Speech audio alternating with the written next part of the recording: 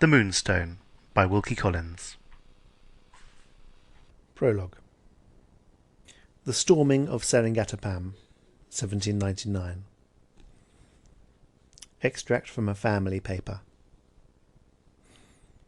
I address these lines, written in India, to my relatives in England. My object is to explain the motive which has induced me to refuse the right hand of friendship to my cousin John Herncastle. The reserve which I have hitherto maintained in this matter has been misinterpreted by members of my family, whose good opinion I cannot consent to forfeit. I request them to suspend their decision until they have read my narrative, and I declare, upon my word of honour, that what I am now about to write is, strictly and literally, the truth. The private difference between my cousin and me took its rise in a great public event in which we were both concerned, the storming of Seringatapam under General Baird on the 4th of May, 1799. In order that the circumstances may be clearly understood, I must revert for a moment to the period before the assault, and to the stories current in our camp of the treasure in jewels and gold stored up in the palace of Seringatapam. One of the wildest of these stories related to a yellow diamond, a famous gem in the native annals of India. The earliest known traditions describe the stone as having been set in the forehead of the four-handed Indian god who typifies the moon. Partly from its peculiar colour, partly from a superstition which represented it as feeling the influence of the deity whom it adorned, and growing and lessening in lustre with the waxing and waning of the moon, it first gained the name by which it continues to be known in India to this day, the name of the Moonstone. A similar superstition was once prevalent, as I have heard, in ancient Greece and Rome, not applying, however, as in India, to a diamond devoted to the service of a god, but to a semi-transparent stone of the inferior order of gems, supposed to be affected by the lunar influences, the moon, in this latter case also, giving the name by which the stone is still known to collectors of our own time. The adventures of the yellow diamond began with the 11th century of the Christian era. At that date, the Mohammedan conqueror, Mahmud of Gesine, crossed India, seized on the holy city of Somnauth, and stripped of its treasures the famous temple, which had stood for centuries, the shrine of Hindu pilgrimage and the wonder of the Eastern world. Of all the deities worshipped in the temple, the moon god alone escaped the rapacity of the conquering Mohammedans. Preserved by 3 Brahmins, the inviolate deity, bearing the yellow diamond in its forehead, was removed by night, and was transported to the second of the sacred cities of India, the city of Benares. Here, in a new shrine, in a hall inlaid with precious stones, under a roof supported by pillars of gold, the moon god was set up and worshipped. Here, on the night when the shrine was completed, Vishnu the Preserver appeared to the 3 Brahmins in a dream. The deity breathed the breath of his divinity on the diamond in the forehead of the god, and the Brahmins knelt and hid their faces in their robes. The deity commanded that the moonstone should be watched from that time forth by 3 priests in turn, night and day, to the end of the generations of men. And the Brahmins heard and bowed before his will. The deity predicted certain disaster to the presumptuous mortal who laid hands on the sacred gem, and to all of his house and name who received it after him. And the Brahmins caused the prophecy to be written over the gates of the shrine in letters of gold. One age followed another, and still, generation after generation, the successors of the 3 Brahmins watched their priceless moonstone night and day. One age followed another, until the first years of the 18th century saw the reign of Aurangzeb, Emperor of the Moguls. At his command, havoc and rapine were let loose once more among the temples of the worship of Brahma. The shrine of the four-handed god was polluted by the slaughter of the sacred animals. The images of the deities were broken in pieces, and the moonstone was seized by an officer of rank in the army of Aurangzeb. Powerless to recover their lost treasure by open force, the 3 guardian priests followed and watched it in disguise. The generations succeeded each other. The warrior who had committed the sacrilege perished miserably. The Moonstone passed, carrying its curse with it, from one lawless Mohammedan hand to another, and still, through all chances and changes, the successors of the 3 guardian priests kept their watch, waiting the day when the will of Vishnu the Preserver should restore to them their sacred gem. Time rolled on from the first to the last years of the 18th Christian century. The diamond fell into the possession of Tipu, Sultan of Seringatapam, who caused it to be placed as an ornament in the handle of a dagger, and who commanded it to be kept among the choicest treasures of his armoury. Even then, in the palace of the Sultan himself, the 3 guardian priests still kept their watch in secret. There were 3 officers of Tipu's household, strangers to the rest, who had won their master's confidence by conforming, or appearing to conform, to the Mussulman faith. And to those 3 men report pointed as the 3 priests in disguise. So, as told in our camp, ran the fanciful story of the Moonstone. It made no serious impression on any of us except my cousin, whose love of the marvellous induced him to believe it. On the night before the assault on Seringatapam, he was absurdly angry with me and with others for treating the whole thing as a fable. A foolish wrangle followed, and Herncastle's unlucky temper got the better of him. He declared, in his boastful way, that we should see the diamond on his finger if the English army took Seringatapam. The sally was saluted by a roar of laughter, and there, as we all thought that night, the thing ended. Let me now take you on to the day of the assault. My cousin and I were separated at the outset. I never saw him when we forded the river, when we planted the English flag in the first breach, when we crossed the ditch beyond, and, fighting every inch of our way, entered the town.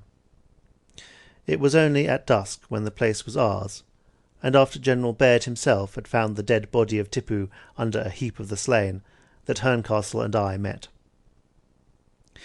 We were each attached to a party sent out by the General's orders to prevent the plunder and confusion which followed our conquest. The camp followers committed deplorable excesses, and, worse still, the soldiers found their way, by a guarded door, into the treasury of the palace, and loaded themselves with gold and jewels.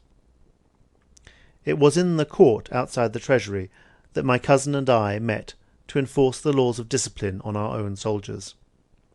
Herncastle's fiery temper had been, as I could plainly see, exasperated to a kind of frenzy by the terrible slaughter through which we had passed.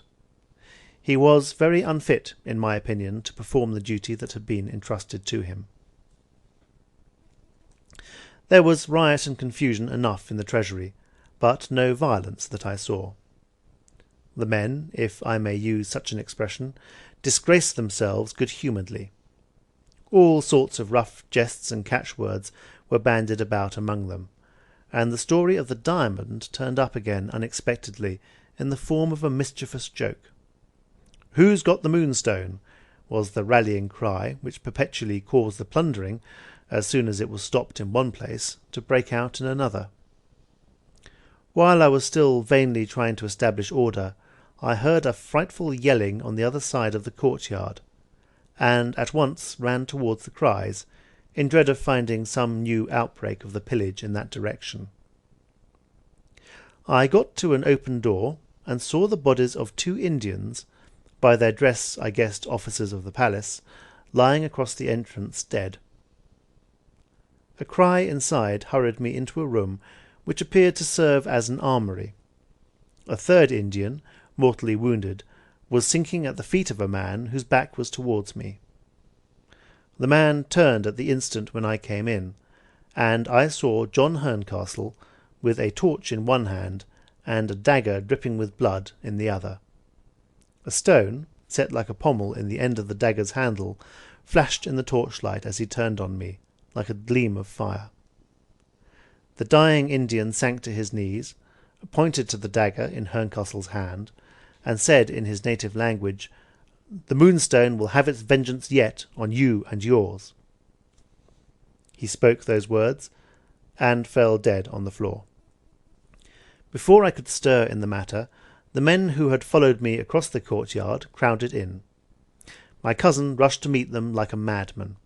"Clear the room," he shouted to me, "and set a guard on the door." The men fell back as he threw himself on them with his torch and his dagger. I put 2 sentinels of my own company on whom I could rely to keep the door. Through the remainder of the night I saw no more of my cousin. Early in the morning, the plunder still going on, General Baird announced publicly by beat of drum that any thief detected in the fact, be he whom he might, should be hung. The Provost Marshal was in attendance to prove that the General was in earnest, and in the throng that followed the proclamation, Herncastle and I met again. He held out his hand to me as usual, and said, "Good morning." I waited before I gave him my hand in return. "Tell me first," I said, "how the Indian in the armoury met his death, and what those last words meant when he pointed to the dagger in your hand." "The Indian met his death, as I suppose, by a mortal wound," said Herncastle. "What his last words mean I know no more than you do." I looked at him narrowly. His frenzy of the previous day had all calmed down. I determined to give him another chance. "Is that all you have to tell me?" I asked. He answered, "That is all."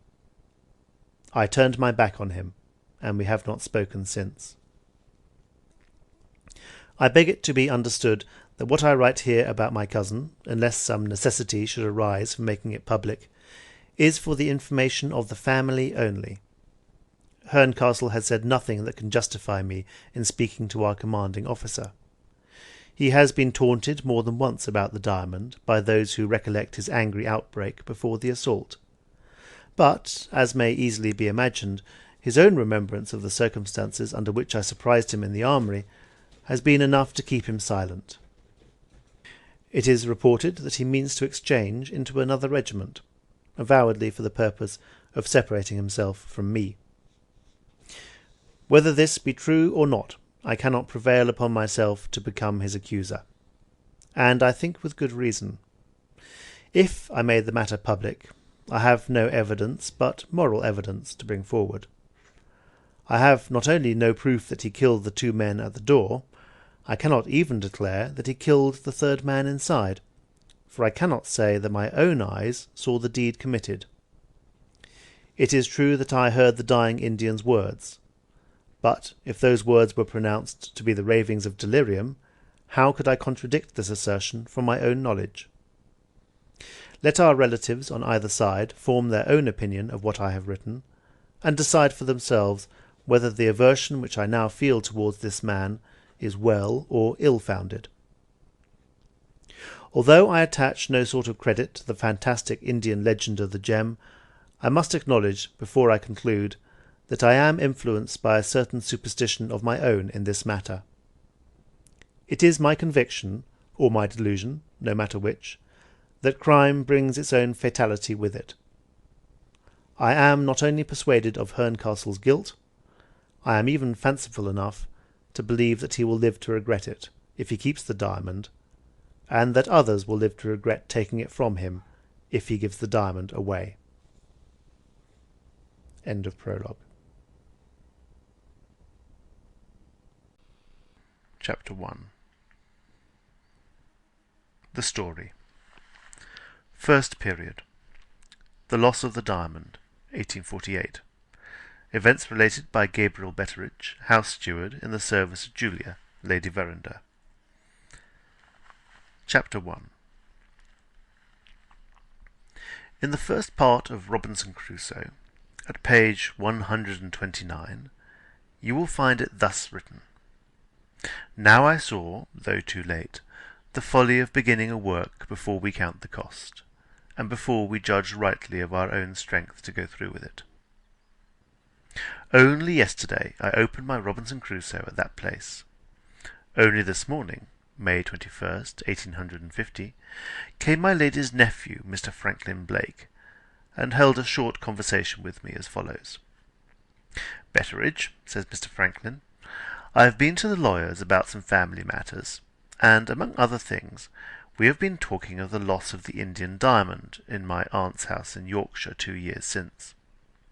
Mr. Brough thinks, as I think, that the whole story ought, in the interest of truth, to be placed on record in writing, and the sooner the better." Not perceiving his drift yet, and thinking it always desirable, for the sake of peace and quietness, to be on the lawyer's side, I said I thought so too. Mr. Franklin went on.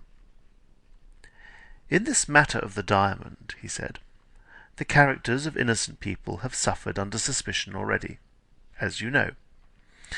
The memories of innocent people may suffer hereafter for want of a record of the facts to which those who come after us can appeal.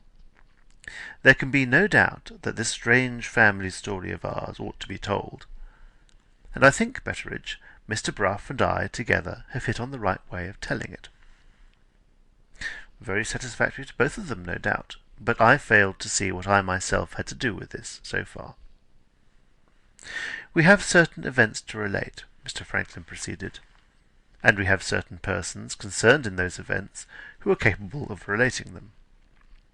Starting from these plain facts, the idea is that we should all write the story of the Moonstone in turn, as far as our own personal experience extends, and no further. We must begin by showing how the diamond first fell into the hands of my Uncle Herncastle when he was serving in India 50 years since. This prefatory narrative I have already got by me in the form of an old family paper, which relates the necessary particulars on the authority of an eyewitness. The next thing to do is to tell how the diamond found its way into my aunt's house in Yorkshire 2 years ago, and how it came to be lost in little more than 12 hours afterwards. Nobody knows as much as you do, Betteridge, about what went on in the house at that time, so you must take the pen in hand and start the story." In those terms I was informed of what my personal concern was with the matter of the diamond. If you are curious to know what course I took under the circumstances, I beg to inform you that I did what you would probably have done in my place. I modestly declared myself to be quite unequal to the task imposed upon me, and I privately felt, all the time, that I was quite clever enough to perform it, if I only gave my own abilities a fair chance. Mr. Franklin, I imagine, must have seen my private sentiments in my face. He declined to believe in my modesty, and he insisted on giving my abilities a fair chance. 2 hours have passed since Mr. Franklin left me. As soon as his back was turned, I went to my writing desk to start the story. There I have sat helpless, in spite of my abilities, ever since. Seeing what Robinson Crusoe saw, as quoted above, namely the folly of beginning a work before we count the cost, and before we judge rightly of our own strength to go through with it. Please to remember I opened that book by accident at that pit only the day before I rashly undertook the business now in hand. And allow me to ask, if that isn't prophecy, what is? I am not superstitious. I have read a heap of books in my time. I am a scholar in my own way. Although turned 70, I possess an active memory and legs to correspond. You are not to take it, if you please, as a saying of an ignorant man, when I express my opinion that a book such as Robinson Crusoe never was written and never will be written again. I have tried that book for years, generally in combination with a pipe of tobacco, and I have found it my friend in need in all the necessities of this mortal life. When my spirits are bad, Robinson Crusoe. When I want advice, Robinson Crusoe. In past times, when my wife plagued me, in present times, when I have had a drop too much, Robinson Crusoe. I have worn out 6 stout Robinson Crusoes with hard work in my service. On my lady's last birthday she gave me a 7th. I took a drop too much on the strength of it, and Robinson Crusoe put me right again. Price 4 shillings and 6pence, bound in blue, and with a picture into the bargain. Still, this doesn't look much like starting the story of the diamond, does it? I seem to be wandering off in search of Lord knows what, Lord knows where. We will take a new sheet of paper, if you please, and begin all over again, with my best respects to you. End of Chapter 1. Chapter 2. I spoke of my lady a line or two back. Now, the diamond could never have been in our house, where it was lost, if it had not been made a present of to my lady's daughter, and my lady's daughter would never have been in existence to have the present, if it had not been for my lady, who, with pain and travail, produced her into the world. Consequently, if we begin with my lady, we are pretty sure of beginning far enough back. And that, let me tell you, when you've got such a job as mine in hand, is a real comfort at starting. If you know anything of the fashionable world, you have heard tell of the three beautiful Miss Herncastles, Miss Adelaide, Miss Caroline, and Miss Julia, the last being the youngest and best of the three sisters, in my opinion, and I had opportunities of judging, as you shall presently see. I went into the service of the old lord, their father. Thank God we got nothing to do with him in this business of the diamond. He had the longest tongue and the shortest temper of any man, high or low, I ever met with. I say, I went into the service of the old lord as page boy in waiting on the three honourable young ladies, at the age of 15 years. There I lived till Miss Julia married the late Sir John Verinder, an excellent man who only wanted somebody to manage him, and between ourselves he found somebody to do it, and, what is more, he throve on it, and grew fat on it, and lived happy and died easy on it, dating from the day when my lady took him in church to be married, to the day when she relieved him of his last breath, and closed his eyes for ever. I have omitted to state that I went with the bride to the bride's husband's house and lands down here. Sir John, she says, I cannot do without Gabriel Betteridge. My lady, says Sir John, I can't do without him either. That was his way with her, and that was how I went into his service. It was all one to me where I went, so long as my mistress and I were together. Seeing that my lady took an interest in the out-of-door work and the farms and such like, I took an interest in them too, with all the more reason that I was a small farmer's seventh son myself. My lady got me put under the bailiff, and I did my best, and gave satisfaction, and got promotion accordingly. Some years later, on the Monday, as it might be, my lady says, Sir John, your bailiff is a stupid old man. Pension him liberally, and let Gabriel Betteridge have his place. On the Tuesday, as it might be, Sir John says, My lady, the bailiff is pensioned liberally, and Gabriel Betteridge has got his place. You hear more than enough of married people living together miserably. Here is an example to the contrary. Let it be a warning to some of you, and an encouragement to others. In the meantime, I will go on with my story.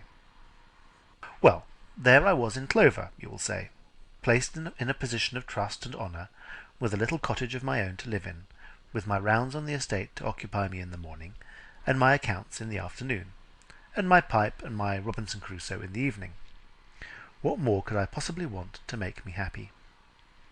Remember what Adam wanted when he was alone in the Garden of Eden, and if you don't blame it in Adam, don't blame it in me. The woman I fixed my eye on was the woman who kept house for me at my cottage. Her name was Selina Goby. I agree with the late William Cobbett about picking a wife. See that she chews her food well, and sets her foot down firmly on the ground when she walks, and you're all right. Selina Goby was all right in both of these respects, which was one reason for marrying her. I had another reason, likewise, entirely of my own discovering. Selina, being a single woman, made me pay so much a week for her board and services. Selina, being my wife, couldn't charge for her board, and would have to give me her services for nothing.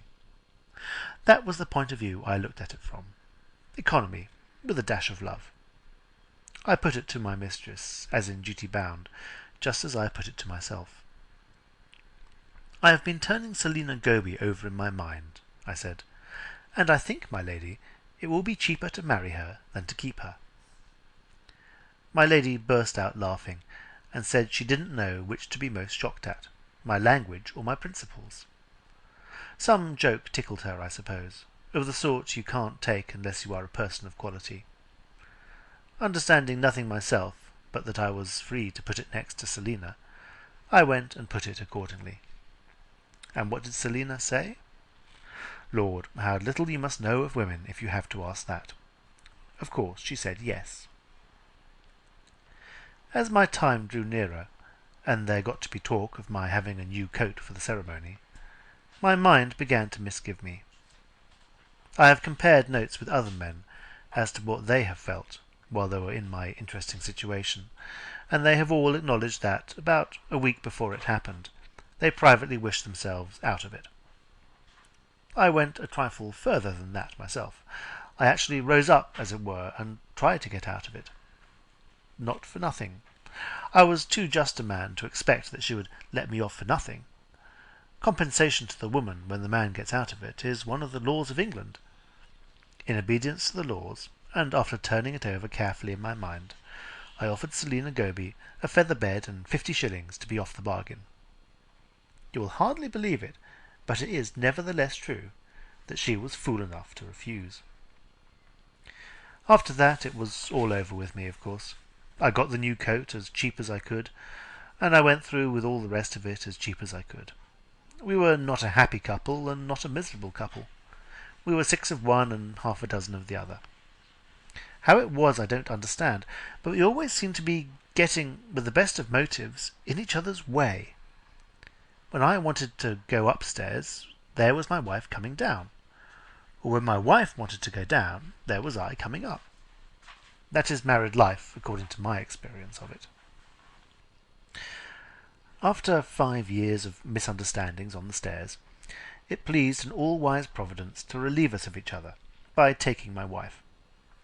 I was left with my little girl Penelope, and with no other child. Shortly afterwards Sir John died, and my lady was left with her little girl Miss Rachel, and no other child. I have written to very poor purpose of my lady, if you require to be told that my little Penelope was taken care of, under my good mistress's own eye, and was sent to school and taught and made a sharp girl, and promoted when old enough to be Miss Rachel's own maid. As for me, I went on with my business as bailiff year after year, up to Christmas 1847, when there came a change in my life. On that day my lady invited herself to a cup of tea alone with me in my cottage. She remarked that, reckoning from the year when I started as a page boy, in the time of the old lord, I had been more than 50 years in her service, and she put into my hands a beautiful waistcoat of wool that she had worked herself, to keep me warm in the bitter winter weather. I received this magnificent present, quite at a loss to find the words to thank my mistress with for the honour she had done me. To my great astonishment, as it turned out, however, that the waistcoat was not an honour, but a bribe. My lady had discovered that I was getting old before I had discovered it myself, and she had come to my cottage to wheedle me, if I may use such an expression, into giving up my hard out-of-door work as a bailiff, and taking my ease for the rest of my days as steward in the house. I made as good a fight of it against the indignity of taking my ease as I could, but my mistress knew the weak side of me. She put it as a favour to herself. The dispute between us ended, after that, in my wiping my eyes like an old fool with my new woollen waistcoat, and saying I would think about it. The perturbation in my mind in regard to thinking about it being truly dreadful after my lady had gone away, I applied the remedy which I have never yet found to fail me in cases of doubt and emergency. I smoked a pipe, and took a turn at Robinson Crusoe. Before I had occupied myself with that extraordinary book 5 minutes, I came on a comforting bit, page 158, as follows. Today we love, what tomorrow we hate. I saw my way clear directly. Today I was all for continuing to be farm bailiff. Tomorrow, on the authority of Robinson Crusoe, I should be all the other way. Take myself tomorrow while in tomorrow's humour, and the thing was done. My mind being relieved in this matter, I went to sleep that night in the character of Lady Verinder's farm bailiff, and I awoke the next morning in the character of Lady Verinder's house steward. All quite comfortable, and all through Robinson Crusoe. My daughter Penelope has just looked over my shoulder to see what I have done so far. She remarks that it is beautifully written, and every word of it true, but she points out one objection. She says that what I have done so far isn't in the least what I was wanted to do. I am asked to tell the story of the diamond, and, instead of that, I have been telling the story of my own self. Curious, and quite beyond me to account for. I wonder whether gentlemen who make a business and a living out of writing books ever find their own selves getting in the way of their subjects like me. If they do, I can feel for them. In the meantime, here is another false start, and more waste of good writing paper. What's to be done now? Nothing that I know of, except for you to keep your temper, and for me to begin all over again for the third time. End of Chapter 2. Chapter 3. The question of how I am to start the story properly I have tried to settle in two ways. First, by scratching my head, which has led to nothing. Second, by consulting my daughter Penelope, which has resulted in an entirely new idea. Penelope's notion is that I should set down what happened regularly, day by day, beginning with the day when we first got the news that Mr. Franklin Blake was expected on a visit to the house. When you come to fix your memory with a date in this way, it is wonderful what your memory will pick up for you upon that compulsion. The only difficulty is to fetch out the dates in the first place. This Penelope offers to do for me by looking into her own diary, which she was taught to keep when she was at school, and which she has gone on keeping ever since. In answer to an improvement on this notion, devised by myself, namely, that she should tell the story instead of me, out of her own diary, Penelope observes, with a fierce look and a red face, that her journal is for her own private eye, and that no living creature shall ever know what is in it but herself. When I inquire what this means, Penelope says fiddlesticks. I say sweethearts.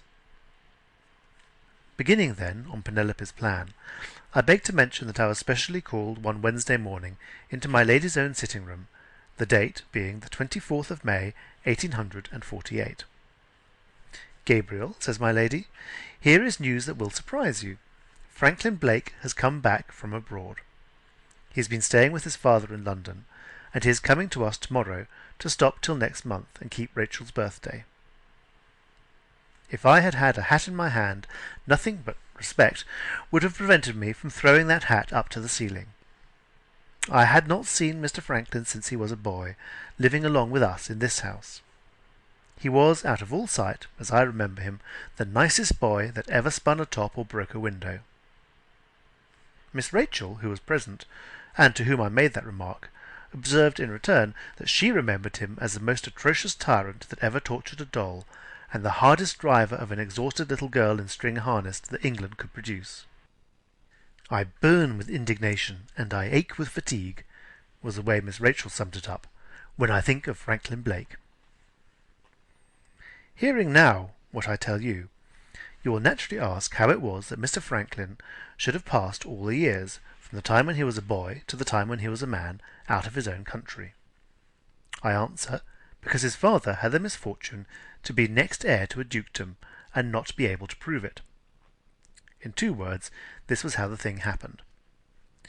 My lady's eldest sister married the celebrated Mr. Blake, equally famous for his great riches and his great suit at law. How many years he went on worrying the tribunals of his country to turn out the Duke in possession and put himself in the Duke's place, how many lawyers' purses he filled to bursting, and how many otherwise harmless people he set by the ears together disputing whether he was right or wrong, is more by a great deal than I can reckon up. His wife died, and 2 of his 3 children died, before the tribunals could make up their minds to show him the door and take no more of his money. When it was all over, and the Duke in possession was left in possession, Mr. Blake discovered that the only way of being even with his country, for the manner in which it had treated him, was not to let his country have the honour of educating his son. How can I trust my native institutions, was the form in which he put it. after the way in which my native institutions have behaved to me. Add to this that Mr. Blake disliked all boys, his own included, and you will admit that it could only end in one way. Master Franklin was taken from us in England, and he was sent to institutions which his father could trust, in that superior country, Germany. Mr. Blake himself, you will observe, remaining snug in England to improve his fellow countrymen in the Parliament House, and to publish a statement on the subject of the Duke in possession, which has remained an unfinished document from that day to this. There, thank God that's told. Now, neither you nor I need trouble our heads any more about Mr. Blake senior. Leave him to the dukedom, and let's you and I stick to the diamond. The diamond takes us back to Mr. Franklin, who was the innocent means of bringing that unlucky jewel into the house. Our nice boy didn't forget us after he went abroad. He wrote every now and then, sometimes to my lady, sometimes to Miss Rachel, and sometimes to me. We had a transaction together before he left, which consisted in his borrowing of me a ball of string, a 4-bladed knife, and 7 and 6pence in money, the colour of which last I have not seen, and never expect to see again. His letters to me chiefly related to borrowing more. I heard, however, from my lady how he got on abroad, as he grew in years and stature. After he had learnt what the institutions of Germany could teach him, he gave the French a turn next, and the Italians a turn after that. They made him, among them, a sort of universal genius, as well as I could understand it. He wrote a little, he painted a little, he sang and played and composed a little, borrowing, as I suspect, in all these cases, just as he had borrowed from me. His mother's fortune, 700 a year, fell to him when he came of age, and ran through him as it might through a sieve. The more money he had, the more he wanted. There was a hole in Mr. Franklin's pocket that nothing would sew up. Wherever he went, the lively, easy way of him made him welcome. He lived here, there, and everywhere, his address, as he used to put it himself, being Post Office, Europe, to be left till called for. Twice over he made up his mind to come back to England and see us, and twice over, saving your presence, some unmentionable woman stood in the way and stopped him. His third attempt succeeded, as you know already from what my lady told me. On Thursday the 25th of May we were to see for the first time what our nice boy had grown up to be as a man.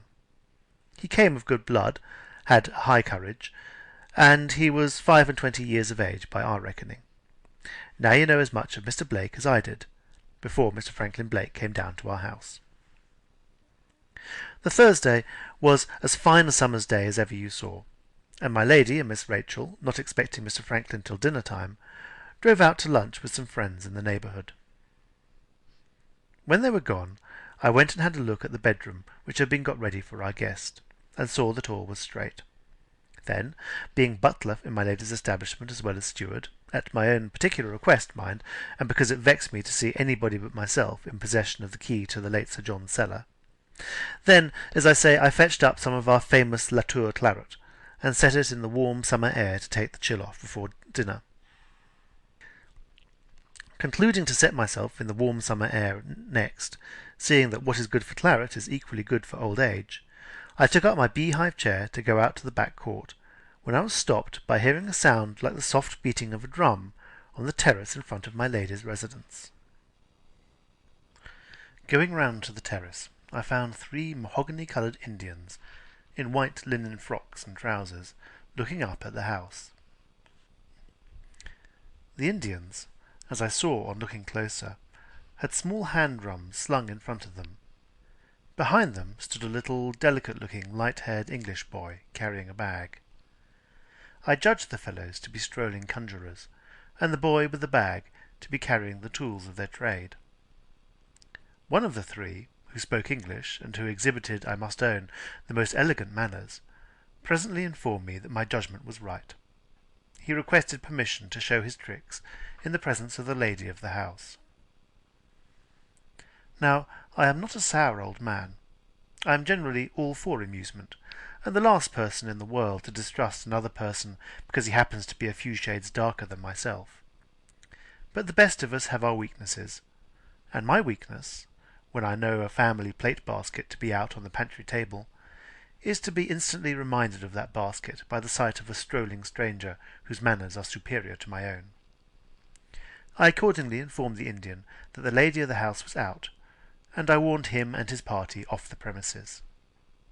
He made me a beautiful bow in return, and he and his party went off the premises. On my side, I returned to my beehive chair, and set myself down on the sunny side of the court, and fell, if the truth must be owned, not exactly into a sleep, but into the next best thing to it. I was roused by my daughter Penelope running out at me as if the house was on fire. What do you think she wanted? She wanted to have the 3 Indian jugglers instantly taken up, for this reason, namely, that they knew who was coming from London to visit us, and that they meant some mischief to Mr. Franklin Blake. Mr. Franklin's name roused me. I opened my eyes and made my girl explain herself. It appeared that Penelope had just come from our lodge, where she had been having a gossip with the lodge-keeper's daughter. The 2 girls had seen the Indians pass out after I had warned them off, followed by their little boy. Taking it into their heads that the boy was ill-used by the foreigners, for no reason that I could discover, except that he was pretty and delicate-looking, the 2 girls had stolen along the inner side of the hedge between us and the road, and had watched the proceedings of the foreigners on the other side. Those proceedings resulted in the performance of the following extraordinary tricks. They first looked up the road and down the road, and made sure that they were alone. Then they all 3 faced about and stared hard in the direction of our house. Then they jabbered and disputed in their own language, and looked at each other like men in doubt. Then they all turned to the little English boy, as if they expected him to help them. And then the chief Indian, who spoke English, said to the boy, "Hold out your hand." On hearing those dreadful words, my daughter Penelope said she didn't know what prevented her heart from flying straight out of her. I thought privately it might have been her stays. All I said, however, was, "You make my flesh creep." Nota bene, women like these little compliments. Well, when the Indian said, "Hold out your hand," the boy shrank back and shook his head and said he didn't like it. The Indian, thereupon, asked him, not at all unkindly, whether he would like to be sent back to London, and left where they had found him, sleeping in an empty basket in a market, a hungry, ragged, and forsaken little boy. This, it seems, ended the difficulty. The little chap unwillingly held out his hand. Upon that, the Indian took a bottle from his bosom and poured out of it some black stuff, like ink, into the palm of the boy's hand. The Indian, first touching the boy's head and making signs over it in the air, then said, "Look." The boy became quite stiff and stood like a statue, looking into the ink in the palm of his hand. So far, it seemed to me to be juggling, accompanied by a foolish waste of ink. I was beginning to feel sleepy again, when Penelope's next words stirred me up. The Indians looked up the road and down the road once more, and then the chief Indian said these words to the boy. "See the English gentleman from foreign parts." The boy said, "I see him." The Indian said, "Is it on the road to this house, and on no other, that the English gentleman will travel today?" The boy said, "It is on the road to this house, and on no other, that the English gentleman will travel today." The Indian put a second question, after waiting a little first. He said, "Has the English gentleman got it about him?" The boy answered, also after waiting a little first, "Yes." The Indian put a third and last question. "Will the English gentleman come here, as he has promised to come, at the close of the day?"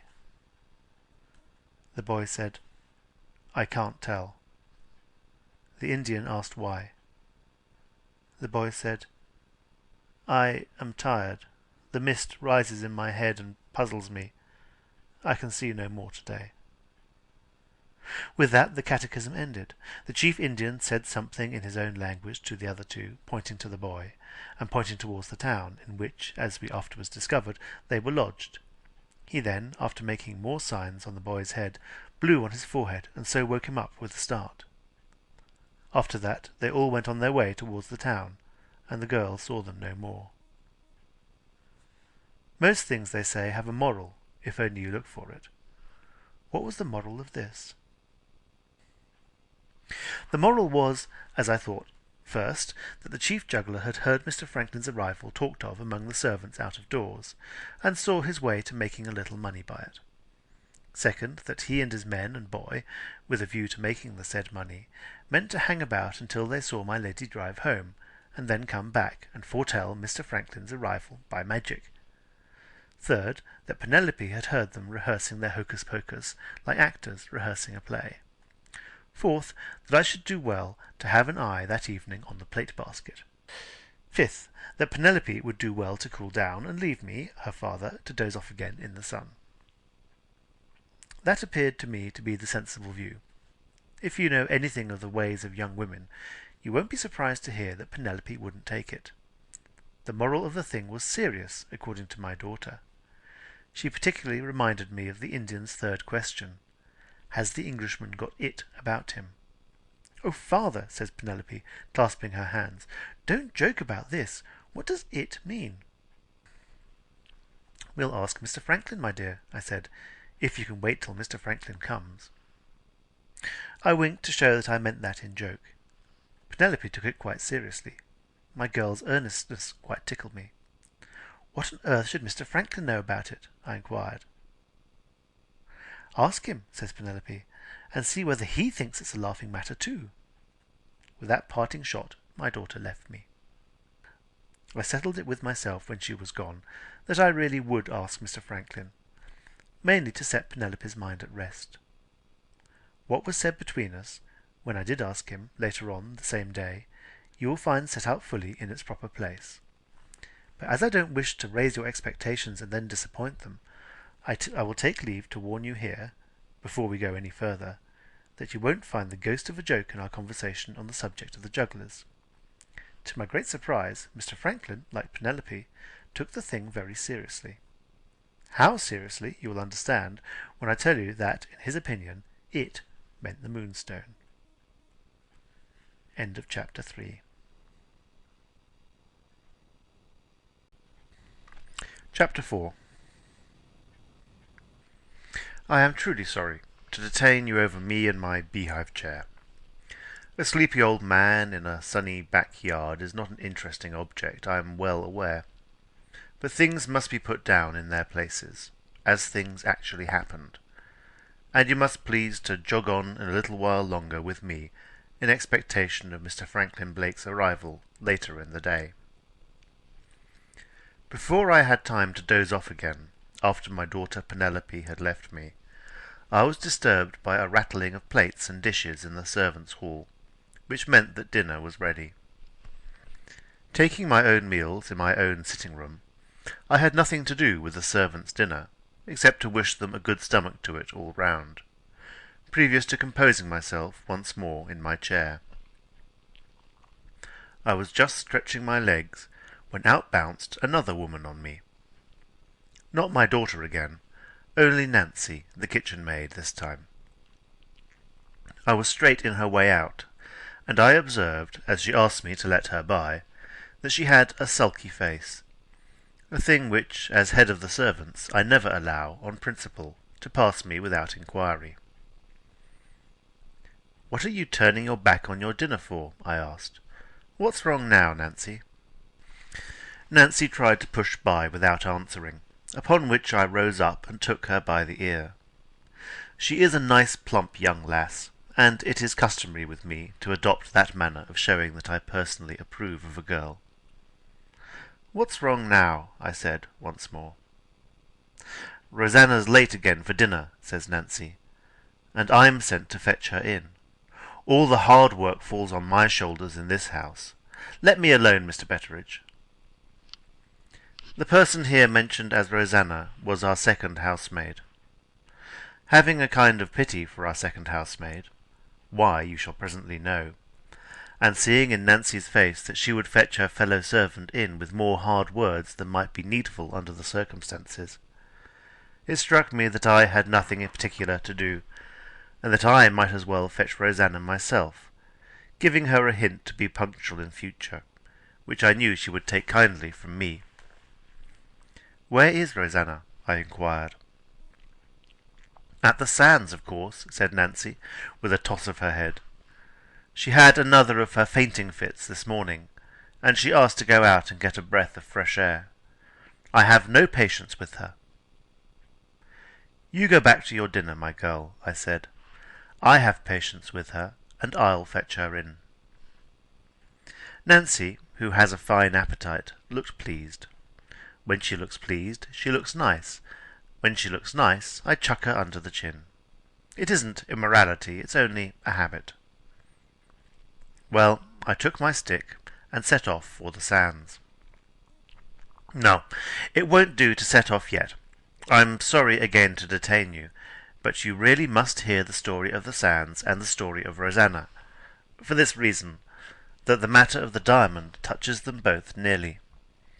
How hard I try to get on with my statement without stopping by the way, and how badly I succeed.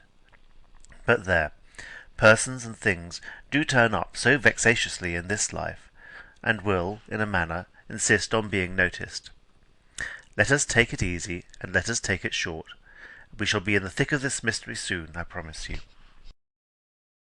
Rosanna, to put the person before the thing, which is but common politeness, was the only new servant in our house. About 4 months before the time I am writing of, my lady had been in London, and had gone over a reformatory, intended to save forlorn women from drifting back into bad ways after they had got released from prison. The matron, seeing my lady took an interest in the place, pointed out a girl to her named Rosanna Spearman, and told her a most miserable story, which I haven't the heart to repeat here, for I don't like to be made wretched without any cause, and no more do you. The upshot of it was that Rosanna Spearman had been a thief, and, not being of the sort that get up companies in the city, and rob from thousands, instead of only robbing from one, the law laid hold of her, and the prison and the reformatory followed the lead of the law. The matron's opinion of Rosanna was, in spite of what she had done, that the girl was 1 in 1,000, and that she only wanted a chance to prove herself worthy of any Christian woman's interest in her. My lady, being a Christian woman if ever there was one yet, said to the matron upon that, "Rosanna Spearman shall have her chance in my service." A week afterwards, Rosanna Spearman entered the establishment as our second housemaid.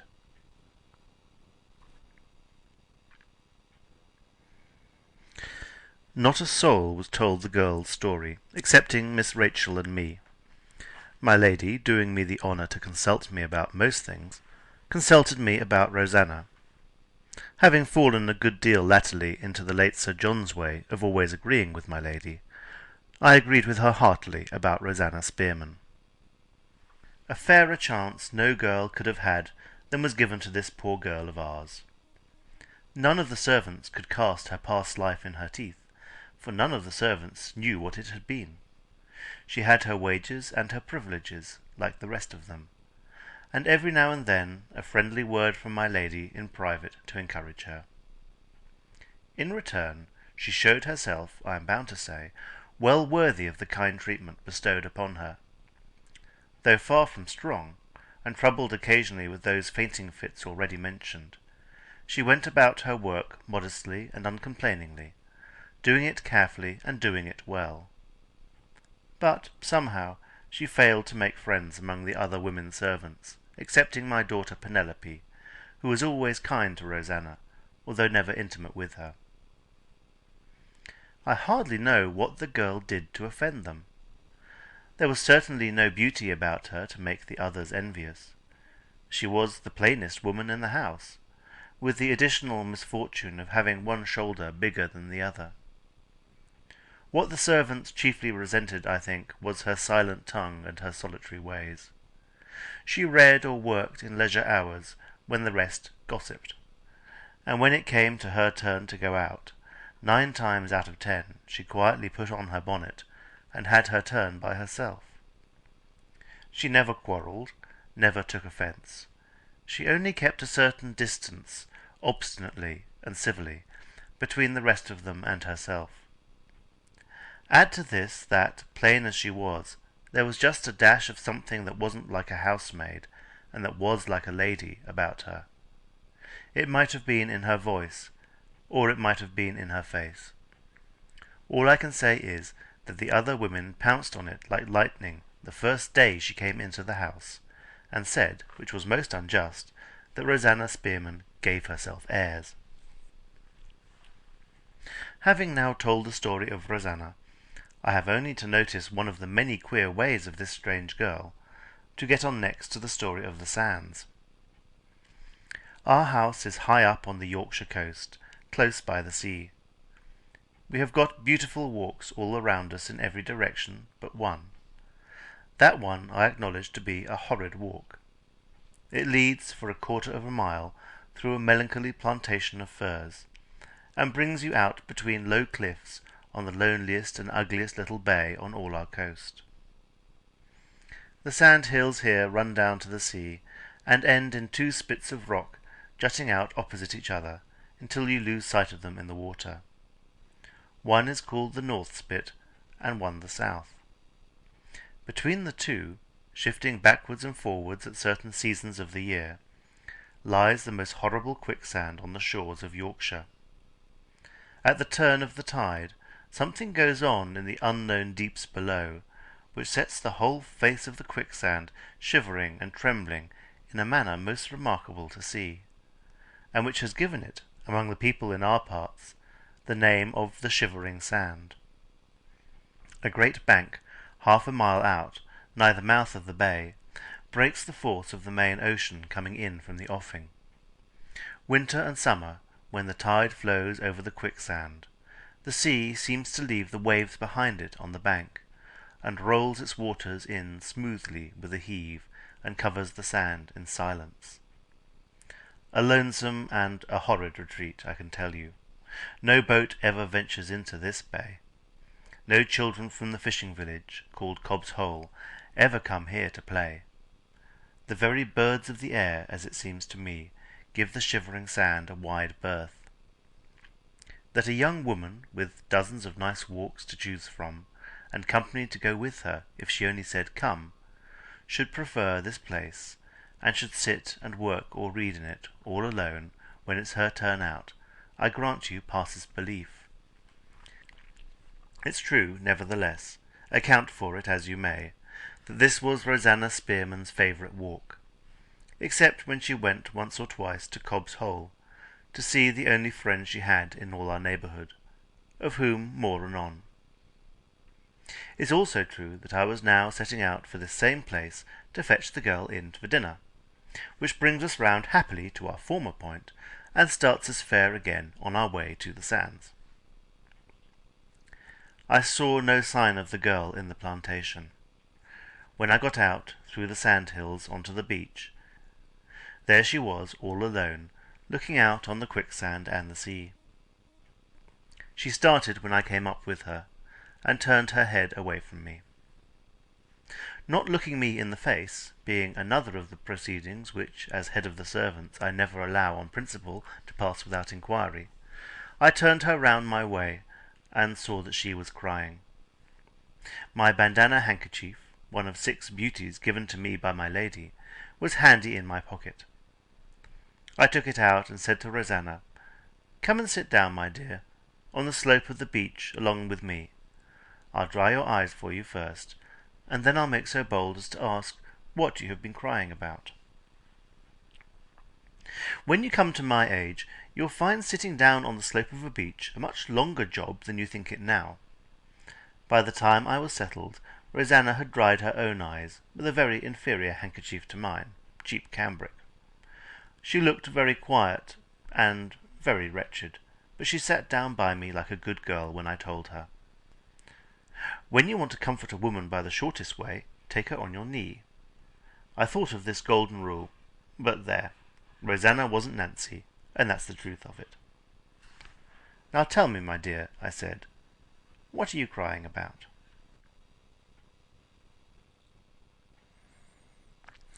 "About the years that are gone, Mr. Betteridge," says Rosanna quietly.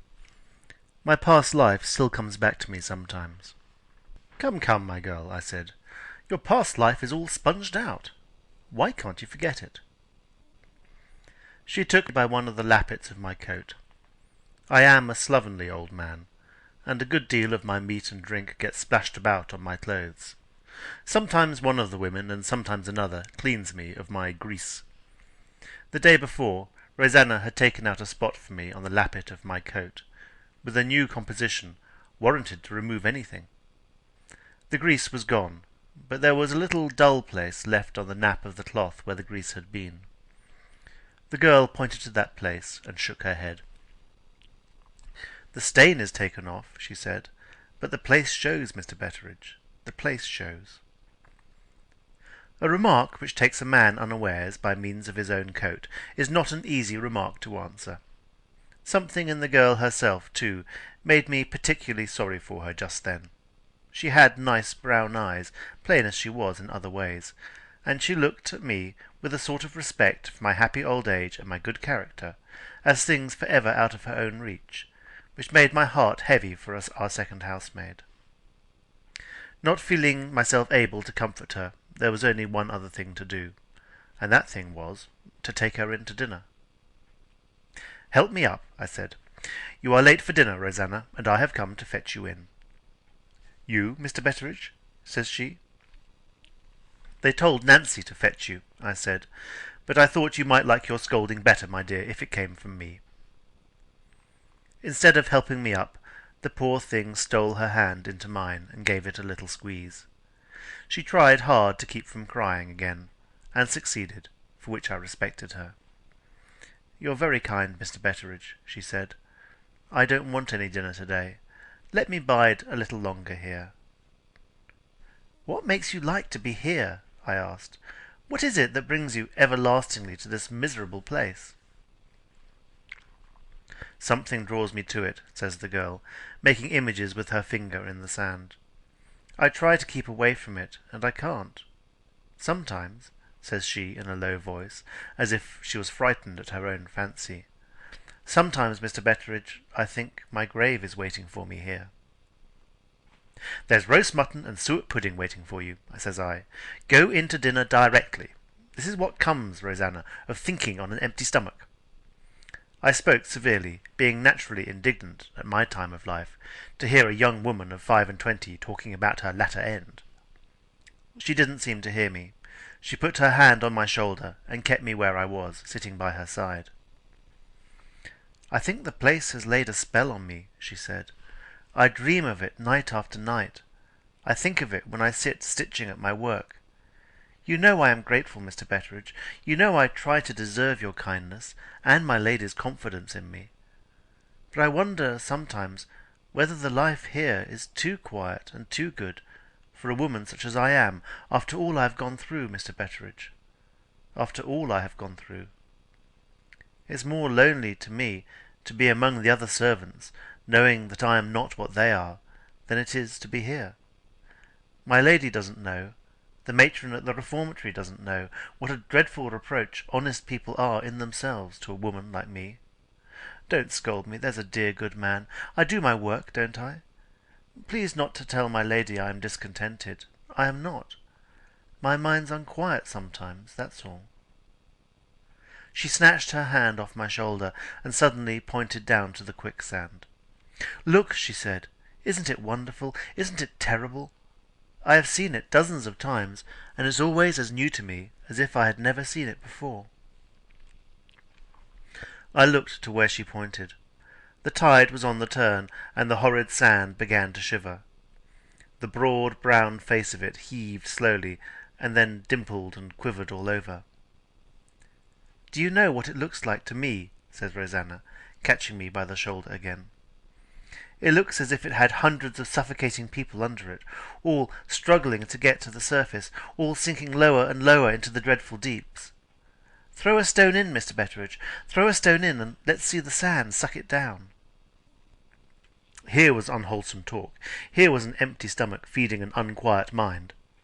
My answer, a pretty sharp one in the girl's own interests, I promise you, was at my tongue's end when it was snapped off short, on a sudden, by a voice among the sandhills, shouting for me by name.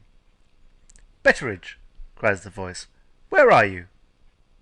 "Here!" I shouted out in return, without a notion in my mind of who it was. Rosanna started to her feet and stood looking towards the voice. I was just thinking of getting on my own legs next, when I was staggered by a sudden change in the girl's face. Her complexion turned of a beautiful red, which I had never seen in it before.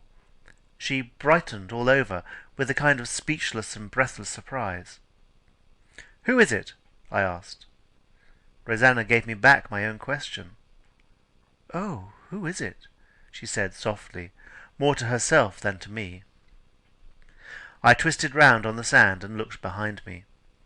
There, coming out on us from among the hills, was a bright-eyed young gentleman, dressed in a beautiful fawn-coloured suit, with gloves and hat to match, with a rose in his buttonhole, and a smile on his face that might have set the shivering sand itself smiling at him in return. Before I could get on my legs, he plumped down on the sand by the side of me, put his arm around my neck foreign fashion, and gave me a hug that fairly squeezed the breath out of my body. "Dear old Betteridge," says he, "I owe you 7 and 6pence. Now do you know who I am?" Lord bless and save us! Here, 4 good hours before we expected him, was Mr. Franklin Blake. Before I could say a word, I saw Mr. Franklin, a little surprised to all appearance, look up from me to Rosanna. Following his lead, I looked at the girl too. She was blushing of a deeper red than ever, seemingly at having caught Mr. Franklin's eye, and she turned and left us suddenly, in a confusion quite unaccountable to my mind, without either making her curtsy to the gentleman or saying a word to me. Very unlike her usual self. A civiller and better behaved servant in general you never met with.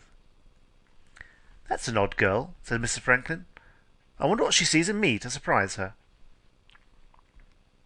"I suppose, sir," I answered, drolling on a young gentleman's continental education, "it's the varnish from foreign parts." I set down here Mr. Franklin's careless question and my foolish answer, as a consolation and encouragement to all stupid people, it being, as I have remarked, a great satisfaction to our inferior fellow creatures to find their betters are on occasions no brighter than they are. Neither Mr. Franklin, with his wonderful foreign training, nor I, with my age, experience, and natural mother wit, had the ghost of an idea what Rosanna Spearman's unaccountable behaviour really meant. She was out of our thoughts, poor soul, before we had seen the last flutter of her little grey cloak among the sandhills. And what of that, you will ask? Naturally enough. Read on, good friend, as patiently as you can, and perhaps you will be as sorry for Rosanna Spearman as I was when I found out the truth. End of Chapter 4. Chapter 5. The first thing I did, after we were left alone together, was to make a third attempt to get up from my seat on the sand. Mr. Franklin stopped me. "There is one advantage about this horrid place," he said. "We have got it all to ourselves. Stay where you are, Betteridge. I have something to say to you." While he was speaking, I was looking at him, trying to see something of the boy I remembered in the man before me. The man put me out. Look as I might, I could see no more of his boy's rosy cheeks than of his boy's trim little jacket. His complexion had got pale. His face, at the lower part, was covered, to my great surprise and disappointment, with a curly brown beard and mustachios.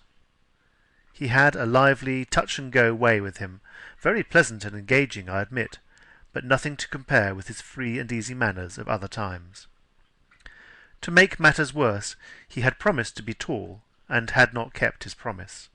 He was neat and slim and well made, but he wasn't by an inch or two up to the middle height. In short, he baffled me altogether. The years that had passed had left nothing of his old self, except the bright, straightforward look in his eyes. There I found our nice boy again, and there I concluded to stop in my investigation. "Welcome back to the old place, Mr. Franklin," I said. "And the more welcome, sir, that you have come some hours before we expected you." "I have a reason for coming before you expected me," answered Mr. Franklin. I suspect, Betteridge, that I have been followed and watched in London for the last 3 or 4 days, and I have travelled by the morning instead of the afternoon train because I wanted to give certain dark-looking stranger the slip. These words did more than surprise me. They brought back to my mind, in a flash, the 3 jugglers, and Penelope's notion that they meant some mischief to Mr. Franklin Blake. "Who's watching you, sir, and why?" I inquired. "Tell me about the 3 Indians that you've had at the house today," said Mr. Franklin, without noticing my question.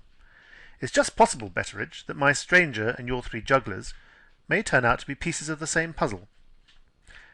"How do you come to know about the jugglers, sir?" I asked, putting one question on top of another, which is bad manners, I own. But you don't expect much from poor human nature, so don't expect much from me. "I saw Penelope at the house," says Mr. Franklin, "and Penelope told me. Your daughter promised to be a pretty girl, Betteridge, and she's kept her promise. Penelope has got a small ear and a small foot. Did the late Mrs. Betteridge possess these inestimable advantages?" "The late Mrs. Betteridge possessed a good many defects, sir," says I. "One of them, if you'll pardon my mentioning it, was never keeping to the matter in hand. She was more like a fly than a woman. She wouldn't settle on anything." "She would just have suited me," says Mr. Franklin. "I never settle on anything either. Betteridge, your edge is better than ever. Your daughter said as much when I asked for particulars about the jugglers. Father will tell you, sir, he's a wonderful man for his age, and he expresses himself beautifully. Penelope's own words, blushing divinely. Not even my respect for you prevented me from... Well, never mind. I knew her when she was a child, and she's none the worse for it. Let's be serious. What did the jugglers do?" I was something dissatisfied with my daughter, not for letting Mr. Franklin kiss her. Mr. Franklin was welcome to that, but for forcing me to tell her foolish story at second hand. However, there was no help for it now but to mention the circumstances. Mr. Franklin's merriment all died away as I went on. He sat knitting his eyebrows and twisting his beard. When I had done, he repeated after me 2 of the questions which the chief juggler had put to the boy, seemingly for the purpose of fixing them well in his mind. "Is it on this road and on no other that the English gentleman will travel to-day? Has the English gentleman got it about him? I suspect," says Mr. Franklin, pulling a little sealed paper parcel out of his pocket, "that it means this, and this, Betteridge, means my Uncle Herncastle's famous diamond." "Good Lord, sir," I broke out, "how do you come to be in charge of the wicked Colonel's diamond?"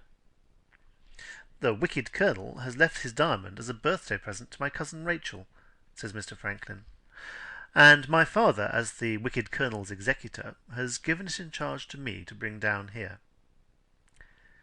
If the sea, then oozing in smoothly over the shivering sand, had been changed into dry land before my own eyes, I doubt if I could have been more surprised than I was when Mr. Franklin spoke those words. "The Colonel's diamond left to Miss Rachel?" says I. "And your father, sir, the Colonel's executor? Why, I would have laid any bet you like, Mr. Franklin, that your father wouldn't have touched the Colonel with a pair of tongs." "Strong language, Betteridge. What was there against the Colonel? He belonged to your time, not to mine. Tell me what you know about him, and I'll tell you how my father came to be his executor, and more besides. I've made some discoveries in London about my Uncle Herncastle and his diamond, which have a rather ugly look to my eyes, and I want you to confirm them. You called him the wicked Colonel just now. Search your memory, my old friend, and tell me why." I saw he was in earnest, and I told him. Here follows the substance of what I said, written out entirely for your benefit. Pay attention to it, or you'll be all abroad when we get deeper into the story. Clear your mind of the children, or the dinner, or the new bonnet, or what not. Try, if you can't, forget politics, horses, prices in the city, and grievances at the club. I hope you won't take this freedom on my part amiss. It's only a way I have of appealing to the gentle reader. Lord, haven't I seen you with the greatest authors in your hands? And don't I know how ready your attention is to wander, when it's a book that asks for it, instead of a person? I spoke a little way back of my lady's father, the old lord with the short temper and the long tongue. He had 5 children in all. 2 sons to begin with, then, after a long time, his wife broke out breeding again, and the three young ladies came briskly one after the other, as fast as the nature of things would permit. My mistress, as before mentioned, being the youngest and best of the three. Of the two sons, the eldest, Arthur, inherited the title and the estates. The second, the Honourable John, got a fine fortune left for him by a relative, and went into the army. It's an ill bird, they say, that fouls its own nest. I look on the noble family of the Herncastles as being my nest, and I shall take it as a favour if I am not expected to enter into particulars on the subject of the Honourable John. He was, I honestly believe, one of the greatest blackguards that ever lived. I can hardly say more or less for him than that. He went into the army, beginning in the Guards. He had to leave the Guard before he was 22, but never mind why. They are very strict in the army, and they were too strict for the Honourable John. He went out to India to see whether they were equally strict there, and to try a little active service. In the matter of bravery, to give him his due, he was a mixture of bulldog and gamecock, with a dash of the savage. He was at the taking of Seringatapam. Shortly afterwards he changed into another regiment, and, in the course of time, changed into a third. In the third he got his last step as lieutenant colonel, and getting that, got also a sunstroke, and came home to England.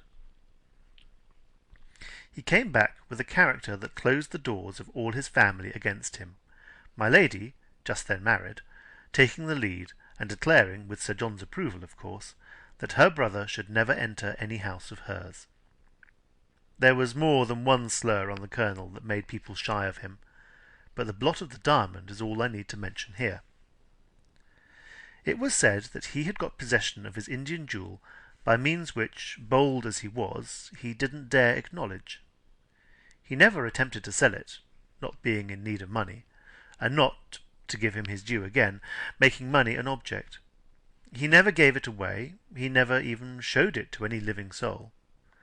Some said he was afraid of its getting him into a difficulty with the military authorities. Others, very ignorant indeed of the real nature of the man, said that he was afraid, if he showed it, of its costing him his life. There was, perhaps, a grain of truth mixed up with this last report. It was false to say that he was afraid, but it was a fact that his life had been twice threatened in India, and it was firmly believed that the Moonstone was at the bottom of it. When he came back to England and found himself avoided by everybody, the Moonstone was thought to be at the bottom of it again. The mystery of the colonel's life got in the colonel's way, and outlawed him, as you may say, among his own people. The men wouldn't let him into their clubs. The women, more than one, whom he wanted to marry, refused him. Friends and relations got too near-sighted to see him in the street. Some men in this mess would have tried to set themselves right with the world, but to give in even when he was wrong, and had all society against him, was not the way of the Honourable John. He had kept the diamond in flat defiance of assassination in India.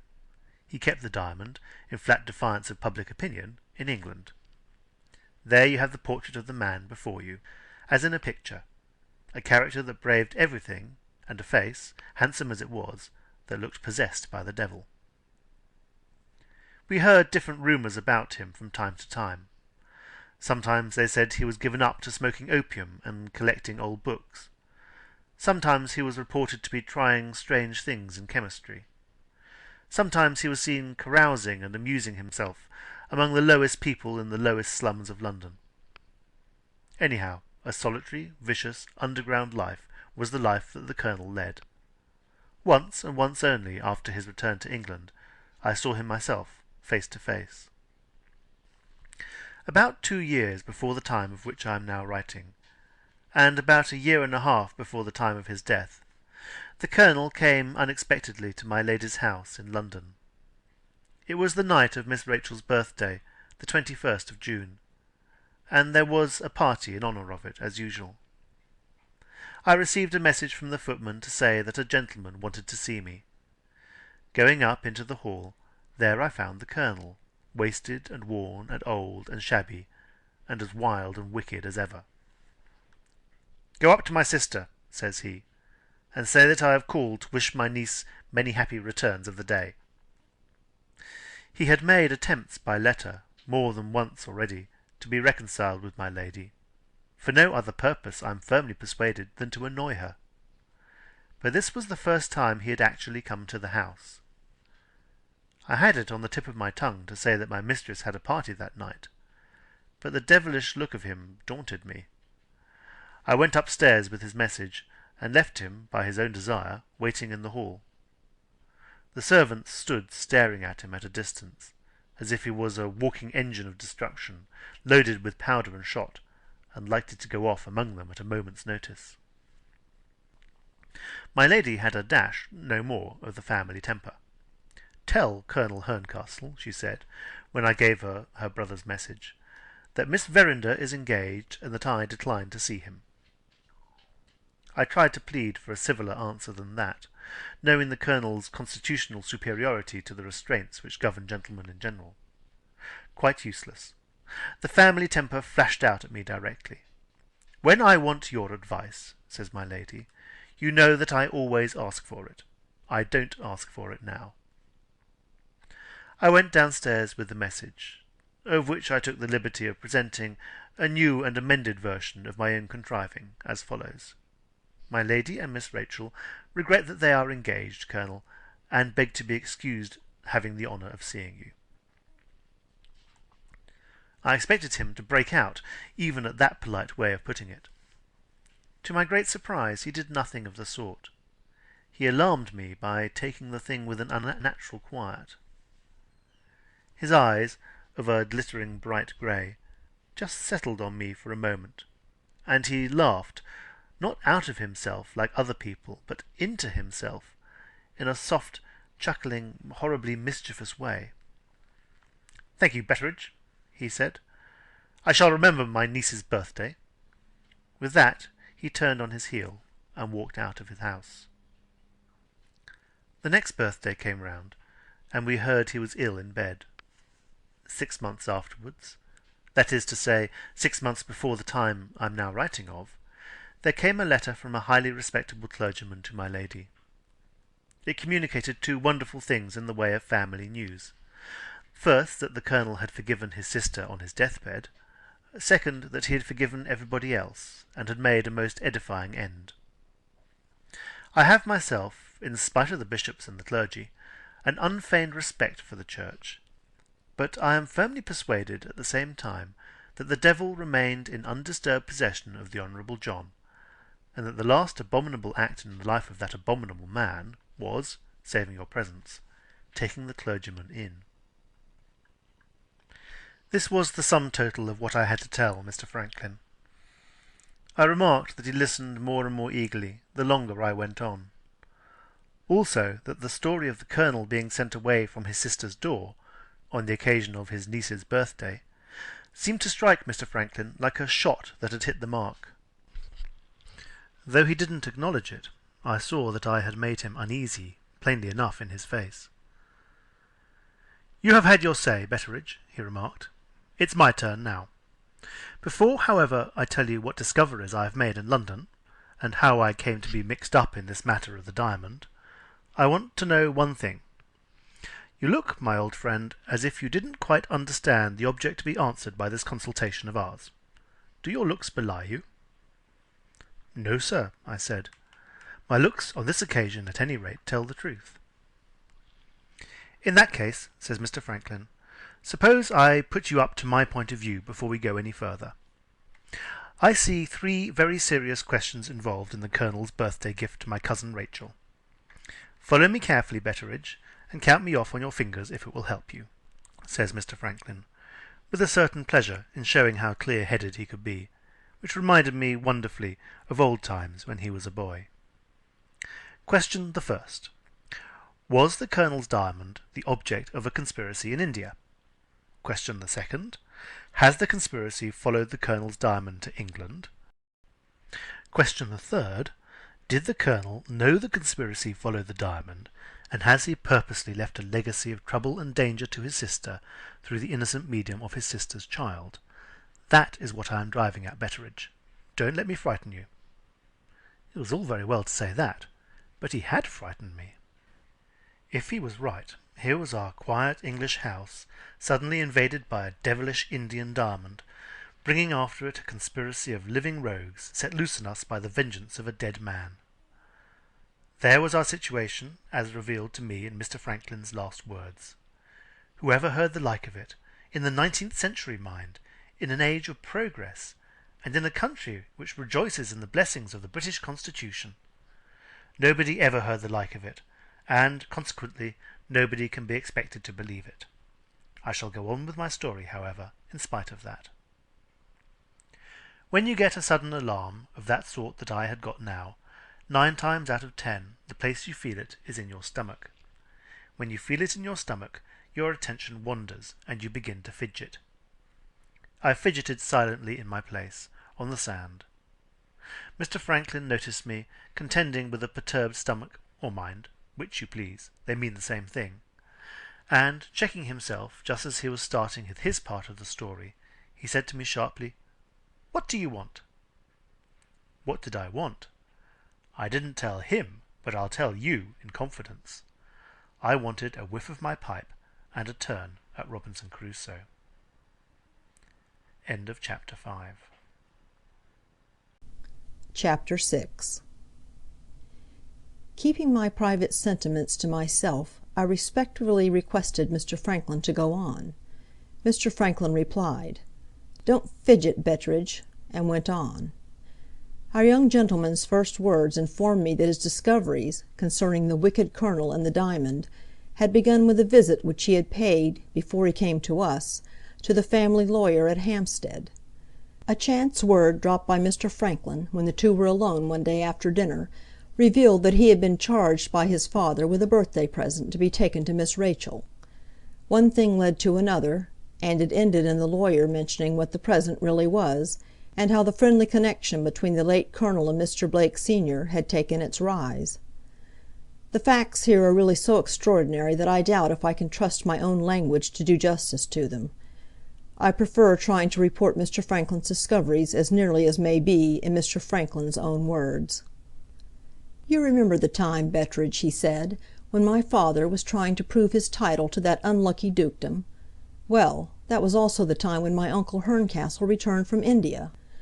My father discovered that his brother-in-law was in possession of certain papers which were likely to be of service to him in his lawsuit.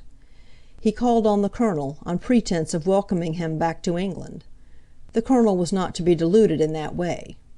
'You want something,' he said, 'or you would never have compromised your reputation by calling on me.' My father saw that the one chance for him was to show his hand. He admitted at once that he wanted the papers. The Colonel asked for a day to consider his answer. His answer came in the shape of a most extraordinary letter, which my friend the lawyer showed me. The Colonel began by saying that he wanted something of my father, and that he begged to propose an exchange of friendly services between them. The fortune of war, that was the expression he used, had placed him in possession of one of the largest diamonds in the world, and he had reason to believe that neither he nor his precious jewel was safe in any house, in any quarter of the globe, which they occupied together. Under these alarming circumstances he had determined to place his diamond in the keeping of another person. That person was not expected to run any risk. He might deposit the precious stone in any place especially guarded and set apart, like a banker's or a jeweller's strong-room, for the safe custody of valuables of high price. His main personal responsibility in the matter was to be of the passive kind. He was to undertake, either by himself or by a trustworthy representative, to receive at a prearranged address, on certain prearranged days in every year, a note from the Colonel, simply stating the fact that he was a living man at that date. In the event of the date passing over without the note being received, the Colonel's silence might be taken as a sure token of the Colonel's death by murder. In that case, and in no other, certain sealed instructions relating to the disposal of the diamond, and deposited with it, were to be opened, and followed implicitly. If my father chose to accept this strange charge, the Colonel's papers were at his disposal in return. That was the letter. "What did your father do, sir?" I asked. "Do?" says Mr. Franklin. "I'll tell you what he did. He brought the invaluable faculty called common sense to bear on the Colonel's letter. The whole thing, he declared, was simply absurd. Somewhere in his Indian wanderings the Colonel had picked up with some wretched crystal which he took for a diamond. As for the danger of his being murdered, and the precautions devised to preserve his life and his piece of crystal, this was the 19th century, and any man in his senses had only to apply to the police. The Colonel had been a notorious opium eater for years past, and if the only way of getting at the valuable papers he possessed was by accepting a matter of opium as a matter of fact, my father was quite willing to take the ridiculous responsibility imposed on him, all the more readily that it involved no trouble to himself. The diamond and the sealed instructions went into his banker's strong-room, and the Colonel's letters, periodically reporting him a living man, were received and opened by our family lawyer, Mr. Bruff, as my father's representative. No sensible person, in a similar position, could have viewed the matter in any other way. Nothing in this world, Betteredge, is probable unless it appeals to our own trumpery experience, and we only believe in a romance when we see it in a newspaper. It was plain to me from this that Mr. Franklin thought his father's notion about the Colonel hasty and wrong. "What is your own private opinion about the matter, sir?" I asked. "Let's finish the story of the Colonel first," says Mr. Franklin. "There's a curious want of system, Betteredge, in the English mind, and your question, my old friend, is an instance of it. When we are not occupied in making machinery, we are, mentally speaking, the most slovenly people in the universe." So much, I thought to myself, for a foreign education. He has learned that way of guarding at us in France, I suppose. Mr. Franklin took up the lost thread, and went on. "My father," he said, "got the papers he wanted, and never saw his brother-in-law again from that time. Year after year, on the prearranged days, the prearranged letter came from the Colonel, and was opened by Mr. Bruff. I have seen the letters, in a heap, all of them written in the same brief, business-like form of words. 'Sir, this is to certify that I am still a living man. Let the diamond be. John Herncastle.' That was all he ever wrote, and that came regularly to the day, until some 6 or 8 months since, when the form of the letter varied for the first time. It ran now: 'Sir, they tell me I am dying. Come to me and help me to make my will.' Mr. Bruff went and found him in the little suburban villa, surrounded by its own grounds, in which he had lived alone ever since he had left India. He had dogs, cats, and birds to keep him company, but no human being near him, except the person who came daily to do the housework and the doctor at the bedside. The will was a very simple matter. The Colonel had dissipated the greater part of his fortune in his chemical investigations. His will began and ended in 3 clauses, which he dictated from his bed, in perfect possession of his faculties. The first clause provided for the safe keeping and support of his animals. The second founded a professorship of experimental chemistry at a northern university. The third bequeathed the Moonstone as a birthday present to his niece, on condition that my father would act as executor. My father at first refused to act. On second thoughts, however, he gave way, partly because he was assured that the executorship would involve him in no trouble, partly because Mr. Bruff suggested, in Rachel's interest, that the diamond might be worth something after all. "Did the Colonel give any reason, sir," I inquired, "why he left the diamond to Miss Rachel?" "He not only gave the reason, he had the reason written in his will," said Mr. Franklin. "I've got an extract, which you shall see presently. Don't be slovenly minded, Betteredge. One thing at a time. You have heard about the Colonel's will. Now you must hear what happened after the Colonel's death. It was formally necessary to have the diamond valued, before the will could be proved. All the jewelers consulted at once confirmed the Colonel's assertion that he possessed one of the largest diamonds in the world. The question of accurately valuing it presented some serious difficulties. Its size made it a phenomenon in the diamond market. Its color placed it in a category by itself. And to add to these elements of uncertainty, there was a defect, in the shape of a flaw, in the very heart of the stone. Even with this last serious drawback, however, the lowest of the various estimates given was £20,000. Conceive my father's astonishment. He had been within a hair's breadth of refusing to act as executor, and of allowing this magnificent jewel to be lost to the family. The interest he took in the matter now induced him to open the sealed instructions which had been deposited with the diamond. Mr. Bruff showed this document to me, with the other papers, and it suggests, to my mind, a clue to the nature of the conspiracy which threatened the Colonel's life. "Then you do believe, sir," I said, "that there was a conspiracy?" "Not possessing my father's excellent common sense," answered Mr. Franklin, "I believe the Colonel's life was threatened exactly as the Colonel said. The sealed instructions, as I think, explain how it was that he died, after all, quietly in his bed. In the event of his death by violence, that is to say in the absence of the regular letter from him at the appointed date, my father was then directed to send the Moonstone secretly to Amsterdam. It was to be deposited in that city with a famous diamond cutter, and it was to be cut up into from 4 to 6 separate stones. The stones were then to be sold for what they would fetch, and the proceeds were to be applied to the founding of that professorship of experimental chemistry which the Colonel has since endowed by his will. Now, Betteredge, exert those sharp wits of yours, and observe the conclusion to which the Colonel's instructions point." I instantly exerted my wits. They were of the slovenly English sort, and they consequently muddled it all, until Mr. Franklin took them in hand, and pointed out what they ought to see. "Remark," says Mr. Franklin, "that the integrity of the diamond, as a whole stone, is here artfully made dependent on the preservation from violence of the Colonel's life. He is not satisfied with saying to the enemies he dreads, 'Kill me, and you will be no nearer to the diamond than you are now. It is where you can't get at it, in the guarded strong-room of a bank.'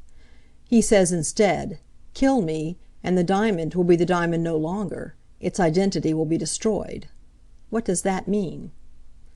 Here I had, as I thought, a flash of the wonderful foreign brightness. "I know," I said. "It means lowering the value of the stone and cheating the rogues in that way." "Nothing of the sort," says Mr. Franklin. "I have inquired about that. The flawed diamond, cut up, would actually fetch more than the diamond as it now is.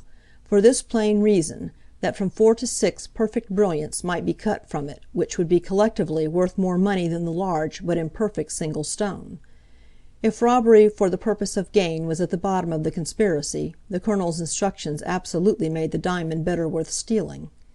More money could have been got for it, and the disposal of it in the diamond market would have been infinitely easier, if it had passed through the hands of the workmen of Amsterdam."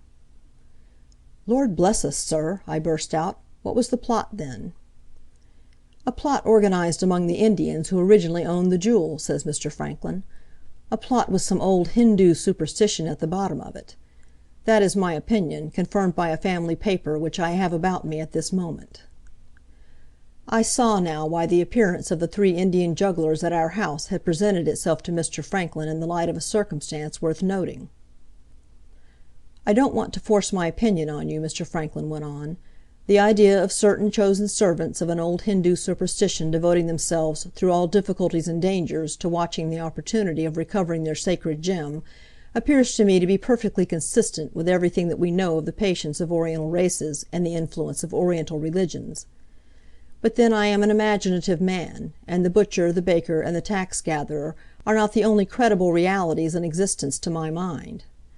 Let the guess I have made at the truth in this matter go for what it is worth, and let us get on to the only practical question that concerns us. Does the conspiracy against the Moonstone survive the Colonel's death? And did the Colonel know it when he left the birthday gift to his niece?" I began to see my lady and Miss Rachel at the end of it all now. Not a word he said escaped me. "I was not very willing, when I discovered the story of the Moonstone," said Mr. Franklin, "to be the means of bringing it here. But Mr. Bruff reminded me that somebody must put my cousin's legacy into my cousin's hands, and that I might as well do it as anybody else. After taking the diamond out of the bank, I fancied I was followed in the streets by a shabby, dark-complexioned man. I went to my father's house to pick up my luggage, and found a letter there, which unexpectedly detained me in London. I went back to the bank with the diamond, and thought I saw the shabby man again. Taking the diamond once more out of the bank this morning, I saw the man for the 3rd time, gave him the slip, and started, before he recovered the trace of me, by the morning instead of the afternoon train. Here I am with the diamond safe and sound, and what is the first news that meets me? I find that 3 strolling Indians have been at the house, and that my arrival from London, and something which I am expected to have about me, are 2 special objects of investigation to them when they believe themselves to be alone. I don't waste time and words on their pouring the ink into the boy's hand and telling him to look in it for a man at a distance and for something in that man's pocket. The thing, which I have often seen done in the East, is hocus pocus in my opinion, as it is in yours. The present question for us to decide is, whether I am wrongly attaching a meaning to a mere accident, or whether we really have evidence of the Indians being on the track of the Moonstone, the moment it is removed from the safe keeping of the bank. Neither he nor I seemed to fancy dealing with this part of the inquiry. We looked at each other, and then we looked at the tide, oozing in smoothly, higher and higher, over the shivering sand. "What are you thinking of?" says Mr. Franklin suddenly. "I was thinking, sir," I answered, "that I should like to shy the diamond into the quicksand and settle the question in that way." "If you have got the value of the stone in your pocket," answered Mr. Franklin, "say so, Betteredge, and in it goes." It's curious to note, when your mind's anxious, how very far in the way of relief a very small joke will go. We found a fund of merriment at the time in the notion of my making away with Miss Rachel's lawful property, and getting Mr. Blake as executor into dreadful trouble, though where the merriment was I am quite at a loss to discover now. Mr. Franklin was the first to bring the talk back to the talk's proper purpose. He took an envelope out of his pocket, opened it, and handed to me the paper inside. "Betteredge," he said, "we must face the question of the Colonel's motive in leaving this legacy to his niece, for my aunt's sake. Bear in mind how Lady Verinder treated her brother from the time when he returned to England to the time when he told you he should remember his niece's birthday, and read that." He gave me the extract from the Colonel's will. I have got it by me while I write these words, and I copy it as follows, for your benefit. "Thirdly and lastly, I give and bequeath to my niece, Rachel Verinder, daughter and only child of my sister Julia Verinder, widow, if her mother, the said Julia Verinder, shall be living on the said Rachel Verinder's next birthday after my death, the yellow diamond belonging to me and known in the East by the name of the Moonstone, subject to this condition, that her mother, the said Julia Verinder, shall be living at the time. And I hereby desire my executor to give my diamond, either by his own hands or by the hands of some trustworthy representative whom he shall appoint, into the personal possession of my said niece Rachel on her next birthday after my death, and in the presence, if possible, of my sister, the said Julia Verinder. And I desire that my said sister may be informed, by means of a true copy of this, the third and last clause of my will, that I give the diamond to her daughter Rachel, in token of my free forgiveness of the injury which her conduct towards me has been the means of inflicting on my reputation in my lifetime, and especially in proof that I pardon, as becomes a dying man, the insult offered to me as an officer and a gentleman, when her servant, by her orders, closed the door of her house against me, on the occasion of her daughter's birthday." More words followed these, providing if my lady was dead, or if Miss Rachel was dead, at the time of the testator's decease, for the diamond being sent to Holland, in accordance with the sealed instructions originally deposited with it. The proceeds of the sale were, in that case, to be added to the money already left by the will for the professorship of chemistry at the University in the North. I handed the paper back to Mr. Franklin, sorely troubled what to say to him. Up to that moment my own opinion had been, as you know, that the Colonel had died as wickedly as he had lived. I don't say the copy from his will actually converted me from that opinion, I only say it staggered me. "Well," says Mr. Franklin, "now you have read the Colonel's own statement, what do you say? In bringing the Moonstone to my aunt's house, am I serving his vengeance blindfold, or am I vindicating him in the character of a penitent and Christian man?" "It seems hard to say, sir," I answered, "that he died with a hard revenge in his heart and a horrid lie on his lips. God alone knows the truth. Don't ask me." Mr. Franklin sat twisting and turning the extract from the will in his fingers, as if he expected to squeeze the truth out of it in that manner. He altered quite remarkably at the same time. From being brisk and bright, he now became, most unaccountably, a slow, solemn, and pondering young man. "This question has 2 sides," he said, "an objective side and a subjective side. Which are we to take?" He had had a German education as well as a French. One of the two had been in undisturbed possession of him, as I supposed, up to this time, and now, as well as I could make out, the other was taking its place. It is one of my rules in life never to notice what I don't understand. I steered a middle course between the objective side and the subjective side. In plain English, I stared hard and said nothing. "Let's extract the inner meaning of this," says Mr. Franklin. "Why did my uncle leave the diamond to Rachel? Why didn't he leave it to my aunt?" "That's not beyond guessing, sir, at any rate," I said. "Colonel Herncastle knew my lady well enough to know that she would have refused to accept any legacy that came to her from him." "How did he know that Rachel might not refuse to accept it too?" "Is there any young lady in existence, sir, who could resist the temptation of accepting such a birthday present as the Moonstone?" "That's the subjective view," says Mr. Franklin. "It does you great credit, Betteredge, to be able to take the subjective view. But there's another mystery about the Colonel's legacy which is not accounted for yet. How are we to explain his only giving Rachel her birthday present conditionally on her mother being alive?" "I don't want to slander a dead man, sir," I answered, "but if he has purposely left a legacy of trouble and danger to his sister by the means of her child, it must be a legacy made conditional on his sister's being alive to feel the vexation of it."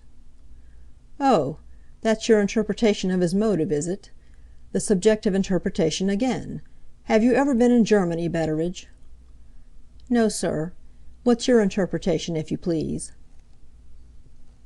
"I can see," says Mr. Franklin, "that the Colonel's object may, quite possibly, have been, not to benefit his niece, whom he had never even seen, but to prove to his sister that he had died forgiving her, and to prove it very prettily, by means of a present made to her child.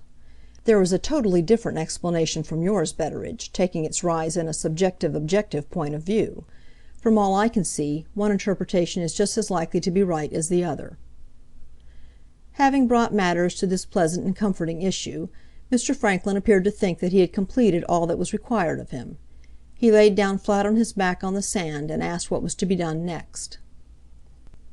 He had been so clever and clear-headed, before he began to talk the foreign gibberish, and had so completely taken the lead in the business up to the present time, that I was quite unprepared for such a sudden change as he now exhibited in this helpless leaning upon me. It was not till later that I learned, by assistance of Miss Rachel, who was the first to make the discovery, that these puzzling shifts and transformations in Mr. Franklin were due to the effect on him of his foreign training. At the age when we are all of us most apt to take our colouring, in the form of reflection from the colouring of other people, he had been sent abroad, and had been passed on from one nation to another, before there was time for any one colouring more than another to settle itself on him firmly. As a consequence of this, he had come back with so many different sides to his character, all more or less jarring with each other, that he seemed to pass his life in a state of perpetual contradiction with himself. He could be a busy man and a lazy man, cloudy in the head and clear in the head, a model of determination and a spectacle of helplessness, all together. He had his French side, and his German side, and his Italian side, the original English foundation showing through every now and then, as much as to say, "Here I am, sorely transmogrified as you see, but there's something of me left at the bottom of him still." Miss Rachel used to remark that the Italian side of him was uppermost on those occasions when he unexpectedly gave in and asked you in his nice sweet-tempered way to take his own responsibilities on your shoulders. You will do him no injustice, I think, if you conclude that the Italian side of him was uppermost now. "Isn't it your business, sir," I asked, "to know what to do next? Surely it can't be mine." Mr. Franklin didn't appear to see the force of my question, not being in a position at the time to see anything but the sky over his head. "I don't want to alarm my aunt without reason," he said, "and I don't want to leave her without what may be a needful warning. If you were in my place, Betteredge, tell me in one word, what would you do?" In one word I told him. "Wait." "With all my heart," says Mr. Franklin. "How long?" I proceeded to explain myself. "As I understand it, sir," I said, "somebody is bound to put this plaguey diamond into Miss Rachel's hands on her birthday, and you may as well do it as another. Very good. This is the 25th of May, and the birthday is on the 21st of June. We have got close on 4 weeks before us. Let's wait and see what happens in that time, and let's warn my lady, or not, as the circumstances direct us." "Perfect, Betteredge, as far as it goes," says Mr. Franklin. But between this and the birthday, what's to be done with the diamond?" "What your father did with it, to be sure, sir," I answered. "Your father put it in the safe keeping of a bank in London. You put in the safe keeping of the bank at Frizinghall.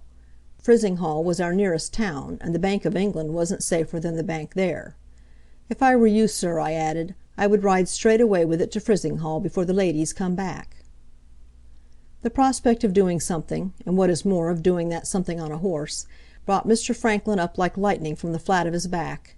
He sprang to his feet, and pulled me up without ceremony onto mine. "Betteredge, you are worth your weight in gold," he said. "Come along, and saddle the best horses in the stables directly." Here, God bless it, was the original English foundation of him showing through all the foreign varnish at last. Here was the Master Franklin I remembered, coming out again in the good old way at the prospect of a ride, and reminding me of the good old times. Saddle a horse for him! I would have saddled a dozen horses, if he could only have ridden them all. We went back to the house in a hurry, we had the fleetest horse in the stables saddled in a hurry, and Mr. Franklin rattled off in a hurry, to lodge the cursed diamond once more in the strong room of a bank. When I heard the last of his horse's hoofs on the drive, and when I turned about in the yard and found I was alone again, I felt half inclined to ask myself if I hadn't woke up from a dream. End of Chapter 6.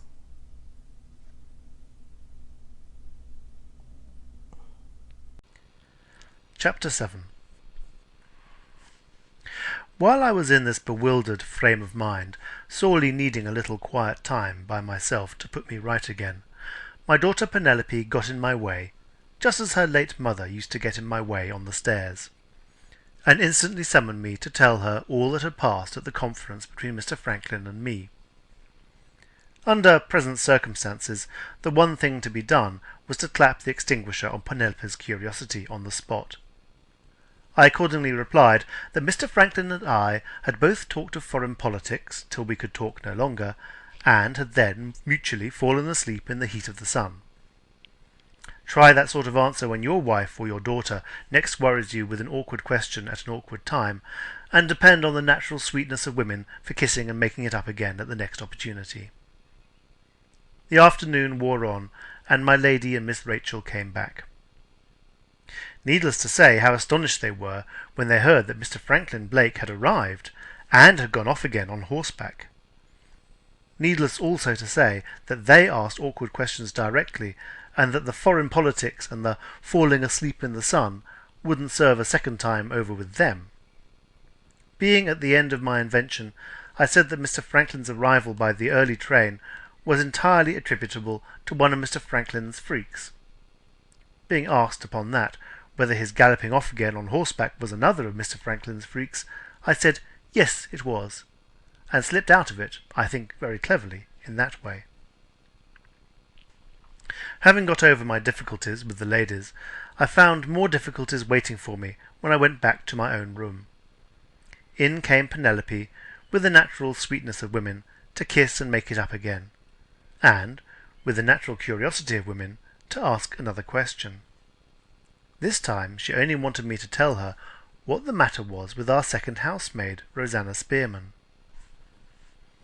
After leaving Mr. Franklin and me at the Shivering Sand, Rosanna, it appeared, had returned to the house in a very unaccountable state of mind. She had turned, if Penelope was to be believed, all the colours of the rainbow. She had been merry without reason, and sad without reason. In one breath she had asked hundreds of questions about Mr. Franklin Blake, and in another breath she had been angry with Penelope for presuming to suppose that a strange gentleman could possess any interest for her. She had been surprised, smiling, and scribbling Mr. Franklin's name inside her work-box. She had been surprised again, crying and looking at her deformed shoulder in the glass. Had she and Mr. Franklin known anything of each other before today? Quite impossible. Had they heard anything of each other? Impossible again. I could speak to Mr. Franklin's astonishment as genuine when he saw how the girl stared at him. Penelope could speak to the girl's inquisitiveness as genuine when she asked questions about Mr. Franklin. The conference between us, conducted in this way, was tiresome enough until my daughter suddenly ended it by bursting out with what I thought the most monstrous supposition I had ever heard in my life. "Father," says Penelope, quite seriously, "there's only one explanation of it. Rosanna has fallen in love with Mr. Franklin Blake at first sight. You have heard of beautiful young ladies falling in love at first sight, and have thought it natural enough, but a housemaid out of a reformatory, with a plain face and a deformed shoulder, falling in love at first sight with a gentleman who comes on a visit to her mistress's house. Match me that in the way of an absurdity out of any story-book in Christendom if you can. I laughed till the tears rolled down my cheeks. Penelope resented my merriment in a rather strange way. "I never knew you cruel before, father," she said very gently, and went out. My girl's words fell upon me like a splash of cold water. I was savage with myself for feeling uneasy in myself the moment she had spoken them, but so it was. We will change the subject, if you please. I am sorry I drifted into writing about it, and not without reason, as you will see when we've gone on together a little further. The evening came, and the dressing bell for dinner rang before Mr. Franklin returned from Fritzinghall. I took his hot water up to his room myself, expecting to hear, after this extraordinary delay, that something had happened. To my great disappointment, and no doubt to yours also, nothing had happened. He had not met with the Indians either going or returning. He had deposited the Moonstone in the bank, describing it merely as a valuable of great price, and he had got the receipt for it safe in his pocket. I went downstairs, feeling that this was rather a flat ending after all our excitement about the diamond earlier in the day. How the meeting between Mr. Franklin and his aunt and his cousin went off is more than I can tell you.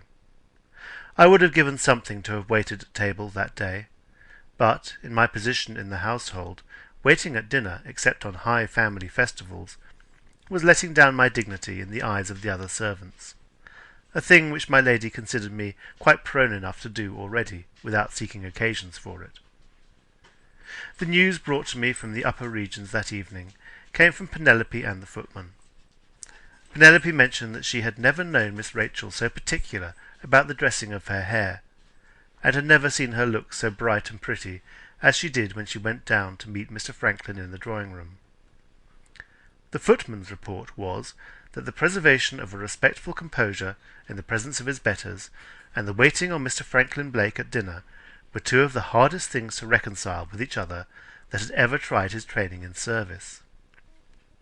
Later in the evening we heard them singing and playing duets, Mr. Franklin piping high, Miss Rachel piping higher, and my lady on the piano, following them, as it were, over hedge and ditch, and seeing them safe through it in a manner most wonderful and pleasant to hear through the open windows on the terrace at night.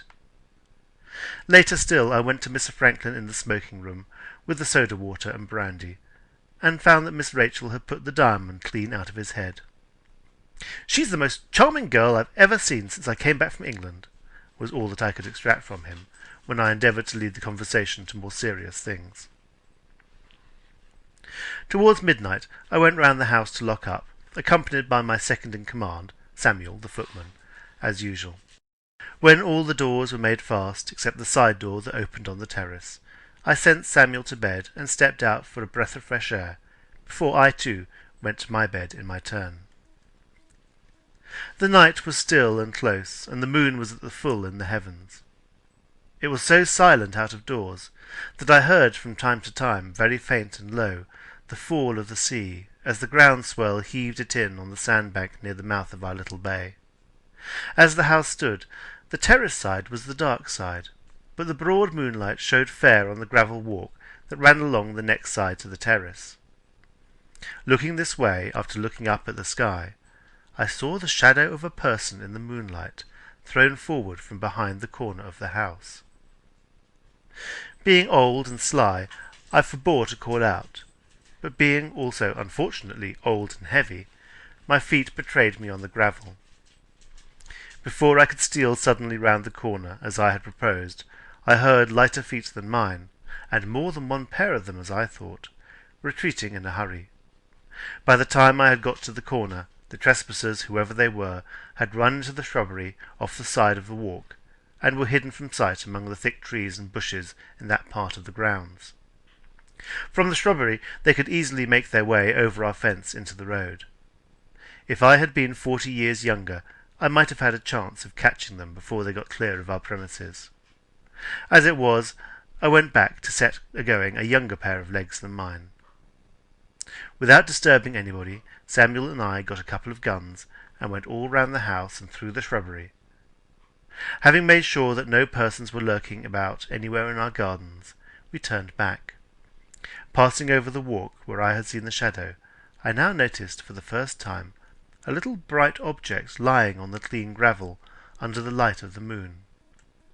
Picking the object up, I discovered it was a small bottle, containing a thick, sweet-smelling liquor as black as ink. I said nothing to Samuel, but remembering what Penelope had told me about the jugglers, and the pouring of the little pool of ink into the palm of the boy's hand, I instantly suspected that I had disturbed the 3 Indians, lurking about the house, and bent in their heathenish way on discovering the whereabouts of the diamond that night. End of Chapter 7. Chapter 8. Here, for one moment, I find it necessary to call a halt. On summoning up my own recollections, and on getting Penelope to help me by consulting her journal, I find that we may pass pretty rapidly over the interval between Mr. Franklin Blake's arrival and Miss Rachel's birthday. For the greater part of that time the days passed, and brought nothing with them worth recording. With your good leave, then, and with Penelope's help, I shall notice certain dates only in this place, reserving to myself to tell the story day by day once more, as soon as we get to the time when the business of the Moonstone became the chief business of everybody in our house. This said, we may now go on again, beginning, of course, with the bottle of sweet-smelling ink which I found on the gravel walk at night. On the next morning, the morning of the 26th, I showed Mr. Franklin this article of jugglery, and told him what I have already told you. His opinion was, not only that the Indians had been lurking about after the diamond, but also that they were actually foolish enough to believe in their own magic, meaning thereby the making of signs on a boy's head and the pouring of ink into a boy's hand, and then expecting him to see persons or things beyond the reach of human vision. In our country, as well as in the East, Mr. Franklin informed me, there are people who practice this curious hocus-pocus, without the ink, however, and who call it by a French name, signifying something like brightness of sight. Depend on it, says Mr. Franklin, the Indians took it for granted that we should keep the diamond here, and they brought their clairvoyant boy to show them the way to it, if they succeeded in getting into the house that night. Do you think they'll try again, sir? I asked. It depends, says Mr. Franklin, on what the boy can really do. If he can see the diamond through the iron safe of the bank at Fritzinghall, we shall be troubled with no more visits from the Indians for the present.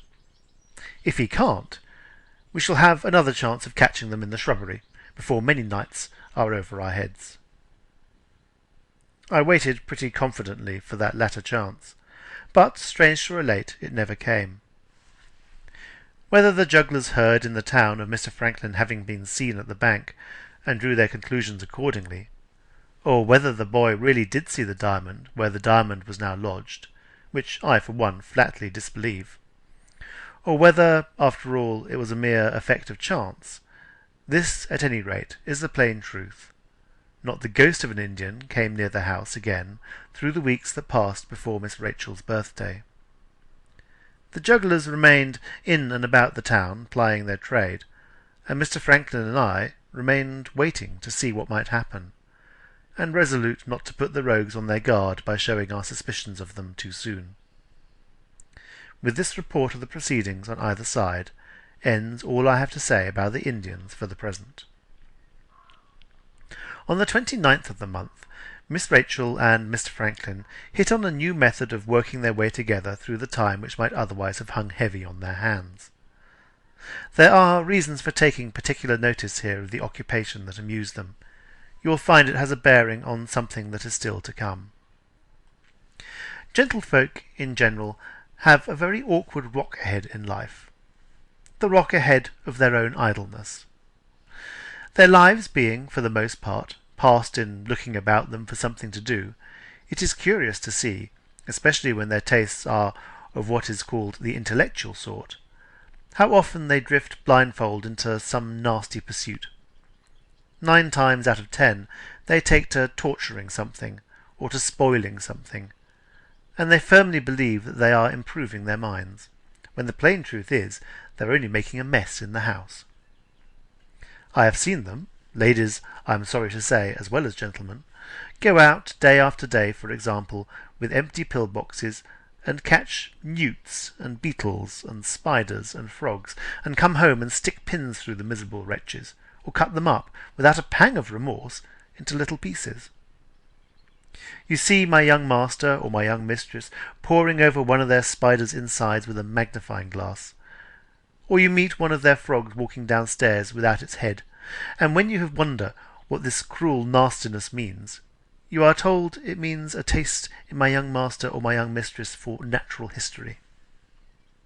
Sometimes, again, you see them occupied for hours together in spoiling a pretty flower with pointed instruments, out of a stupid curiosity to know what a flower is made of. Is its colour any prettier, or its scent any sweeter, when you do know? But there, the poor souls must get through the time, you see. They must get through the time. You dabbled in nasty mud and made pies when you were a child, and you dabble in nasty science and dissect spiders and spoil flowers when you grow up. In the one case and in the other, the secret of it is that you have got nothing to think of in your poor empty head, and nothing to do with your poor idle hands. And so it ends in your spoiling canvas with paints, and making a smell in the house, or in keeping tadpoles in a glass box full of dirty water, and turning everybody's stomach in the house, or in chipping off bits of stone here, there, and everywhere, and dropping grit into the victuals in the house, or in staining your fingers in the pursuit of photography, and doing justice without mercy on everyone's face in the house. It often falls heavily enough, no doubt, on people who are really obliged to get their living, to be forced to work for the clothes that cover them, the roof that shelters them, and the food that keeps them going. But compare the hardest day's work you ever did with the idleness that splits flowers and pokes its way into spiders' stomachs, and thank your stars that your head has got something it must think of, and your hands something that they must do.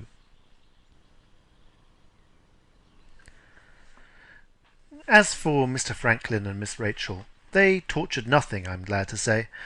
They simply confined themselves to making a mess, and all they spoilt, to do them justice, was the panelling of a door. Mr. Franklin's universal genius, dabbling in everything, dabbled in what he called decorative painting. He had invented, he informed us, a new mixture to moisten paint with, which he described as a vehicle. What it was made of I don't know. What it did I can tell you in 2 words. It stank.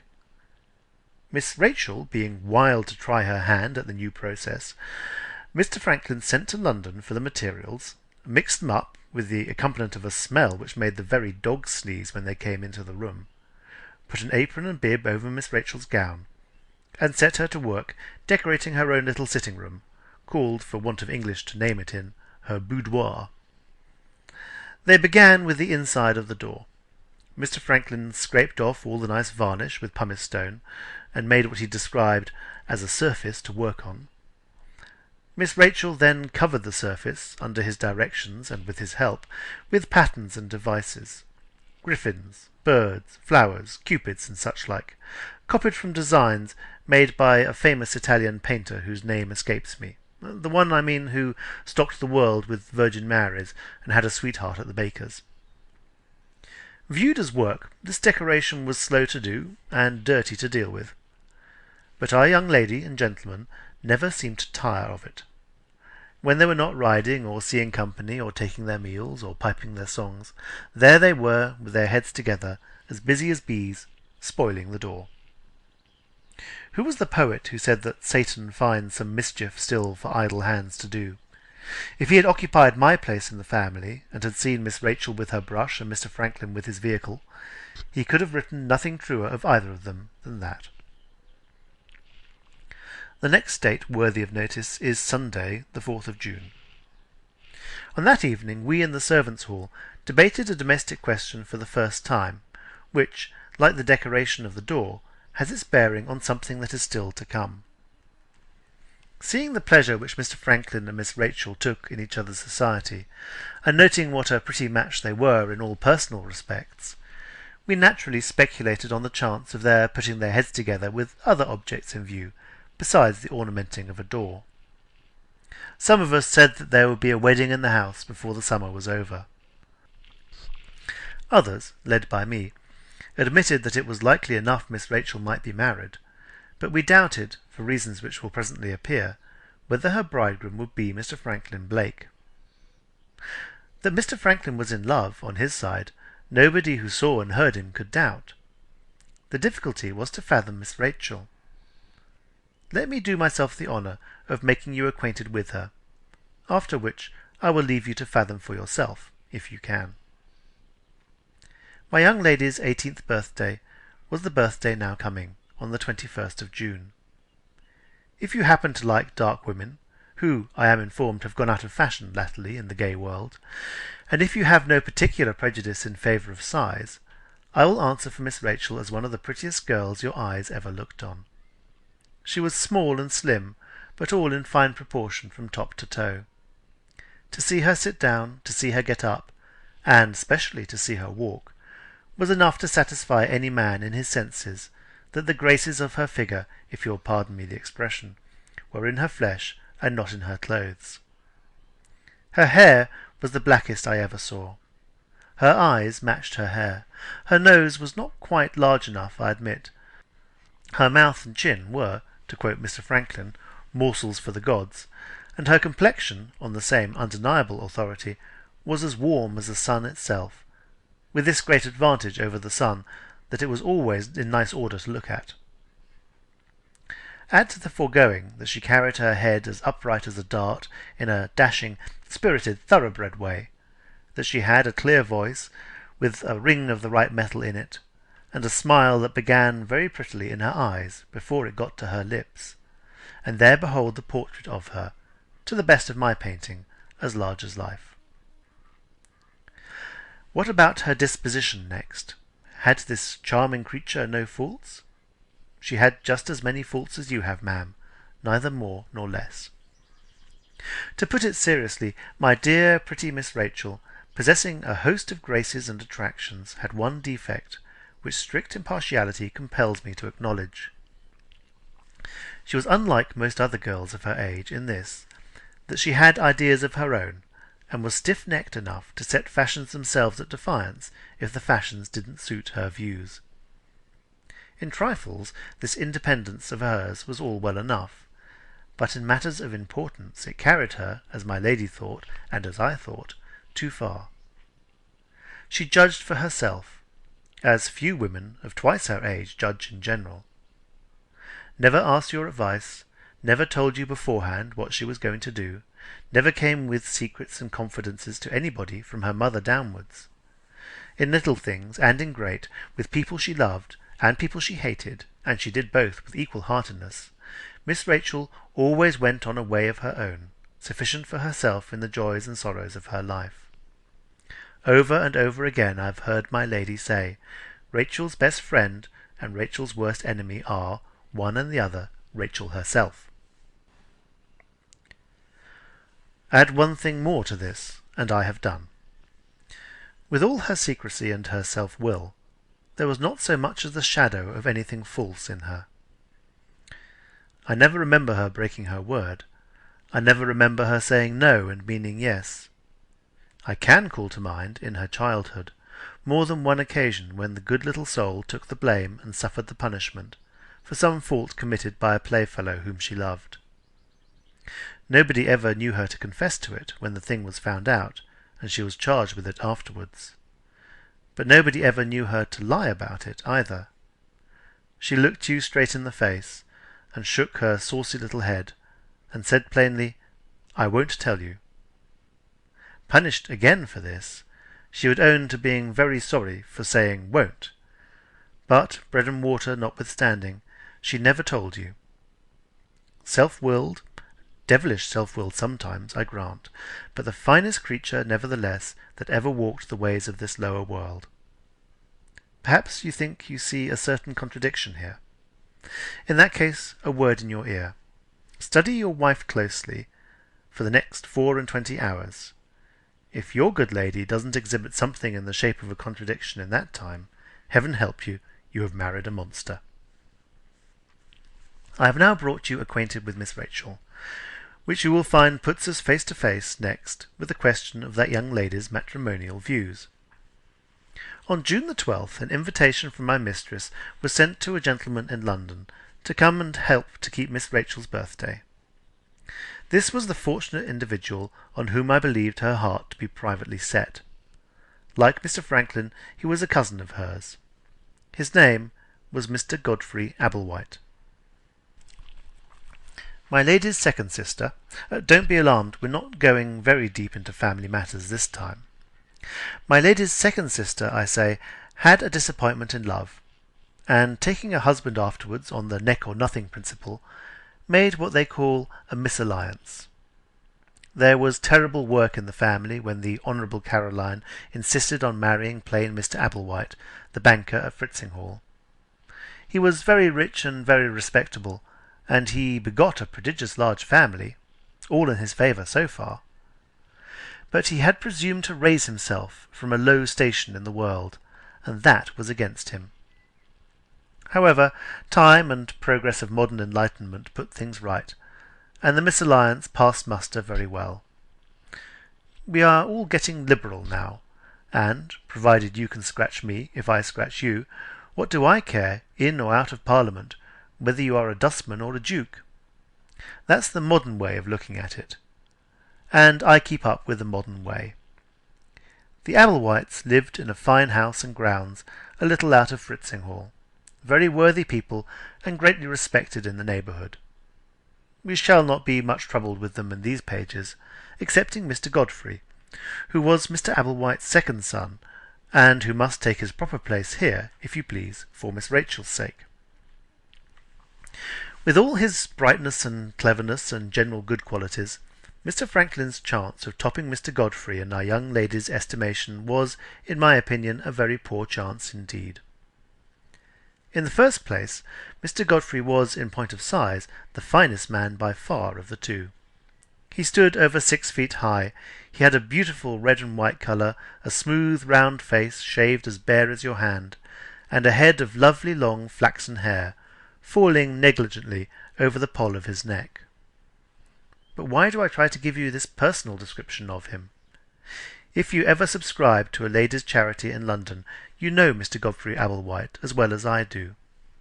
He was a barrister by profession, a ladies' man by temperament, and a good Samaritan by choice. Female benevolence and female destitution could do nothing without him. Maternal societies for confining poor women, Magdalen societies for rescuing poor women, strong-minded societies for putting more women into poor men's places and leaving the men to shift for themselves.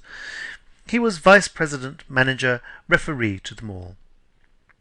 Wherever there was a table with a committee of ladies sitting round it in council, there was Mr. Godfrey at the bottom of the board, keeping the temper of the committee, and leading the dear creatures along the thorny ways of business, hat in hand. I do suppose this was the most accomplished philanthropist, on a small independence, that England ever produced. As a speaker at charitable meetings, the like of him for drawing your tears and your money was not easy to find. He was quite a public character. The last time I was in London, my mistress gave me 2 treats. She sent me to the theatre to see a dancing woman who was all the rage, and she sent me to Exeter Hall to hear Mr. Godfrey. The lady did it with a band of music. The gentleman did it with a handkerchief and a glass of water. Crowds at the performance with the legs, ditto at the performance with the tongue. And with all this, the sweetest-tempered person, if I allude to Mr. Godfrey, the simplest and pleasantest and easiest to please you ever met with. He loved everybody, and everybody loved him. What chance had Mr. Franklin, what chance had anybody of average reputation and capacities against such a man as this? On the 14th came Mr. Godfrey's answer. He accepted my mistress's invitation from the Wednesday of the birthday to the evening of Friday, when his duties to the ladies' charities would oblige him to return to town. He also enclosed a copy of verses on what he elegantly called his cousin's natal day. Miss Rachel, I was informed, joined Mr. Franklin in making fun of the verses at dinner, and Penelope, who was all on Mr. Franklin's side, asked me in great triumph what I thought of that. "Miss Rachel has led you off on a false scent, my dear," I replied, "but my nose is not so easily mystified. Wait till Mr. Ablewhite's verses are followed by Mr. Ablewhite himself." My daughter replied that Mr. Franklin might strike in and try his luck before the verses were followed by the poet. In favour of this view, I must acknowledge that Mr. Franklin left no chance untried of winning Miss Rachel's good graces. Though one of the most inveterate smokers I ever met with, he gave up his cigar because she said, one day, that she hated the stale smell of it in his clothes. He slept so badly after this effort of self-denial, for want of the composing effect of the tobacco to which he was used, and came down morning after morning looking so haggard and worn that Miss Rachel herself begged him to take to his cigars again. No, he would take to nothing again that could cause her a moment's annoyance. He would fight it out resolutely and get back his sleep sooner or later by main force of patience in waiting for it. Such devotion as this, you may say, as some of them said downstairs, could never fail of producing the right effect on Miss Rachel, backed up, too, as it was, by the decorating work every day on the door. All very well, but she had a photograph of Mr. Godfrey in her bedroom, represented speaking at a public meeting, with all his hair blown out by the breath of his own eloquence, and his eyes, most lovely, charming the money out of your pockets. What do you say to that? Every morning, as Penelope herself owned to me, there was the man whom the women couldn't do without, looking on, in effigy, while Miss Rachel was having her hair combed. He would be looking on in reality before long. That was my opinion of it. June the 16th brought an event which made Mr. Franklin's chance look, to my mind, a worse chance than ever. A strange gentleman, speaking English with a foreign accent, came that morning to the house, and asked to see Mr. Franklin Blake on business. The business could not possibly have been connected with the diamond, for these two reasons. First, that Mr. Franklin told me nothing about it. Secondly, that he communicated it, when the gentleman had gone, as I suppose, to my lady. She probably hinted something about it next to her daughter. At any rate, Miss Rachel was reported to have said some severe things to Mr. Franklin at the piano that evening, about the people that he had lived among, and the principles he had adopted in foreign parts. The next day, for the first time, nothing was done towards the decoration of the door. I suspect some imprudence of Mr. Franklin's on the continent, with a woman or a debt at the bottom of it, had followed him to England. But that is all guesswork. In this case, not only Mr. Franklin, but my lady too, for a wonder, left me in the dark. On the 17th, to all appearance, the cloud passed away again. They returned to their decorating work on the door, and seemed to be as good friends as ever. If Penelope was to be believed, Mr. Franklin had seized the opportunity of the reconciliation to make an offer to Miss Rachel, and had neither been accepted nor refused. My girl was sure, from signs and tokens which I need not trouble you with, that her young mistress had fought Mr. Franklin off by declining to believe that he was in earnest, and had then secretly regretted treating him that way afterwards. Though Penelope was admitted to more familiarity with her young mistress than maids generally are, for the two had been almost brought up together as children, still I knew Miss Rachel's reserved character too well to believe that she would show her mind to anybody in this way.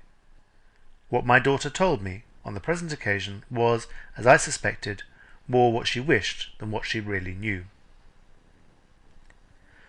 On the 19th another event happened. We had the doctor in the house, professionally. He was summoned to prescribe for a person whom I have had occasion to present to you in these pages, our second housemaid, Rosanna Spearman. The poor girl, who had puzzled me, as you know already at the Shivering Sand, puzzled me more than once again in the interval of time of which I am now writing. Penelope's notion that her fellow servant was in love with Mr. Franklin, which my daughter, by my orders, kept strictly secret, seemed to be just as absurd as ever. But I must own that what I myself saw, and what my daughter saw also, of our second housemaid's conduct began to look mysterious, to say the least of it. For example, the girl constantly put herself in Mr. Franklin's way, very slyly and quietly, but she did it. He took about as much notice of her as he took of the cat. It never seemed to occur to him to waste a look on Rosanna's plain face. The poor thing's appetite, never much, fell away dreadfully, and her eyes in the morning showed plain signs of waking and crying at night. One day Penelope made an awkward discovery, which we hushed up on the spot. She caught Rosanna at Mr. Franklin's dressing-table, secretly removing a rose which Miss Rachel had given him to wear in his buttonhole, and putting another rose like it, of her own picking, in its place. She was, after that, once or twice impudent to me, when I gave her a well-meant general hint to be careful in her conduct. And, worse still, she was not over-respectful now on the few occasions when Miss Rachel accidentally spoke to her. My lady noticed the change, and asked me what I thought about it. I tried to screen the girl by answering that I thought she was out of health, and it ended in the doctor being sent for, as already mentioned, on the 19th. He said it was her nerves, and doubted if she was fit for service. My lady offered to remove her for a change of air to one of our farms inland. She begged and prayed with the tears in her eyes to be let stop, and, in an evil hour, I advised my lady to try her for a little longer. As the event proved, and as you will soon see, this was the worst advice I could have given. If I could only have looked a little way into the future, I would have taken Rosanna Spearman out of the house, then and there, with my own hand. On the 20th there came a note from Mr. Godfrey. He had arranged to stop at Fritzing that night, having occasion to consult his father on business. On the afternoon of the next day, he and his 2 eldest sisters would ride over to us on horseback in good time before dinner. An elegant little casket in china accompanied the note, presented to Miss Rachel with her cousin's love and best wishes. Mr. Franklin had only given her a plain locket not worth half the money. My daughter Penelope, nevertheless, such is the obstinacy of women, still backed him to win. Thanks be to heaven, we have arrived at the eve of the birthday at last. You will own, I think, that I have got you over the ground this time without much loitering by the way. Cheer up, I'll ease you with a new chapter here, and, what is more, that chapter shall take you straight into the thick of the story. End of Chapter 8. Chapter 9. June 21st, the day of the birthday, was cloudy and unsettled at sunrise, but towards noon it cleared up bravely. We, in the servants' hall, began this happy anniversary as usual, by offering our little presents to Miss Rachel, with the regular speech delivered annually by me as chief. I follow the plan adopted by the Queen in opening Parliament, namely, the plan of saying much the same thing regularly every year. Before it is delivered, my speech, like the Queen's, is looked for as eagerly as if nothing of the kind had ever been heard before. When it is delivered, and turns out to be not the novelty that was anticipated, although they grumble a little, they look forward hopefully to something newer next year. An easy people to govern, in the Parliament and in the kitchen, that's the moral of it. After breakfast, Mr. Franklin and I had a private conference on the subject of the Moonstone, the time having now come for removing it from the bank in Fritzing and placing it in Miss Rachel's own hands. Whether he had been trying to make love to his cousin again and had got a rebuff, or whether his broken rest night after night was aggravating the queer contradictions and uncertainties in his character, I don't know. but certain it is that Mr. Franklin failed to show himself at his best on the morning of the birthday. He was in 20 different minds about the diamond in as many minutes. For my part, I stuck fast by the plain facts as we knew them. Nothing had happened to justify us in alarming my lady on the subject of the jewel, and nothing could alter the legal obligation that now lay on Mr. Franklin to put it into his cousin's possession. That was my view of the matter, and, twist and turn it as he might, he was forced in the end to make it his view too. We arranged that he was to ride over after lunch to Fritzing and bring the diamond back, with Mr. Godfrey and the 2 young ladies in all probability to keep him company on the way home again. This settled, our young gentleman went back to Miss Rachel. They consumed the whole morning and part of the afternoon in the everlasting business of decorating the door. Penelope standing by to mix the colours as directed, and my lady, as luncheon time drew near, going in and out of the room with her handkerchief to her nose, for they used a deal of Mr. Franklin's vehicle that day, and trying vainly to get the 2 artists away from their work. It was 3 o'clock before they took off their aprons and released Penelope, much the worse for the vehicle, and cleaned themselves of their mess. But they had done what they wanted. They had finished the door on the birthday, and proud enough they were of it. The griffins, cupids, and so on were, I must own, most beautiful to behold, though so many in number, so entangled in flowers and devices, and so topsy-turvy in their actions and attitudes, that you felt them unpleasantly in your head for hours after you had done the pleasure of looking at them. If I add that Penelope ended her part of the morning's work by being sick in the back kitchen, it is in no unfriendly spirit towards the vehicle. No, it left off stinking when it dried, and if art requires these sort of sacrifices, though the girl is my own daughter, I say let art have them. Mr. Franklin snatched a morsel from the luncheon table, and rode off to Fritzing to escort his cousins, as he told my lady, to fetch the Moonstone, as was privately known to himself and to me. This being one of the high festivals on which I took my place at the sideboard, in command of the attendants at the table, I had plenty to occupy my mind while Mr. Franklin was away.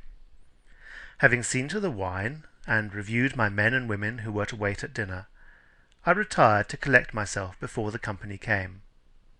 A whiff of you-know-what, and a turn at a certain book which I have had occasion to mention here in these pages, composed me body and mind. I was aroused from what I am inclined to think must have been not a nap but a reverie, by the clatter of horses' hoofs outside, and, going to the door, received a cavalcade comprising Mr. Franklin and his 3 cousins, escorted by one of old Mr. Abblewhite's grooms. Mr. Godfrey struck me, strangely enough, as being like Mr. Franklin in this respect, that he did not seem to be in his customary spirits.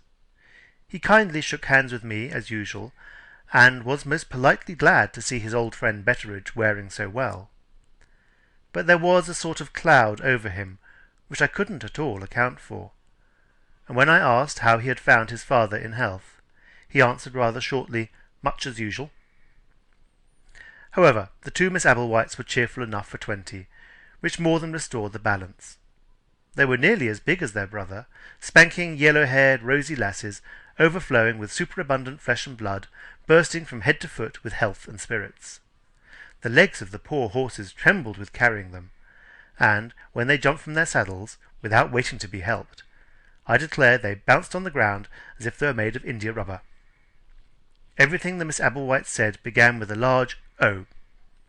Everything they did was done with a bang, and they giggled and screamed in season and out of season on the smallest provocation. Bouncers, that's what I call them. Under cover of the noise made by the young ladies, I had an opportunity of saying a private word to Mr. Franklin in the hall. "Have you got the diamond safe, sir?" He nodded, and tapped the breast pocket of his coat. "Have you seen anything of the Indians?" "Not a glimpse." With that answer he asked for my lady, and hearing she was in the small drawing-room, went there straight away.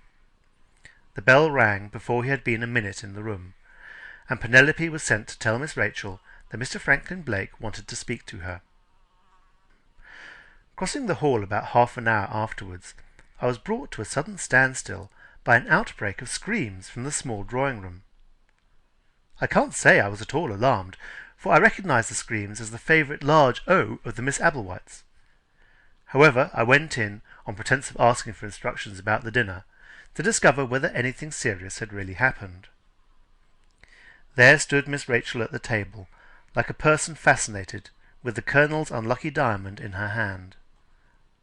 There, on either side of her, knelt the two bouncers, devouring the jewel with their eyes, and screaming with ecstasy every time it flashed on them in a new light. There, at the opposite end of the table, stood Mr. Godfrey, clapping his hands like a large child, and singing out softly, "Exquisite! Exquisite!" There sat Mr. Franklin in a chair by the bookcase, tugging at his beard, and looking anxiously towards the window. And there, at the window, stood the object that he was contemplating, my lady, having the extract from the Colonel's will in her hand, and keeping her back turned on the whole of the company.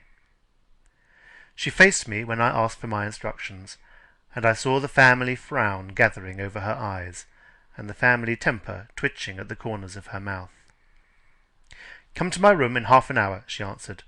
"I shall have something to say to you then." With those words she went out.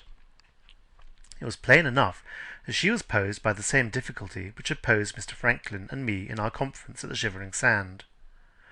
Was the legacy of the Moonstone a proof that she had treated her brother with cruel injustice, or was it proof that he was worse than the worst she had ever thought of him? Serious questions those for my lady to determine, while her daughter, innocent of all knowledge of the Colonel's character, stood there with the Colonel's birthday gift in her hand. Before I could leave the room, in my turn, Miss Rachel, always considerate to the old servant who had been in the house when she was born, stopped me.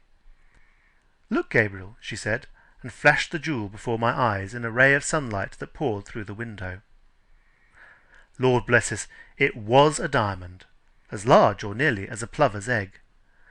The light that streamed from it was like the light of the harvest moon. When you looked down into the stone, you looked into a yellow deep that drew your eyes into it so that they saw nothing else. It seemed unfathomable, this jewel, that you could hold between your finger and thumb, seemed unfathomable as the heavens themselves. We set it in the sun, then shut the light out of the room, and it shone awfully out of the depths of its own brightness, with a moony gleam in the dark. No wonder Miss Rachel was fascinated. No wonder her cousins screamed. The diamond laid such a hold of me that I burst out with as large an O as the bouncers themselves. The only one of us who kept his senses was Mr. Godfrey.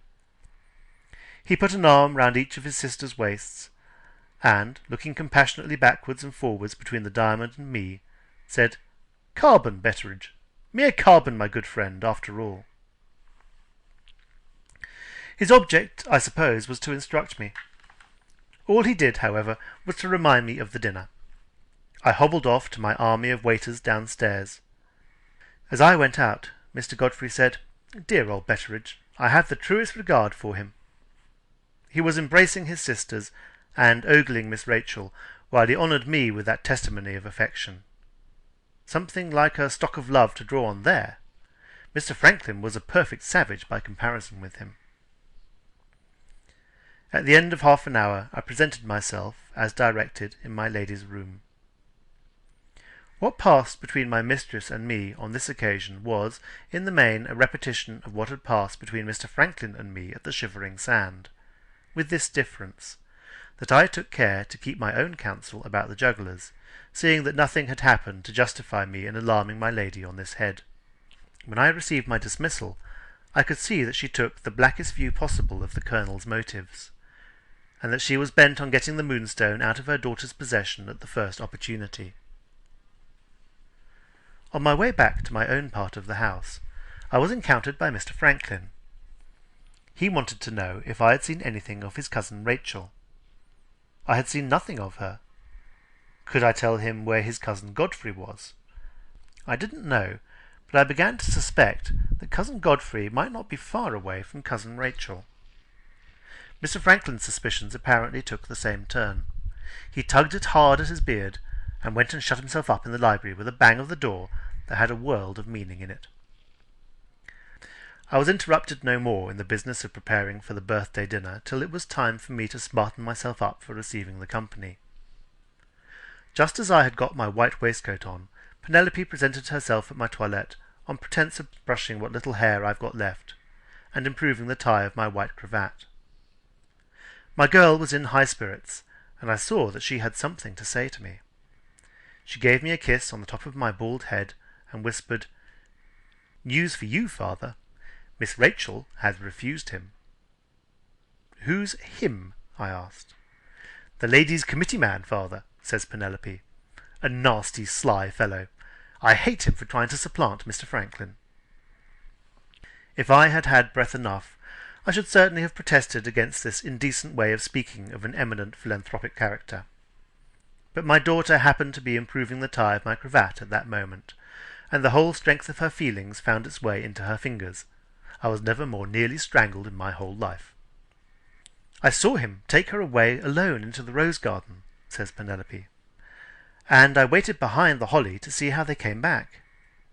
They had gone out arm in arm, both laughing. They came back, walking separate, as grave could be, and looking straight away from each other in a manner with which there was no mistaking. I was never more delighted, father, in my life. There's one woman in the world who can resist Mr. Godfrey Ablewhite at any rate, and if I was a lady, I should be another." Here I should have protested again, but my daughter had got the hairbrush by this time, and the whole strength of her feelings had passed into that. If you are bald, you will understand how she sacrificed me. If you are not, skip this bit, and thank God you have got something in the way of defence between your hairbrush and your head. "Just on the other side of the holly," Penelope went on, "Mr. Godfrey came to a standstill. 'You prefer,' says he, 'that I should stop here as if nothing had happened?' Miss Rachel turned on him like lightning. 'You have accepted my mother's invitation,' she said, 'and you are here to meet her guests. Unless you wish to make a scandal in the house, you will remain, of course.' She went on a few steps, and then seemed to relent a little. 'Let us forget what has passed, Godfrey,' she said, 'and let us remain cousins still.' She gave him her hand. He kissed it, which I should have considered taking a liberty, and then she left him. He waited a little by himself with his head down, and his heel grinding a hole slowly in the gravel walk. You never saw a man look more put out in your life. 'Awkward,' he said, between his teeth, when he looked up, and went on into the house. 'Very awkward.' If that was his opinion of himself, he was quite right. Awkward enough, I'm sure. 'And the end of it is, father, what I told you all along,' cries Penelope, finishing me off with a last scarification, the hottest of all. 'Mr. Franklin's the man.' I got possession of the hairbrush, and opened my lips to administer the reproof which, you will own, my daughter's language and conduct richly deserved. Before I could say a word, the crash of carriage wheels outside struck in and stopped me. The first of the dinner party had come. Penelope instantly ran off. I put on my coat and looked in the glass. My head was as red as a lobster, but in other respects I was nicely dressed for the ceremonies of the evening as a man need be. I got into the hall just in time to announce the two first of the guests.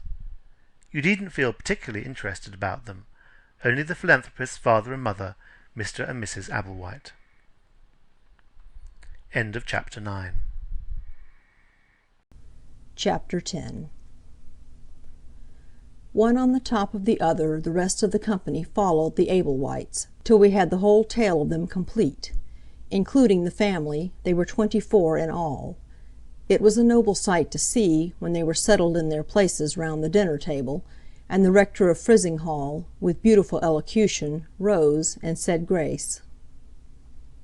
There is no need to worry you with a list of the guests. You will meet none of them a second time, in my part of the story, at any rate, with the exception of two. Those two sat on either side of Miss Rachel, who, as queen of the day, was naturally the great attraction of the party. On this occasion she was more particularly the centre point towards which everybody's eyes were directed. for, to my lady's secret annoyance, she wore her wonderful birthday present, which eclipsed all the rest, the Moonstone. It was without any setting when it had been placed in her hands, but that universal genius, Mr. Franklin, had contrived, with the help of his neat fingers and a little bit of silver wire, to fix it as a brooch in the bosom of her white dress. Everybody wondered at the prodigious size and beauty of the diamond, as a matter of course; but the only two of the company who said anything out of the common way about it were those two guests I have mentioned, who sat by Miss Rachel on her right hand and her left. The guest on her left was Mr. Candy, our doctor at Frizinghall. This was a pleasant, companionable little man, with the drawback, however, I must own, of being too fond, in season and out of season, of his joke, and of his plunging in rather a headlong manner into talk with strangers without waiting to feel his way first. In society he was constantly making mistakes, and setting people unintentionally by the ears together. In his medical practice he was a more prudent man, picking up his discretion, as his enemies said, by a kind of instinct, and proving to be generally right where more carefully conducted doctors turned out to be wrong. What he said about the diamond to Miss Rachel was said, as usual, by way of a mystification or joke. He gravely entreated her, in the interests of science, to let him take it home and burn it. "We will first heat it, Miss Rachel," says the doctor, "to such and such a degree, then we will expose it to a current of air, and little by little, puff! We evaporate the diamond, and spare you a world of anxiety about the safe keeping of a valuable precious stone." My lady, listening with rather a careworn expression on her face, seemed to wish that the doctor had been in earnest, and that he could have found Miss Rachel zealous enough in the cause of science to sacrifice her birthday gift. The other guest, who sat on my young lady's right hand, was an eminent public character, being no other than the celebrated Indian traveller, Mr. Murthwaite, who, at risk of his life, had penetrated in disguise where no European had ever set foot before. This was a long, lean, wiry, brown, silent man. He had a weary look, and a very steady, attentive eye. It was rumoured that he was tired of the humdrum life among the people in our parts, and longing to go back and wander off on the tramp again in the wild places of the East. Except what he said to Miss Rachel about her jewel, I doubt if he spoke 6 words, or drank so much as a single glass of wine all through the dinner. The Moonstone was the only object that interested him in the smallest degree. The fame of it seemed to have reached him in some of those perilous Indian places where his wanderings had lain. After looking at it silently for so long a time that Miss Rachel began to get confused, he said to her in his cool, immovable way, "If you ever go to India, Miss Verinder, don't take your uncle's birthday gift with you. A Hindu diamond is sometimes part of a Hindu religion. I know a certain city, and a certain temple in that city, where, dressed as you are now, your life would not be worth 5 minutes' purchase." Miss Rachel, safe in England, was quite delighted to hear of her danger in India. The bouncers were more delighted still. They dropped their knives and forks with a crash, and burst out together vehemently, "Oh, how interesting!" My lady fidgeted in her chair, and changed the subject.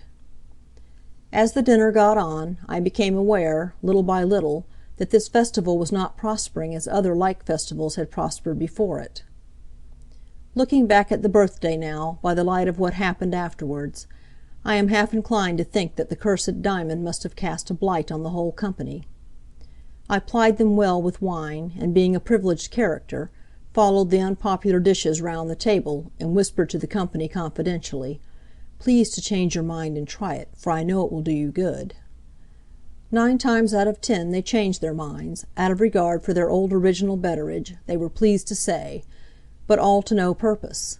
There were gaps of silence in the talk, as the dinner got on, that made me feel personally uncomfortable.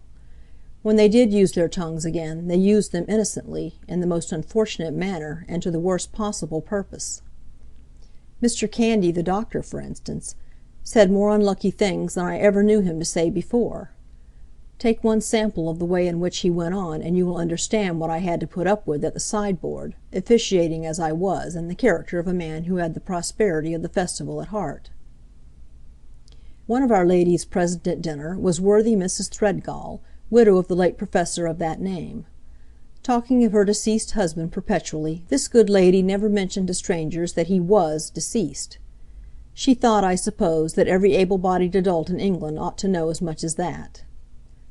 In one of the gaps of silence, somebody mentioned the dry and rather nasty subject of human anatomy, whereupon good Mrs. Threadgall straightway brought in her late husband as usual, without mentioning that he was dead. Anatomy she described as the Professor's favourite recreation in his leisure hours. As ill luck would have it, Mr. Candy, sitting opposite, who knew nothing of the deceased gentleman, heard her. Being the most polite of men, he seized the opportunity of assisting the Professor's anatomical amusements on the spot.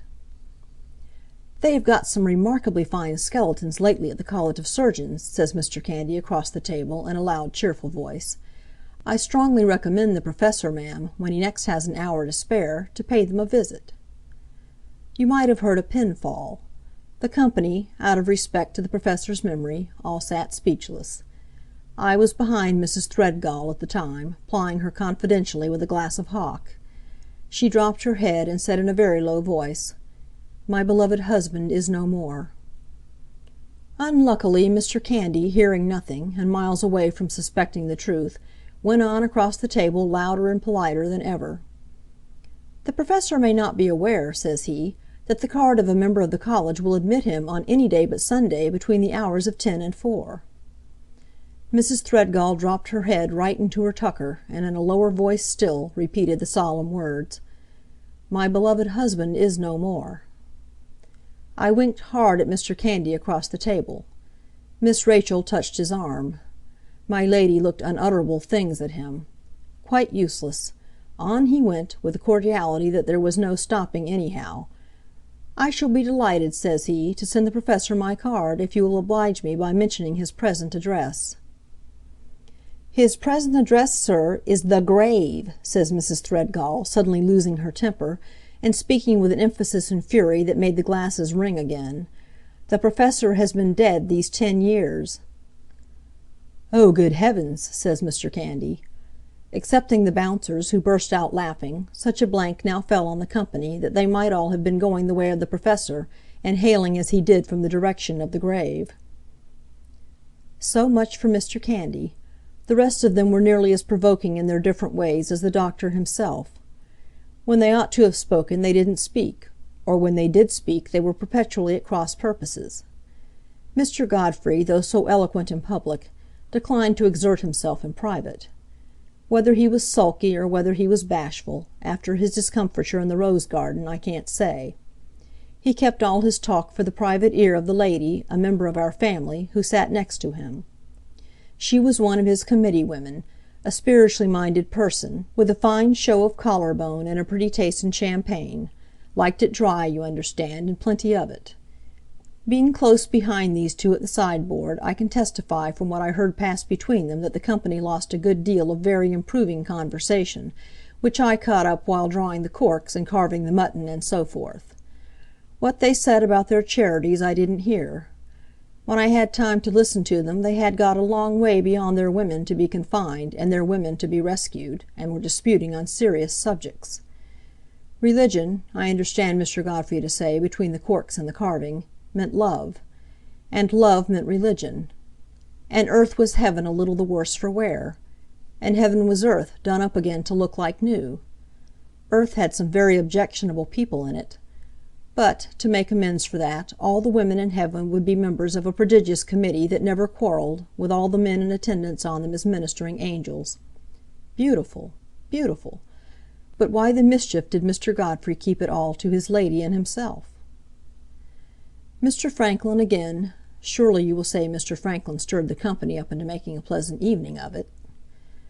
Nothing of the sort.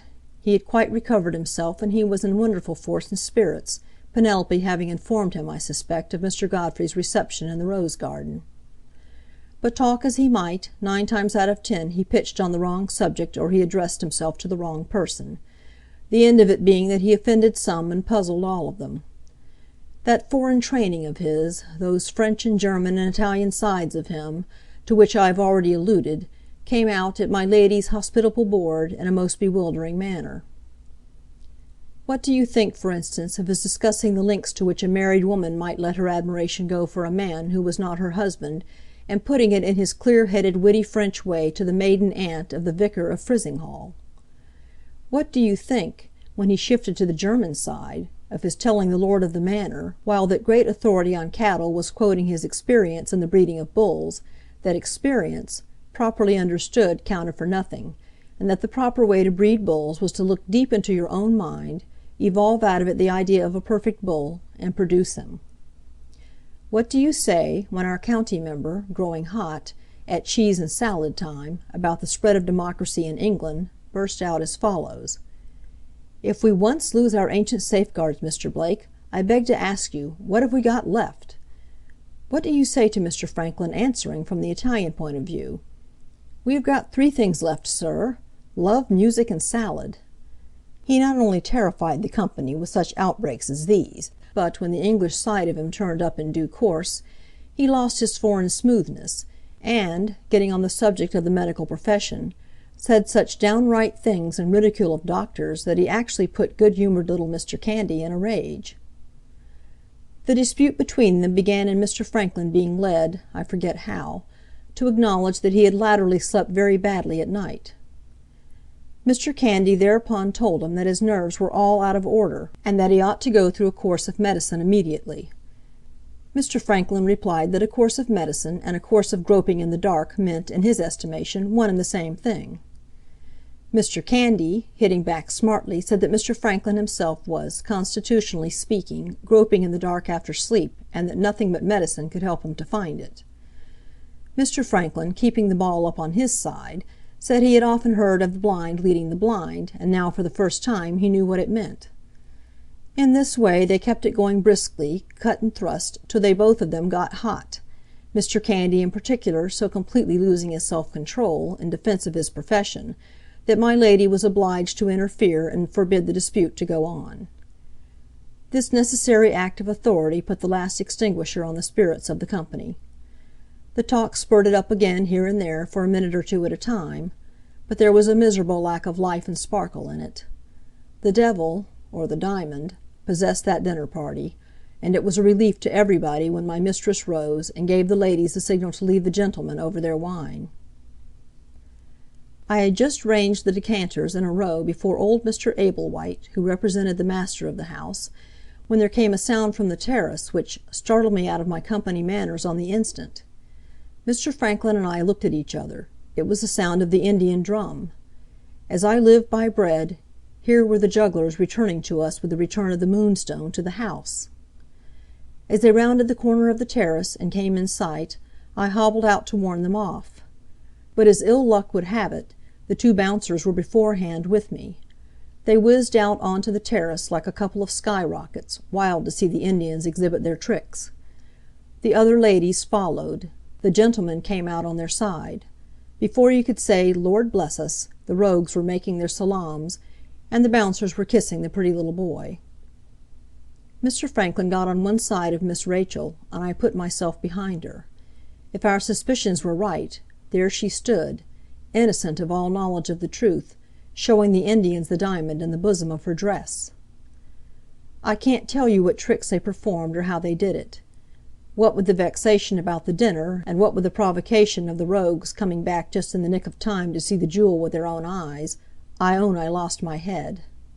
The first thing that I remember noticing was the sudden appearance on the scene of the Indian traveller, Mr. Murthwaite. Skirting the half circle in which the gentlefolks stood or sat, he came quietly behind the jugglers and spoke to them on a sudden in the language of their own country. If he had pricked them with a bayonet, I doubt if the Indians could have started and turned on him with a more tigerish quickness than they did, on hearing the first words that passed his lips. The next moment they were bowing and salaaming to him in their most polite and snaky way. After a few words in the unknown tongue had passed on either side, Mr. Murthwaite withdrew as quietly as he had approached. The chief Indian, who acted as interpreter, thereupon wheeled about again towards the gentlefolks. I noticed that the fellow's coffee-colored face had turned gray since Mr. Murthwaite had spoken to him. He bowed to my lady, and informed her that the exhibition was over. The bouncers, indescribably disappointed, burst out with a loud "Oh!" directed against Mr. Murthwaite for stopping the performance. The chief Indian laid his hand humbly on his breast, and said a second time that the juggling was over. The little boy went round with the hat. The ladies withdrew to the drawing-room, and the gentlemen, excepting Mr. Franklin and Mr. Murthwaite, returned to their wine. I and the footman followed the Indians, and saw them safe off the premises. Going back by way of the shrubbery, I smelt tobacco, and found Mr. Franklin and Mr. Murthwaite, the latter smoking a cheroot, walking slowly up and down among the trees. Mr. Franklin beckoned to me to join them.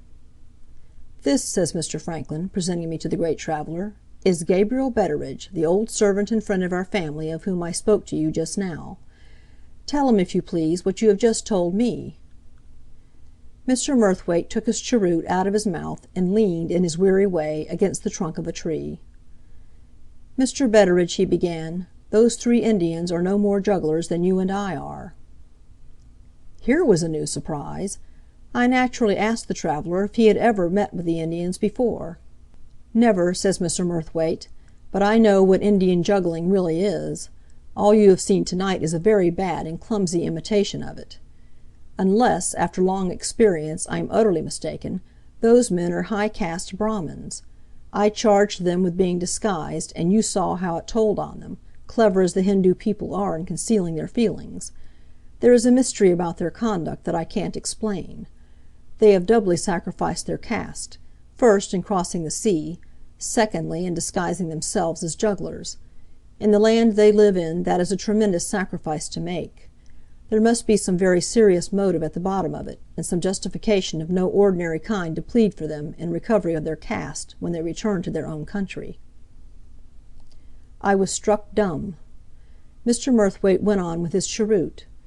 Mr. Franklin, after what looked to me like a little private veering about between the different sides of his character, broke the silence as follows: "I feel some hesitation, Mr. Murthwaite, in troubling you with family matters, in which you can have no interest, and which I am not very willing to speak of out of our own circle. But after what you have said I feel bound, in the interests of Lady Verinder and her daughter, to tell you something which may possibly put the clue into your hands. I speak to you in confidence. You will oblige me, I am sure, by not forgetting that." With this preface he told the Indian traveller all that he had told me at the Shivering Sand. Even the immovable Mr. Murthwaite was so interested in what he heard that he let his cheroot go out. "Now," says Mr. Franklin, when he had done, "what does your experience say?" "My experience," answered the traveller, "says that you have had more narrow escapes of your life, Mr. Franklin Blake, than I have had of mine, and that is saying a great deal." It was Mr. Franklin's turn to be astonished now. "Is it really as serious as that?" he asked. "In my opinion it is," answered Mr. Murthwaite.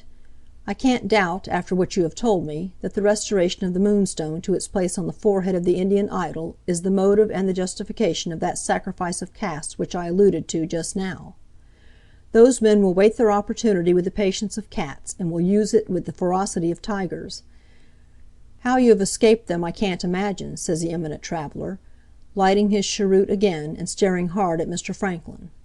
"You have been carrying the diamond backwards and forwards, here and in London, and you are still a living man. Let us try and account for it. It was daylight both times, I suppose, when you took the jewel out of the bank in London?" "Broad daylight," says Mr. Franklin. "And plenty of people in the streets?"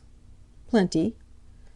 "You settled, of course, to arrive at Lady Verinder's house at a certain time? It's a lonely country between this and the station. Did you keep your appointment?" "No.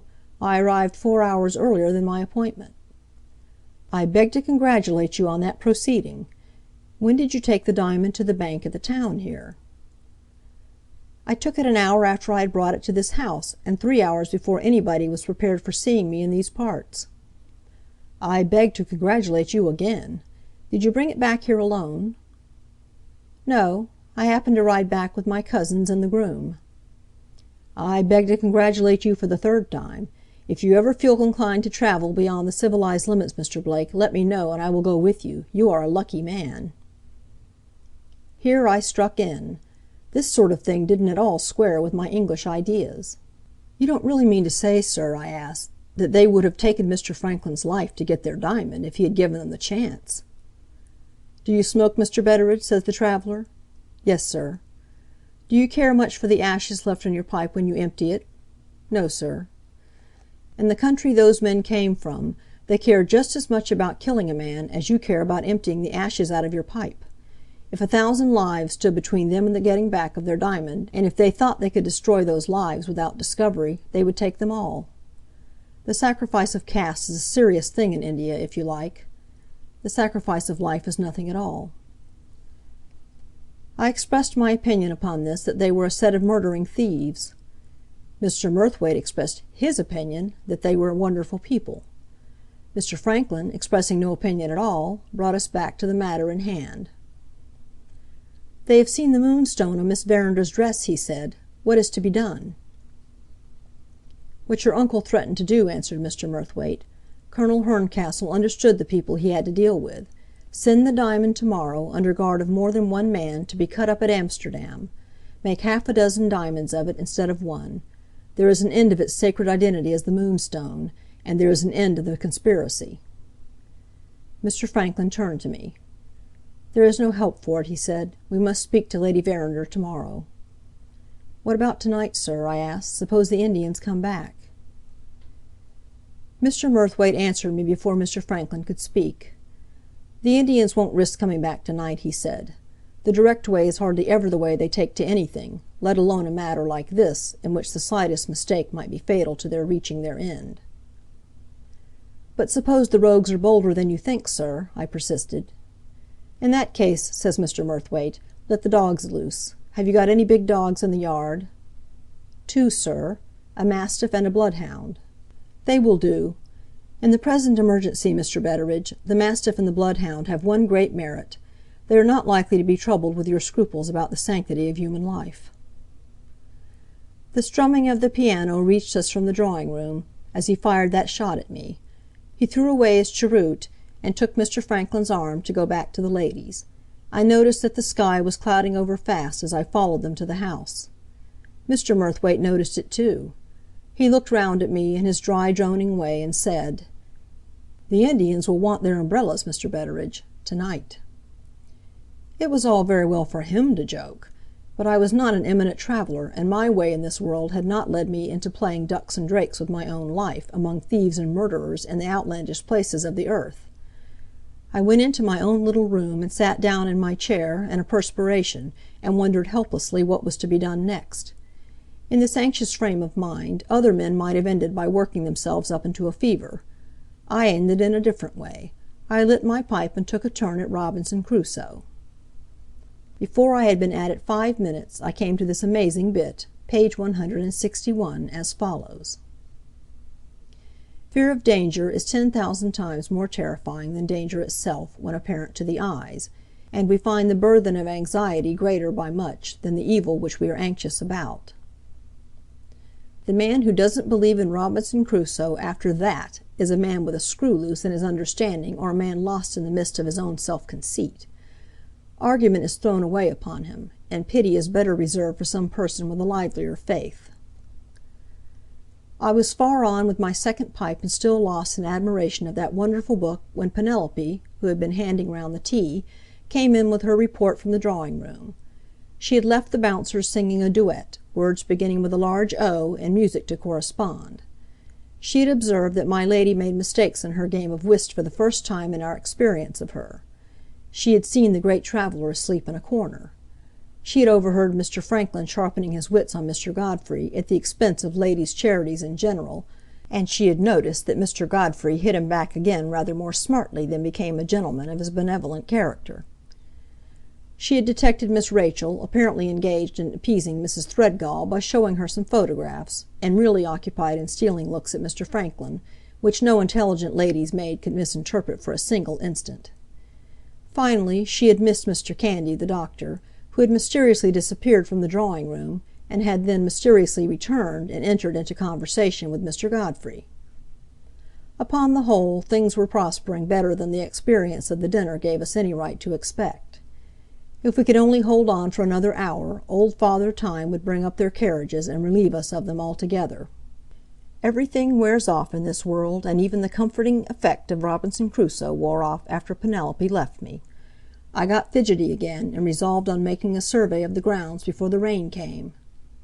Instead of taking the footman, whose nose was human, and therefore useless in any emergency, I took the bloodhound with me.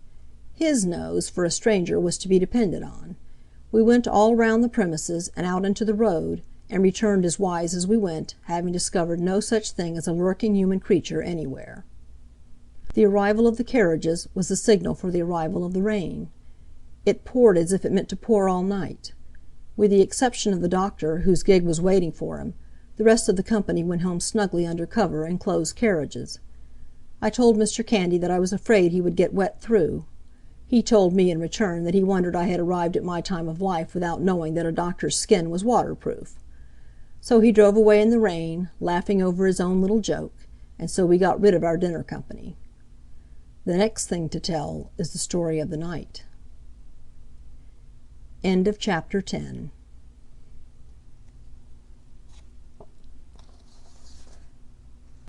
Chapter 11. When the last of the guests had driven away, I went back into the inner hall, and found Samuel at the side table, presiding over the brandy and soda water. My lady and Miss Rachel came out of the drawing-room, followed by the two gentlemen. Mr. Godfrey had some brandy and soda water. Mr. Franklin took nothing. He sat down, looking dead tired. The talking on this birthday occasion had, I suppose, been too much for him. My lady, turning round to wish them good night, looked hard at the wicked Colonel's legacy shining in her daughter's dress. "Rachel," she asked, "where are you going to put your diamond tonight?" Miss Rachel was in high good spirits, just in that humour for talking nonsense, and perversely persisting in it as if it was sense, which you may sometimes have observed in young girls when they are highly wrought up at the end of an exciting day. First, she declared she didn't know where to put the diamond. Then she said, on her dressing-table, of course, along with her other things. Then she remembered that the diamond might take to shining of itself with its awful moony light in the dark, and that would terrify her in the dead of night. Then she bethought herself of an Indian cabinet which stood in her sitting-room, and instantly made up her mind to put the Indian diamond in the Indian cabinet for the purpose of permitting two beautiful native productions to admire each other. Having let her little flow of nonsense run on as far as that point, her mother interposed and stopped her. "My dear, your Indian cabinet has no lock to it," says my lady.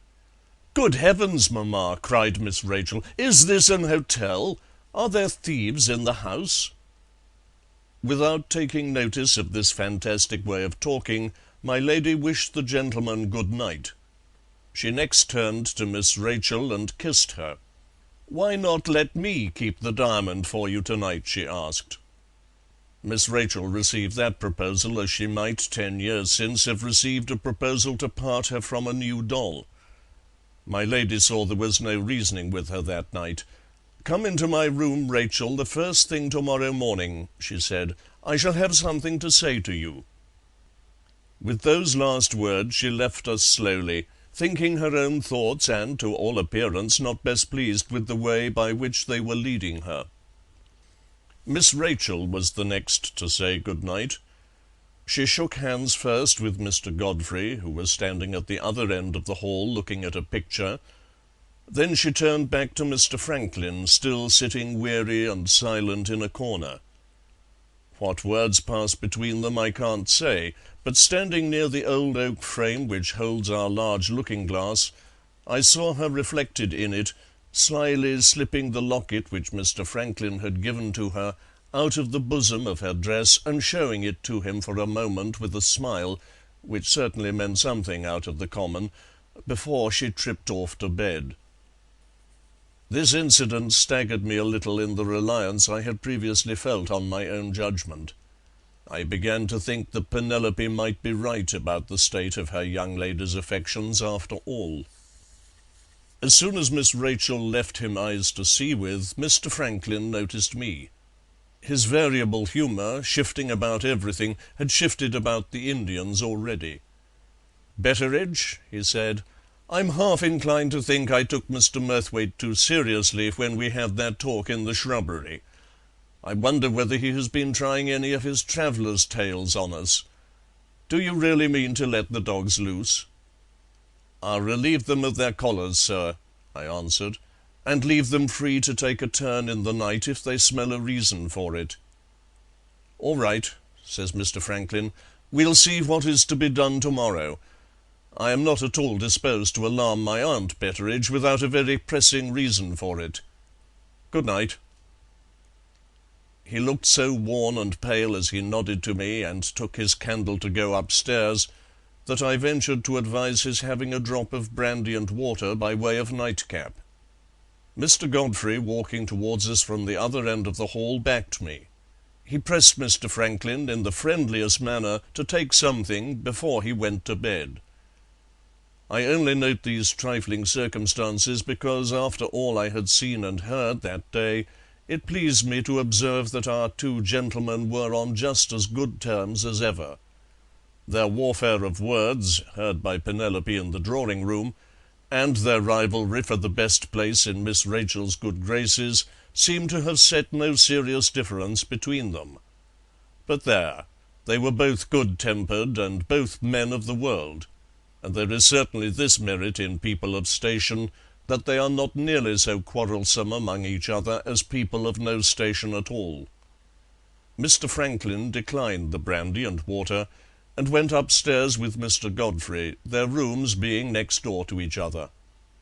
On the landing, however, either his cousin persuaded him, or he veered about and changed his mind as usual. "Perhaps I may want it in the night," he called down to me. "Send up some brandy and water into my room." I sent up Samuel with the brandy and water, and then went out and unbuckled the dogs' collars. They both lost their heads with astonishment on being set loose at that time of night, and jumped upon me like a couple of puppies. However, the rain soon cooled them down again. They lapped a drop of water each and crept back into their kennels. As I went into the house I noticed signs in the sky which betokened a break in the weather for the better. For the present it still poured heavily, and the ground was in a perfect sop. Samuel and I went all over the house, and shut up as usual. I examined everything myself, and trusted nothing to my deputy on this occasion. All was safe and fast when I rested my old bones in bed between midnight and 1 in the morning. The worries of the day had been a little too much for me, I suppose. At any rate, I had a touch of Mr. Franklin's malady that night. It was sunrise before I fell off at last into a sleep. All the time I lay awake the house was as quiet as the grave. Not a sound stirred but the splash of the rain and the sighing of the wind among the trees as a breeze sprang up with the morning. About 7:30 I woke and opened my window on a fine sunshiny day. The clock had struck 8, and I was just going out to chain up the dogs again when I heard a sudden whisking of petticoats on the stairs behind me. I turned about, and there was Penelope flying down after me like mad. "Father," she screamed, "come upstairs, for God's sake! The diamond is gone!" "Are you out of your mind?" I asked her. "Gone," said Penelope, "gone, nobody knows how. Come up and see." She dragged me after her into our young lady's sitting-room, which opened into her bedroom. There, on the threshold of her bedroom door, stood Miss Rachel, almost as white in the face as the white dressing-gown that clothed her. There also stood the 2 doors of the Indian cabinet, wide open. One of the drawers inside was pulled out as far as it would go. "Look," says Penelope, "I myself saw Miss Rachel put the diamond into that drawer last night." I went to the cabinet. The drawer was empty. "Is this true, miss?" I asked. With a look that was not like herself, with a voice that was not like her own, Miss Rachel answered, as my daughter had answered, "The diamond is gone." Having said those words, she withdrew into her bedroom and shut and locked the door. Before we knew which way to turn next, my lady came in, hearing my voice in her daughter's sitting-room, and wondering what had happened. The news of the loss of the diamond seemed to petrify her. She went straight to Miss Rachel's bedroom and insisted on being admitted. Miss Rachel let her in. The alarm, running through the house like fire, caught the two gentlemen next. Mr. Godfrey was the first to come out of his room. All he did when he heard what had happened was to hold up his hands in a state of bewilderment, which didn't say much for his natural strength of mind.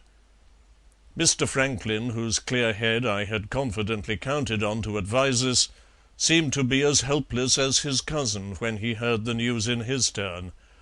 For a wonder, he had had a good night's rest at last, and the unaccustomed luxury of sleep had, as he said himself, apparently stupefied him. However, when he had swallowed his cup of coffee, which he always took on the foreign plan some hours before he ate any breakfast, his brains brightened. The clear-headed side of him turned up, and he took the matter in hand resolutely and cleverly, much as follows. He first sent for the servants, and told them to leave all the lower doors and windows, with the exception of the front door which I had opened, exactly as they had been left when we locked up overnight. He next proposed to his cousin and to me to make quite sure, before we took any further steps, that the diamond had not accidentally dropped somewhere out of sight, say at the back of the cabinet, or down behind the table on which the cabinet stood. Having searched in both places and found nothing, having also questioned Penelope and discovered from her no more than the little she had already told me, Mr. Franklin suggested next extending our inquiries to Miss Rachel, and sent Penelope to knock at her bedroom door. My lady answered the knock, and closed the door behind her. The moment after we heard it locked inside by Miss Rachel. My mistress came out among us, looking sorely puzzled and distressed. "The loss of the diamond seems to have quite overwhelmed Rachel," she said in reply to Mr. Franklin. "She shrinks in the strangest manner from speaking of it, even to me. It is impossible you can see her for the present." Having added to our perplexities by this account of Miss Rachel, my lady, after a little effort, recovered her usual composure, and acted with her usual decision. "I suppose there is no help for it," she said quietly. "I suppose I have no alternative but to send for the police." "And the first thing for the police to do," added Mr. Franklin, catching her up, "is to lay hands on the Indian jugglers who performed here last night." My lady and Mr. Godfrey, not knowing what Mr. Franklin and I knew, both started, and both looked surprised. "I can't stop to explain myself now," Mr. Franklin went on. "I can only tell you that the Indians have certainly stolen the diamond. Give me a letter of introduction," says he, addressing my lady, "to one of the magistrates at Frizinghall, merely telling him that I represent your interests and wishes, and let me ride off with it instantly. Our chance of catching the thieves may depend on our not wasting one unnecessary minute." Nota bene, whether it was the French side or the English, the right side of Mr. Franklin seemed to be uppermost now. The only question was, how long would it last? He put pen, ink, and paper before his aunt, who, as it appeared to me, wrote the letter he wanted a little unwillingly. If it had been possible to overlook such an event as the loss of a jewel worth £20,000, I believe, with my lady's opinion of her late brother, and her distrust of his birthday gift, it would have been privately a relief to her to let the thieves get off with the Moonstone scot-free. I went out with Mr. Franklin to the stables, and took the opportunity of asking him how the Indians, whom I suspected, of course, as shrewdly as he did, could possibly have got into the house. "One of them might have slipped into the hall in the confusion when the dinner company were going away," says Mr. Franklin. The fellow may have been under the sofa while my aunt and Rachel were talking about where the diamond was to be put for the night. He would only have to wait till the house was quiet, and there it would be in the cabinet to be had for the taking." With those words he called to the groom to open the gate, and galloped off. This seemed certainly to be the only rational explanation, but how had the thief contrived to make his escape from the house? I had found the front door locked and bolted as I had left it at night, when I went to open it after getting up. As for the other doors and windows, there they were still, all safe and fast, to speak for themselves. The dogs too? Suppose the thief had got away by dropping from one of the upper windows, how had he escaped the dogs? Had he come provided for them with drugged meat? As the doubt crossed my mind, the dogs themselves came galloping at me round a corner, rolling each other over on the wet grass in such lively health and spirits that it was with no small difficulty I brought them to reason, and chained them up again. The more I turned it over in my mind, the less satisfactory Mr. Franklin's explanation appeared to be. We had our breakfasts. Whatever happens in a house, robbery or murder, it doesn't matter, you must have your breakfast. When we had done, my lady sent for me, and I found myself compelled to tell her all that I had hitherto concealed relating to the Indians and their plot. Being a woman of a high courage, she soon got over the first startling effect of what I had to communicate. Her mind seemed to be far more perturbed about her daughter than about the heathen rogues and their conspiracy. "You know how odd Rachel is, and how differently she behaves sometimes from other girls," my lady said to me. "But I have never in all my experience seen her so strange and so reserved as she is now. The loss of her jewel seems almost to have turned her brain. Who would have thought that horrible diamond could have laid such a hold on her in so short a time?" It was certainly strange. Taking toys and trinkets in general, Miss Rachel was nothing like so mad after them as most young girls. Yet there she was, still locked up inconsolably in her bedroom. It is but fair to add that she was not the only one of us in the house who was thrown out of the regular groove. Mr. Godfrey, for instance, though professionally a sort of consoler general, seemed to be at a loss where to look for his own resources. Having no company to amuse him, and getting no chance of trying what his experience of women in distress could do towards comforting Miss Rachel, he wandered hither and thither about the house and gardens in an aimless, uneasy way. He was in two different minds about what it became him to do after the misfortune that had happened to us. Ought he to relieve the family, in their present situation, of the responsibility of him as a guest, or ought he to stay on the chance that even his humble services might be of some use? He decided ultimately that the last course was perhaps the most customary and considerate course to take in such a very peculiar case of family distress as this was. Circumstances try the mettle a man is really made of. Mr. Godfrey, tried by circumstances, showed himself of weaker mettle than I had thought him to be. As for the women servants, excepting Rosanna Spearman, who kept by herself, they took to whispering together in corners and staring at nothing suspiciously, as is the manner of that weaker half of the human family when anything extraordinary happens in a house. I myself acknowledge to have been fidgety and ill-tempered. The cursed Moonstone had turned us all upside down. A little before 11 Mr. Franklin came back. The resolute side of him had, to all appearance, given way in the interval since his departure under the stress that had been laid on it. He had left us at a gallop, he came back to us at a walk. When he went away he was made of iron, when he returned he was stuffed with cotton as limp could be.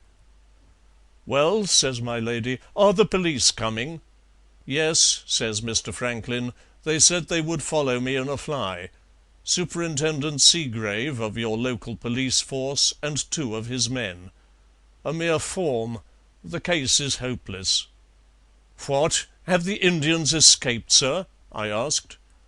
"The poor ill-used Indians have been most unjustly put in prison," says Mr. Franklin. "They are as innocent as the babe unborn. My idea that one of them was hidden in the house has ended, like all the rest of my ideas, in smoke. It's been proved," says Mr. Franklin, dwelling with great relish on his own incapacity, "to be simply impossible." After astonishing us by announcing this totally new turn in the matter of the Moonstone, our young gentleman, at his aunt's request, took a seat and explained himself. It appeared that the resolute side of him had held out as far as Frizing Hall. He had put the whole case plainly before the magistrate, and the magistrate had at once sent for the police. The first inquiries instituted about the Indians showed that they had not so much as attempted to leave the town. Further questions addressed to the police proved that all three had been seen returning to Frizing Hall with their boy on the previous night between 10 and 11, which, regard being had to hours and distances, also proved that they had walked straight back after performing on our terrace. Later still, at midnight, the police, having occasion to search the common lodging-house where they lived, had seen them all three again, and their little boy with them as usual. Soon after midnight I myself had safely shut up the house. Plainer evidence than this in favour of the Indians there could not well be. The magistrate said there was not even a case of suspicion against them so far, but as it was just possible, when the police came to investigate the matter, that discoveries affecting the jugglers might be made, he would contrive, by committing them as rogues and vagabonds, to keep them at our disposal under lock and key for a week.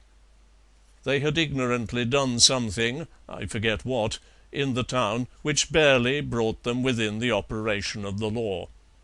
Every human institution, justice included, will stretch a little if you only pull it the right way.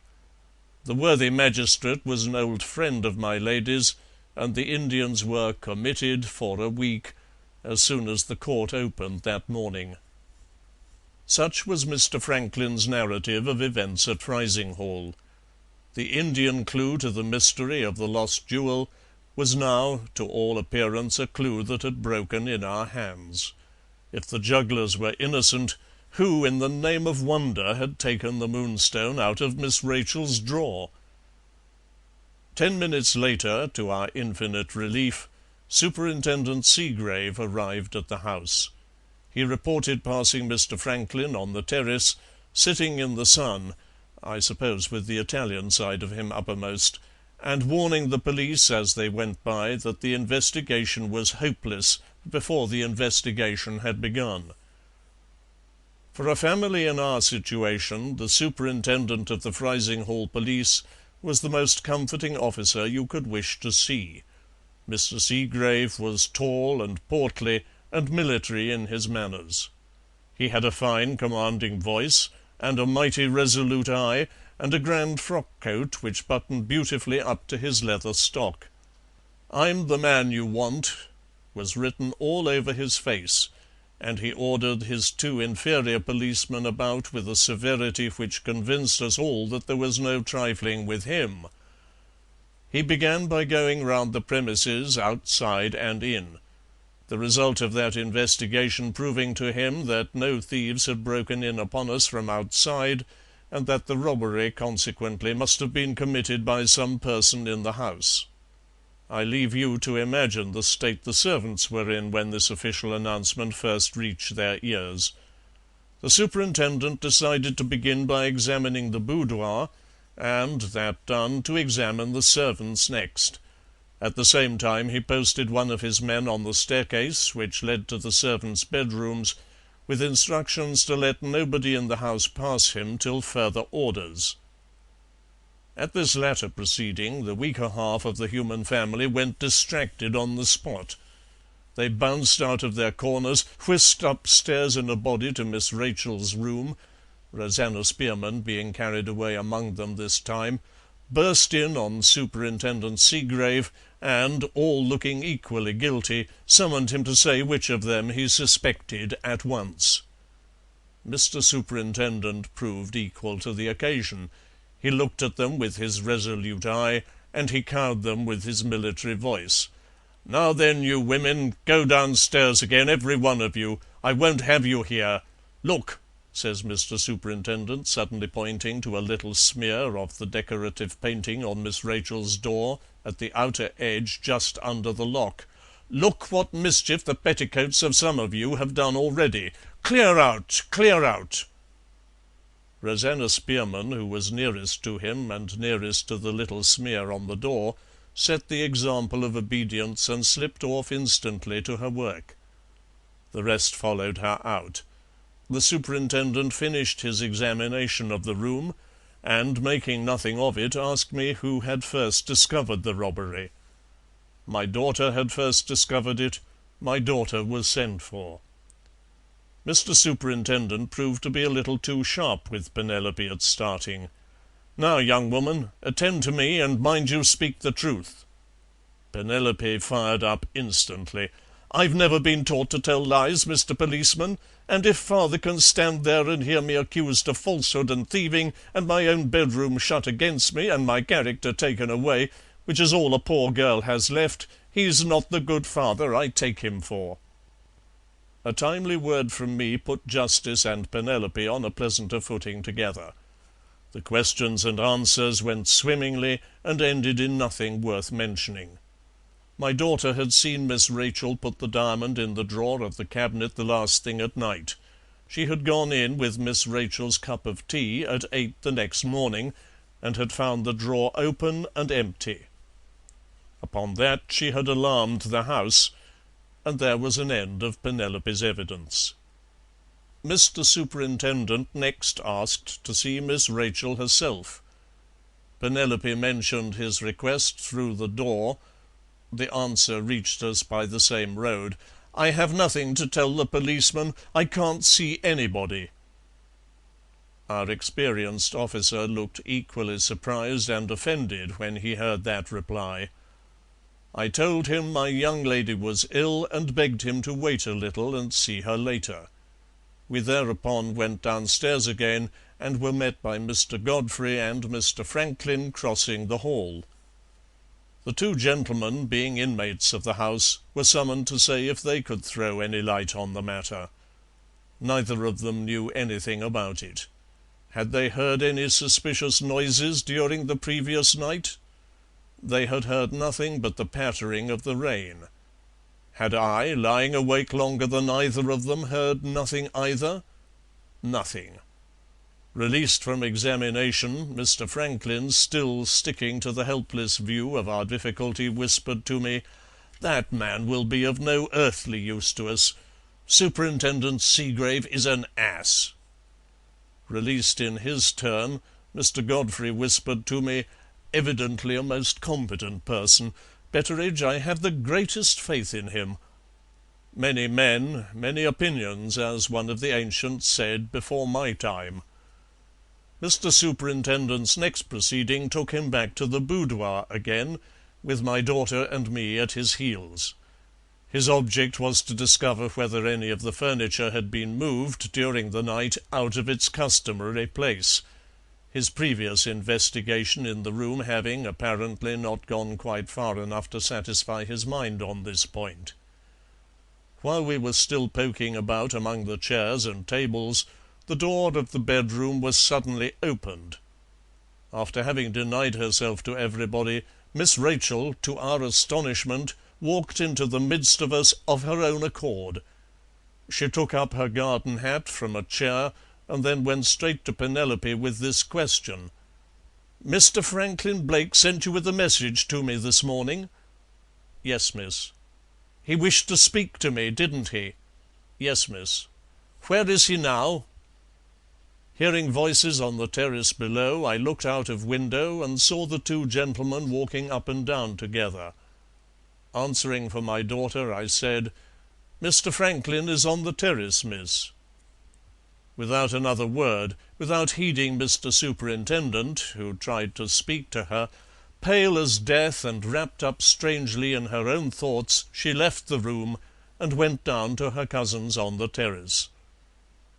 It showed a want of due respect, it showed a breach of good manners on my part, but for the life of me I couldn't help looking out of window when Miss Rachel met the gentleman outside.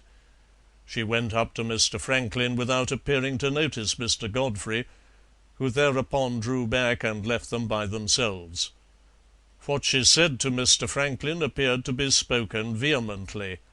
It lasted but for a short time, and, judging by what I saw of his face from the window, seemed to astonish him beyond all power of expression.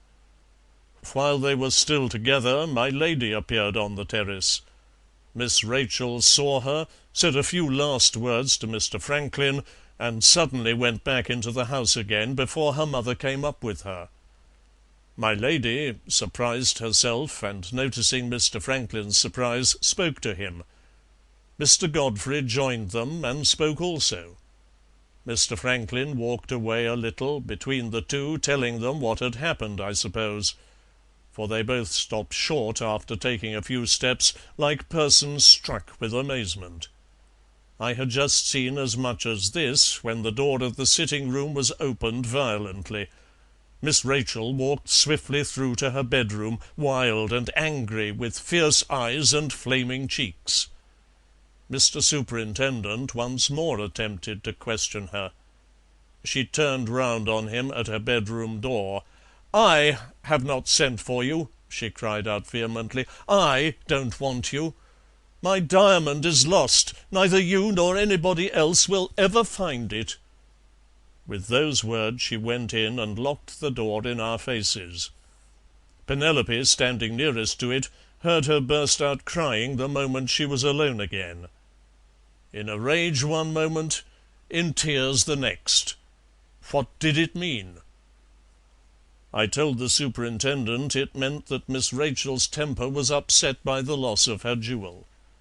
Being anxious for the honour of the family, it distressed me to see my young lady forget herself even with a police officer, and I made the best excuse I could accordingly. In my own private mind I was more puzzled by Miss Rachel's extraordinary language and conduct than words can tell. Taking what she had said at her bedroom door as a guide to guess by, I could only conclude that she was mortally offended by our sending for the police, and that Mr. Franklin's astonishment on the terrace was caused by her having expressed herself to him, as the person chiefly instrumental in fetching the police, to that effect. If this guess was right, why, having lost her diamond, should she object to the presence in the house of the very people whose business it was to recover it for her? And how, in heaven's name, could she know that the Moonstone would never be found again? As things stood, at present no answer to those questions was to be hoped for from anybody in the house. Mr. Franklin appeared to think it a point of honour to forbear repeating to a servant, even to so old a servant as I was, what Miss Rachel had said to him on the terrace. Mr. Godfrey, who, as a gentleman and a relative, had been probably admitted into Mr. Franklin's confidence, respected that confidence as he was bound to do. My lady, who was also in the secret no doubt, and who alone had access to Miss Rachel, owned openly that she could make nothing of her. "You madden me when you talk of the diamond." All her mother's influence failed to extract from her a word more than that. Here we were, then, at a deadlock about Miss Rachel, and at a deadlock about the Moonstone. In the first case my lady was powerless to help us. In the second, as you shall presently judge, Mr. Seagrave was fast approaching the condition of a superintendent at his wits' end. Having ferreted about all over the boudoir without making any discoveries among the furniture, our experienced officer applied to me to know whether the servants in general were or were not acquainted with the place in which the diamond had been put for the night. "I knew where it was put, sir," I said, "to begin with." Samuel the footman knew also, for he was present in the hall when they were talking about where the diamond was to be kept that night. My daughter knew, as she has already told you.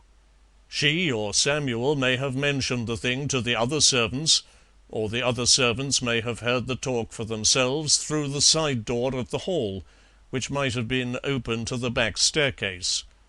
For all I can tell, everybody in the house may have known where the jewel was last night." My answer presenting rather a wide field for Mr. Superintendent's suspicions to range over, he tried to narrow it by asking about the servants' characters next. I thought directly of Rosanna Spearman, but it was neither my place nor my wish to direct suspicion against a poor girl whose honesty had been above all doubt as long as I had known her. The matron of the reformatory had reported her to my lady as a sincerely penitent and thoroughly trustworthy girl. It was the superintendent's business to discover reason for suspecting her first, and then, and not till then, it would be my duty to tell him how she came into my lady's service. "All our people have excellent characters," I said, "and all have deserved the trust their mistress has placed in them." After that there was but one thing left for Mr. Seagrave to do, namely to set to work and tackle the servants' characters himself. One after another they were examined. One after another they proved to have nothing to say, and said it, so far as the women were concerned, at great length, and with a very angry sense of the embargo laid on their bedrooms. The rest of them being sent back to their places downstairs, Penelope was then summoned and examined separately a second time. My daughter's little outbreak of temper in the boudoir, and her readiness to think herself suspected, appeared to have produced an unfavourable impression on Superintendent Seagrave. It seemed also to dwell a little on his mind that she had been the last person who saw the diamond at night. When the second questioning was over, my girl came back to me in a frenzy. There was no doubt of it any longer. The police officer had almost as good as told her she was the thief. I could scarcely believe him, taking Mr. Franklin's view, to be quite such an ass as that. But though he said nothing, the eye with which he looked at my daughter was not a very pleasant eye to see. I laughed it off with poor Penelope as something too ridiculous to be treated seriously, which it certainly was. Secretly, I am afraid, I was foolish enough to be angry too. It was a little trying, it was indeed. My girl sat down in a corner with her apron over her head, quite broken-hearted. Foolish of her, you will say. She might have waited till he openly accused her. Well, being a man of just and equal temper, I admit that. Still, Mr. Superintendent might have remembered... Never mind what he might have remembered. The devil take him. The next and last step in the investigation brought matters, as they say, to a crisis. The officer had an interview, at which I was present, with my lady. After informing her that the diamond must have been taken by somebody in the house, he requested permission for himself and his men to search the servants' rooms and boxes on the spot. My good mistress, like the generous high-bred woman she was, refused to let us be treated like thieves. "I will never consent to make such a return as that," she said, "for all I owe to the faithful servants who are employed in my house." Mr. Superintendent made his bow, with a look in my direction which said plainly, "Why employ me if you are to tie my hands in this way?" As head of the servants I felt directly that we were bound, in justice to all parties, not to profit by our mistress's generosity. "We gratefully thank your ladyship," I said, "but we ask permission to do what is right in this matter by giving up our keys. When Gabriel Betteridge sets the example," says I, stopping Superintendent Seagrave at the door, "the rest of the servants will follow, I promise you." There are my keys to begin with." My lady took me by the hand and thanked me with the tears in her eyes. Lord, what would I not have given at that moment for the privilege of knocking Superintendent Seagrave down! As I had promised for them, the other servants followed my lead, sorely against the grain, of course, but all taking the view that I took. The women were a sight to see while the police officers were rummaging among their things. The cook looked as if she could grill Mr. Superintendent alive on a furnace, and the other women looked as if they could eat him when he was done. The search over, and no diamond or sign of a diamond being found, of course, anywhere, Superintendent Seagrave retired to my little room to consider with himself what he was to do next. He and his men had now been hours in the house, and had not advanced us 1 inch towards a discovery of how the Moonstone had been taken, or of whom we were to suspect as the thief. While the police officer was still pondering in solitude, I was sent for to see Mr. Franklin in the library. To my unutterable astonishment, just as my hand was on the door, it was suddenly opened from the inside, and out walked Rosanna Spearman. After the library had been swept and cleaned in the morning, neither first nor second housemaid had any business in that room at any later period of the day. I stopped Rosanna Spearman and charged her with a breach of domestic discipline on the spot. "What might you want in the library at this time of day?" I inquired. "Mr. Franklin Blake dropped one of his rings upstairs," says Rosanna, "and I have been into the library to give it to him." The girl's face was all in a flush as she made me that answer, and she walked away with a toss of her head and a look of self-importance which I was quite at a loss to account for. The proceedings in the house had doubtless upset all the women servants more or less, but none of them had gone clean out of their natural characters, as Rosanna, to all appearance, had now gone out of hers. I found Mr. Franklin writing at the library table. He asked for a conveyance to the railway station the moment I entered the room. The first sound of his voice informed me that we now had the resolute side of him uppermost once more.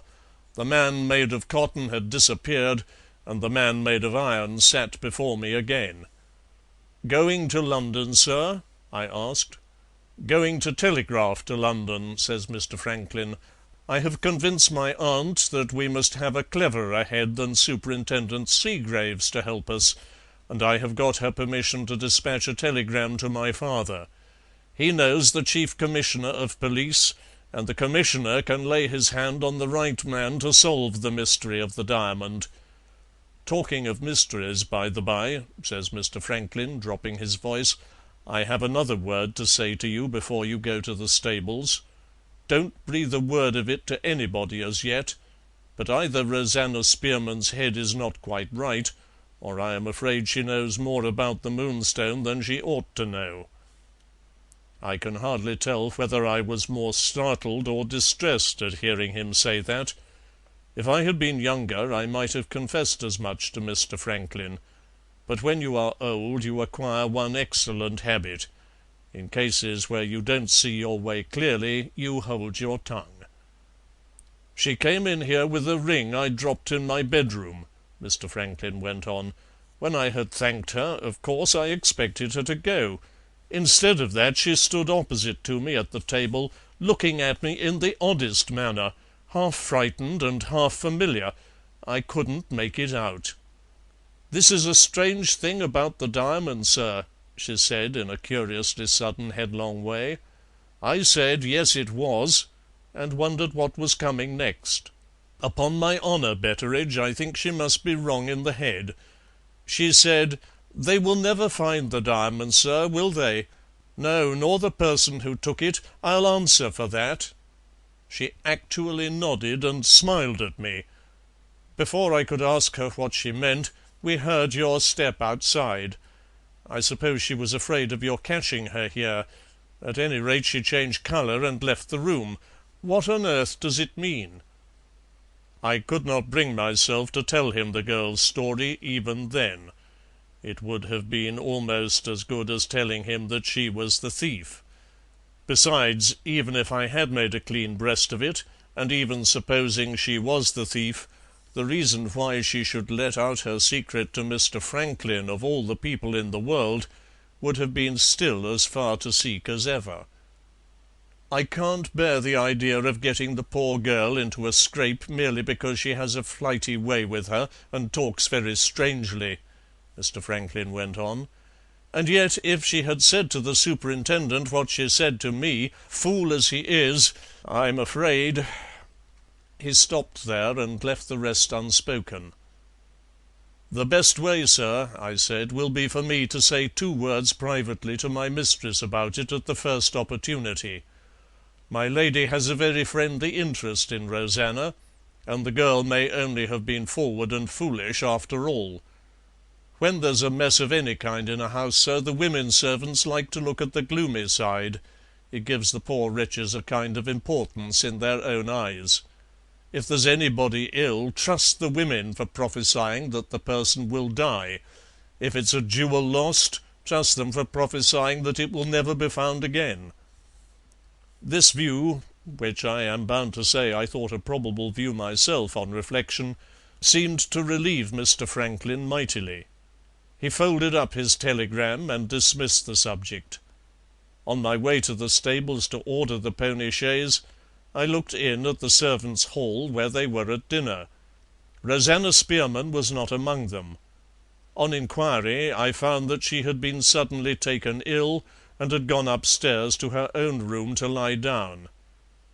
"Curious, she looked well enough when I saw her last," I remarked. Penelope followed me out. "Don't talk in that way before the rest of them, father," she said. "You only make them harder on Rosanna than ever. The poor thing is breaking her heart about Mr. Franklin Blake." Here was another view of the girl's conduct.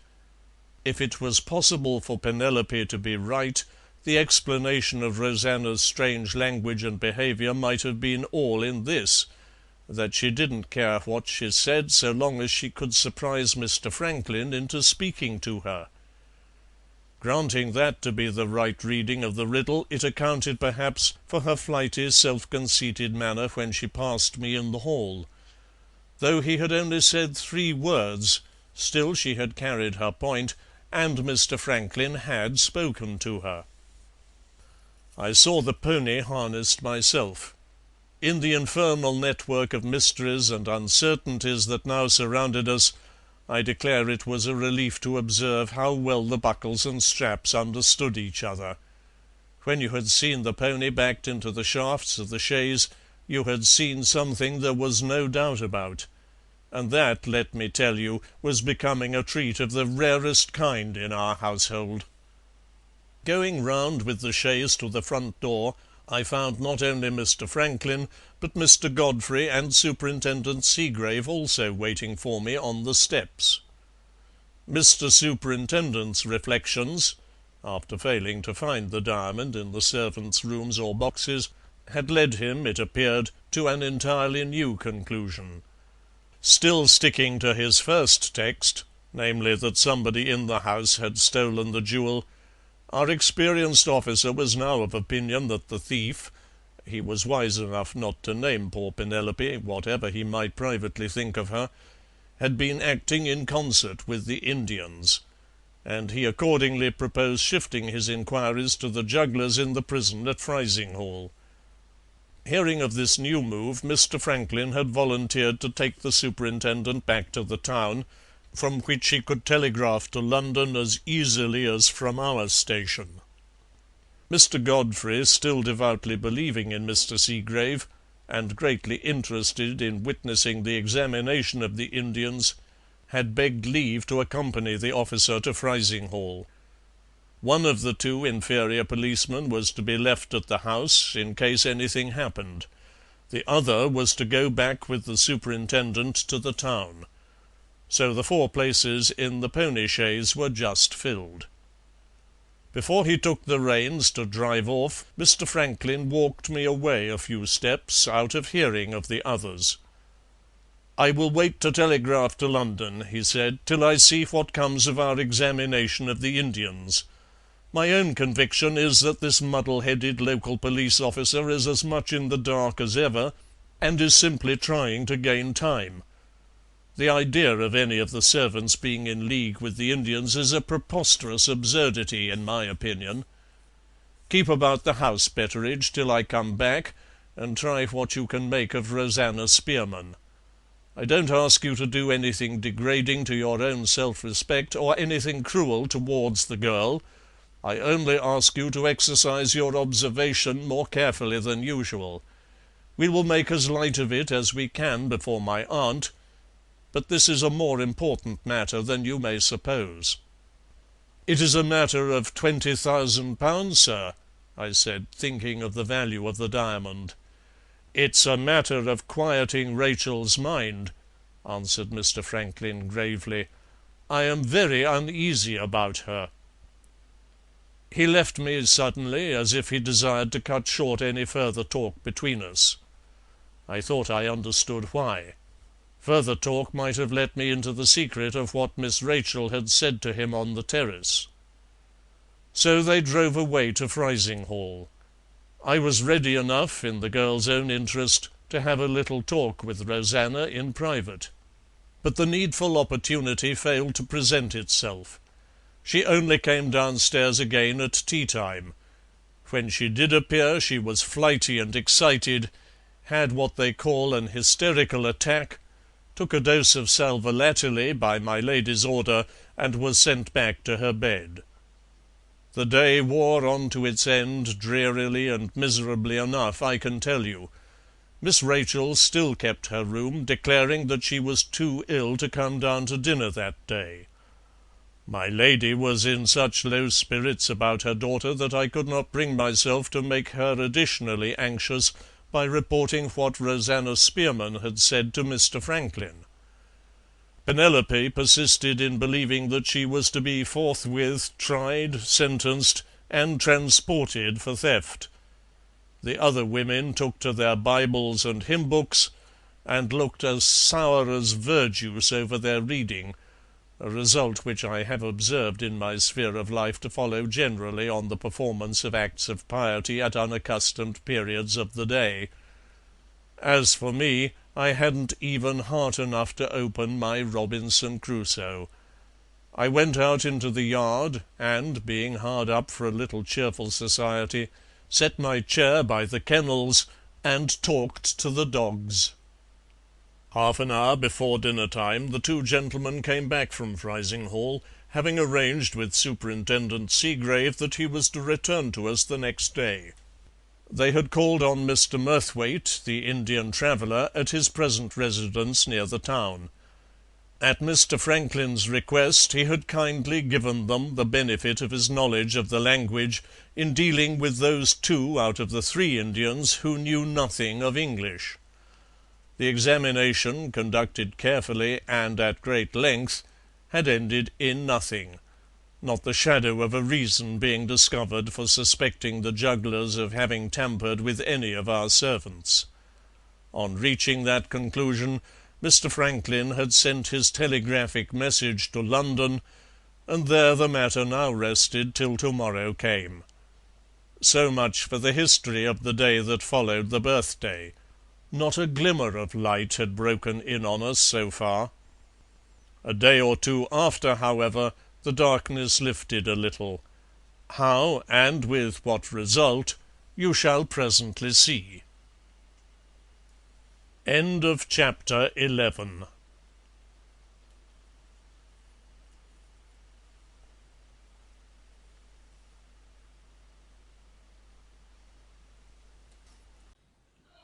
Chapter 12. The Thursday night passed, and nothing happened. With the Friday morning came 2 pieces of news.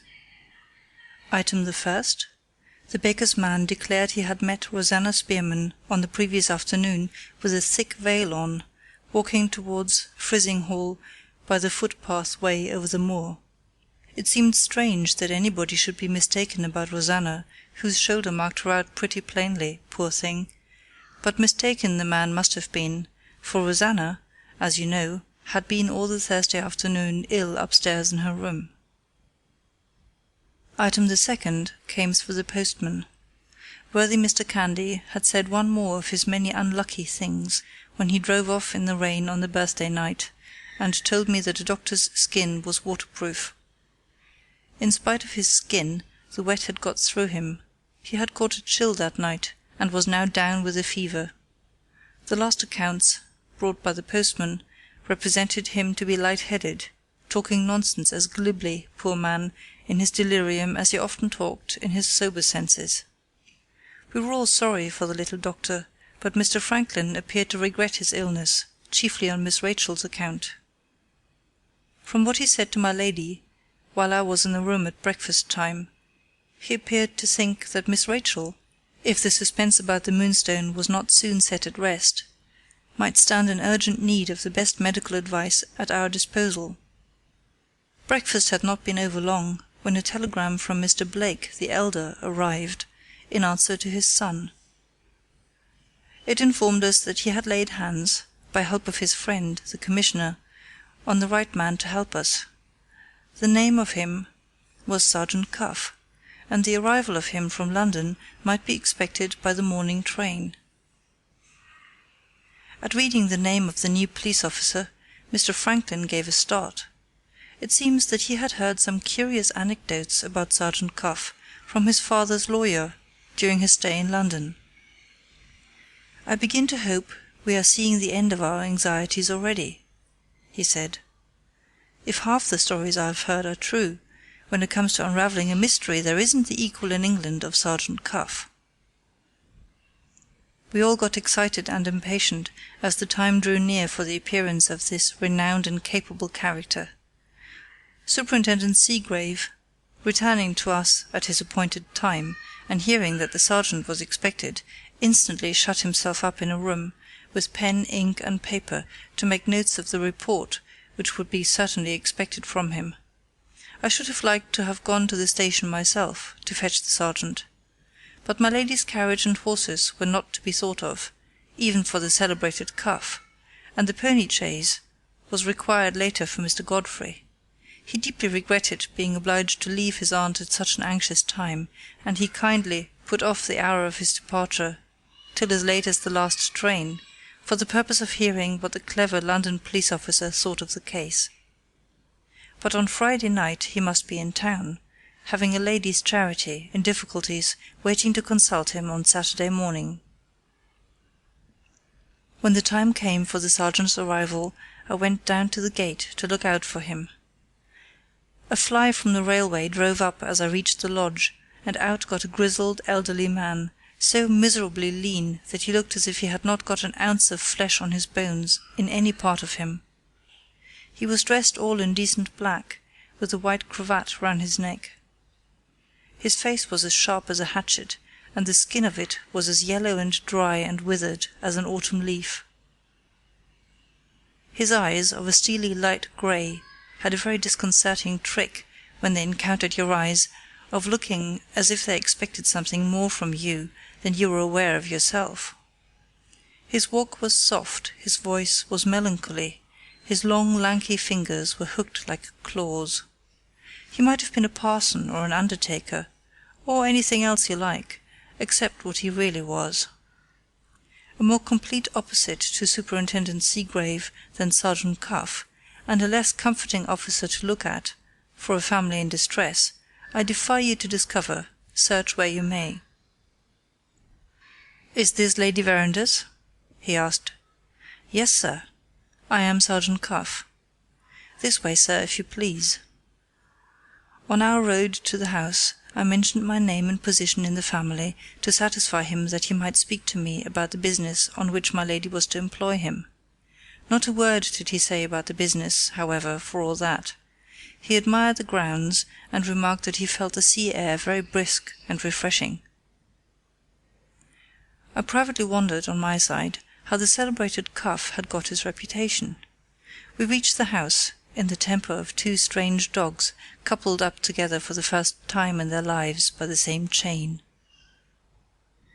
Asking for my lady, and hearing that she was in one of the conservatories, we went round to the gardens at the back, and sent a servant to seek her. While we were waiting, Sergeant Cuff looked through the evergreen arch on our left, spied out our rosery, and walked straight in, with the first appearance of anything like interest that he had shown yet. To the gardener's astonishment, and to my disgust, this celebrated policeman proved to be quite a mine of learning on the trumpery subject of rose gardens. "Ah, you've got the right exposure here to the south and sou'west," says the sergeant, with a wag of his grizzled head, and a streak of pleasure in his melancholy voice. "This is the shape for a rosery, nothing like a circle set in a square. Yes, yes, with walks between all the beds. But they oughtn't to be gravel walks like these. Grass, Mr. Gardener, grass walks between your roses. Gravel's too hard for them. That's a sweet, pretty bed of white roses and blush roses. They always mix well together, don't they?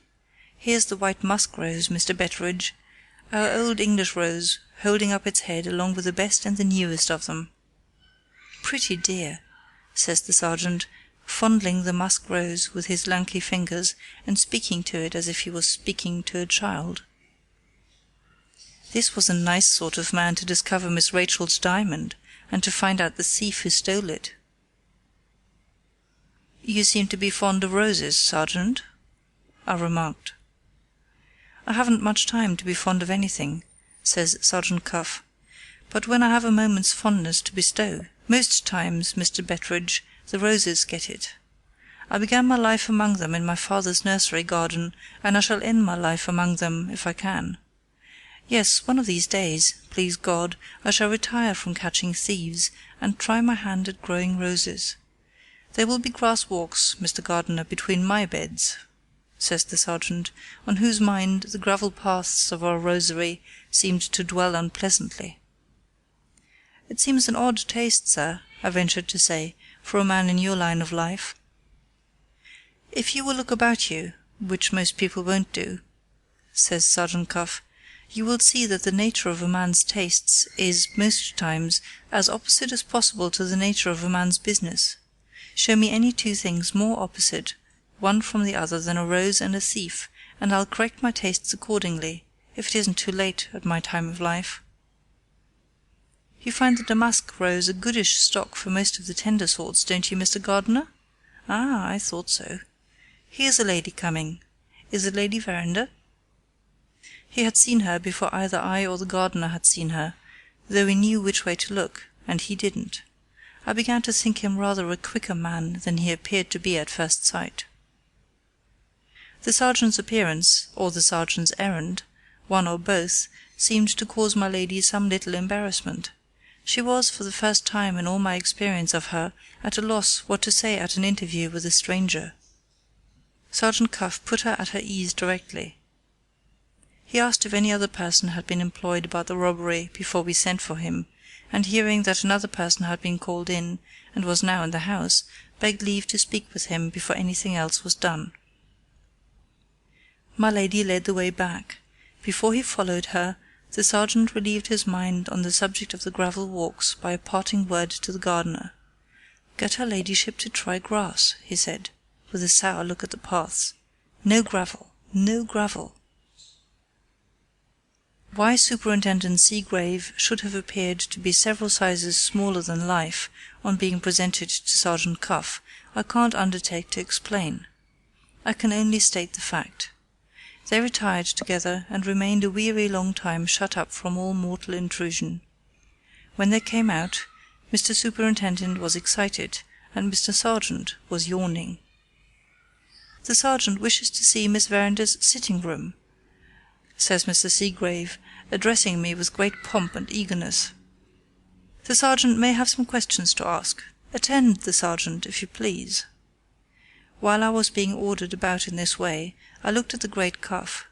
The great Cuff, on his side, looked at Superintendent Seagrave in that quietly expecting way which I have already noticed. I can't affirm that he was on the watch for his brother officer's speedy appearance in the character of an ass. I can only say that I strongly suspected it.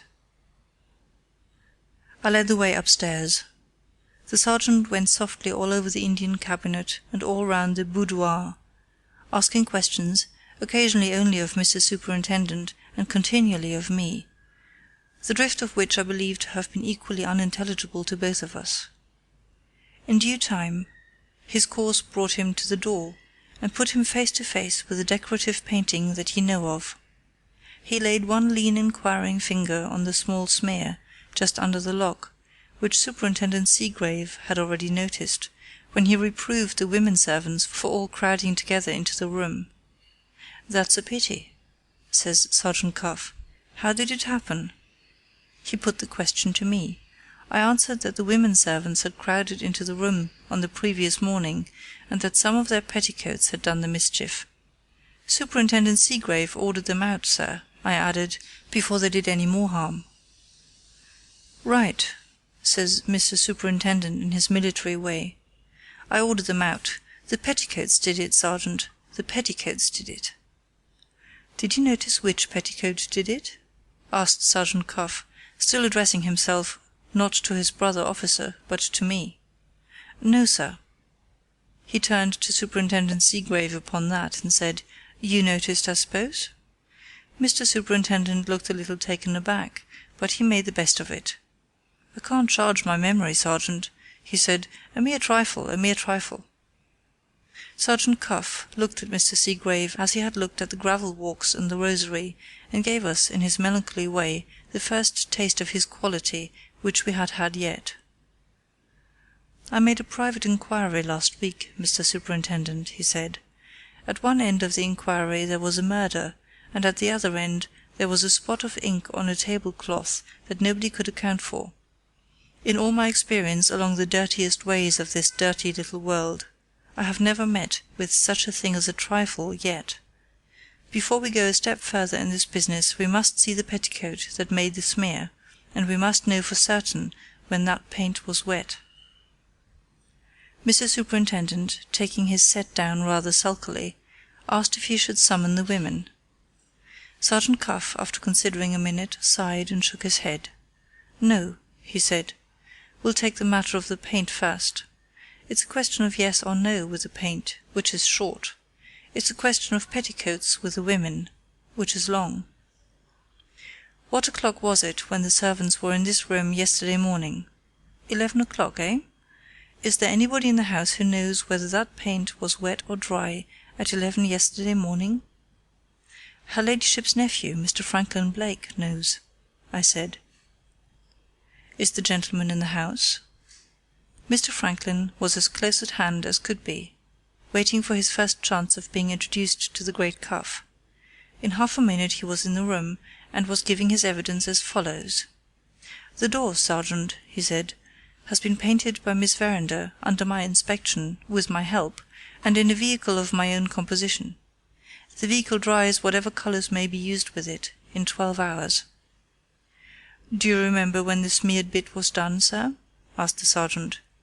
"Perfectly," answered Mr. Franklin. "That was the last morsel of the door to be finished.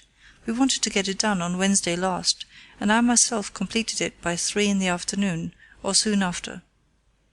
"Today is Friday," said Sergeant Cuff, addressing himself to Superintendent Seagrave. "Let us reckon back, sir. At 3 on the Wednesday afternoon that bit of the painting was completed. The vehicle dried it in 12 hours, that is to say, dried it by 3 o'clock on Thursday morning. At 11 on Thursday morning you held your inquiry here. Take 3 hours from 11 and 8 remains. That paint had been 8 hours dry, Mr. Superintendent, when you supposed that the women servants' petticoats smeared it." First knockdown blow for Mr. Seagrave. If he had not suspected poor Penelope, I should have pitied him. Having settled the question of the paint, Sergeant Cuff, from that moment, gave his brother officer up as a bad job, and addressed himself to Mr. Franklin as the more promising assistant of the two. "It's quite on the cards, sir," he said, "that you have put the clue into our hands." As the words passed his lips, the bedroom door opened, and Miss Rachel came out among us suddenly. She addressed herself to the sergeant without appearing to notice or to heed that he was a perfect stranger to her. "Did you say," she asked, pointing to Mr. Franklin, "that he had put the clue into your hands?" "This is Miss Verinder," I whispered, behind the sergeant. "That gentleman, miss," said the sergeant, with his steely grey eyes carefully studying my young lady's face, "has possibly put the clue into our hands." She turned for one moment and tried to look at Mr. Franklin. I say tried, for she suddenly looked away again before their eyes met. There seemed to be some strange disturbance in her mind. She coloured up, and then she turned pale again. With the paleness there came a new look into her face, a look which it startled me to see. "Having answered your question, miss," says the sergeant, "I beg leave to make an inquiry in my turn. There is a smear on the painting of your door here. Do you happen to know when it was done, or who did it?" Instead of making any reply, Miss Rachel went on with her questions as if he had not spoken, or as if she had not heard him. "Are you another police officer?" she asked. "I am Sergeant Cuff, miss, of the detective police." "Do you think a young lady's advice worth having?" "I shall be glad to hear it, miss." "Do your duty by yourself, and don't allow Mr. Franklin Blade to help you." She said those words so spitefully, so savagely, with such an extraordinary outbreak of ill will towards Mr. Franklin, in her voice and in her look, that, although I had known her myself from a baby, though I loved and honoured her next to my lady herself, I was ashamed of Miss Rachel for the first time in my life. Sergeant Cuff's immovable eyes never stirred from off her face. "Thank you, miss," he said. "Do you happen to know anything about the smear? Might you have done it by accident yourself?" "I know nothing about the smear." With that answer she turned away, and shut herself up again in her bedroom. This time I heard her, as Penelope had heard her before, burst out crying as soon as she was alone again. I couldn't bring myself to look at the sergeant. I looked at Mr. Franklin, who stood nearest to me. He seemed to be even more sorely distressed at what had passed than I was. "I told you I was uneasy about her," he said, "and now you see why." "Miss Verinder appears to be a little out of temper about the loss of her diamond," remarked the sergeant. "It's a valuable jewel. Natural enough, natural enough." Here was the excuse that I had made for her, when she forgot herself before Superintendent Seagrave on the previous day, being made for her over again by a man who couldn't have had my interest in making it, for he was a perfect stranger. A kind of cold shudder ran through me, which I couldn't account for at the time.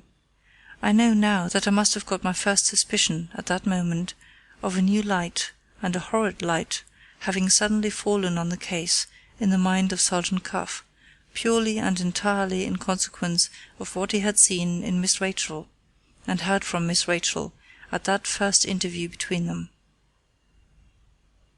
"A young lady's tongue is a privileged member, sir," says the sergeant to Mr. Franklin.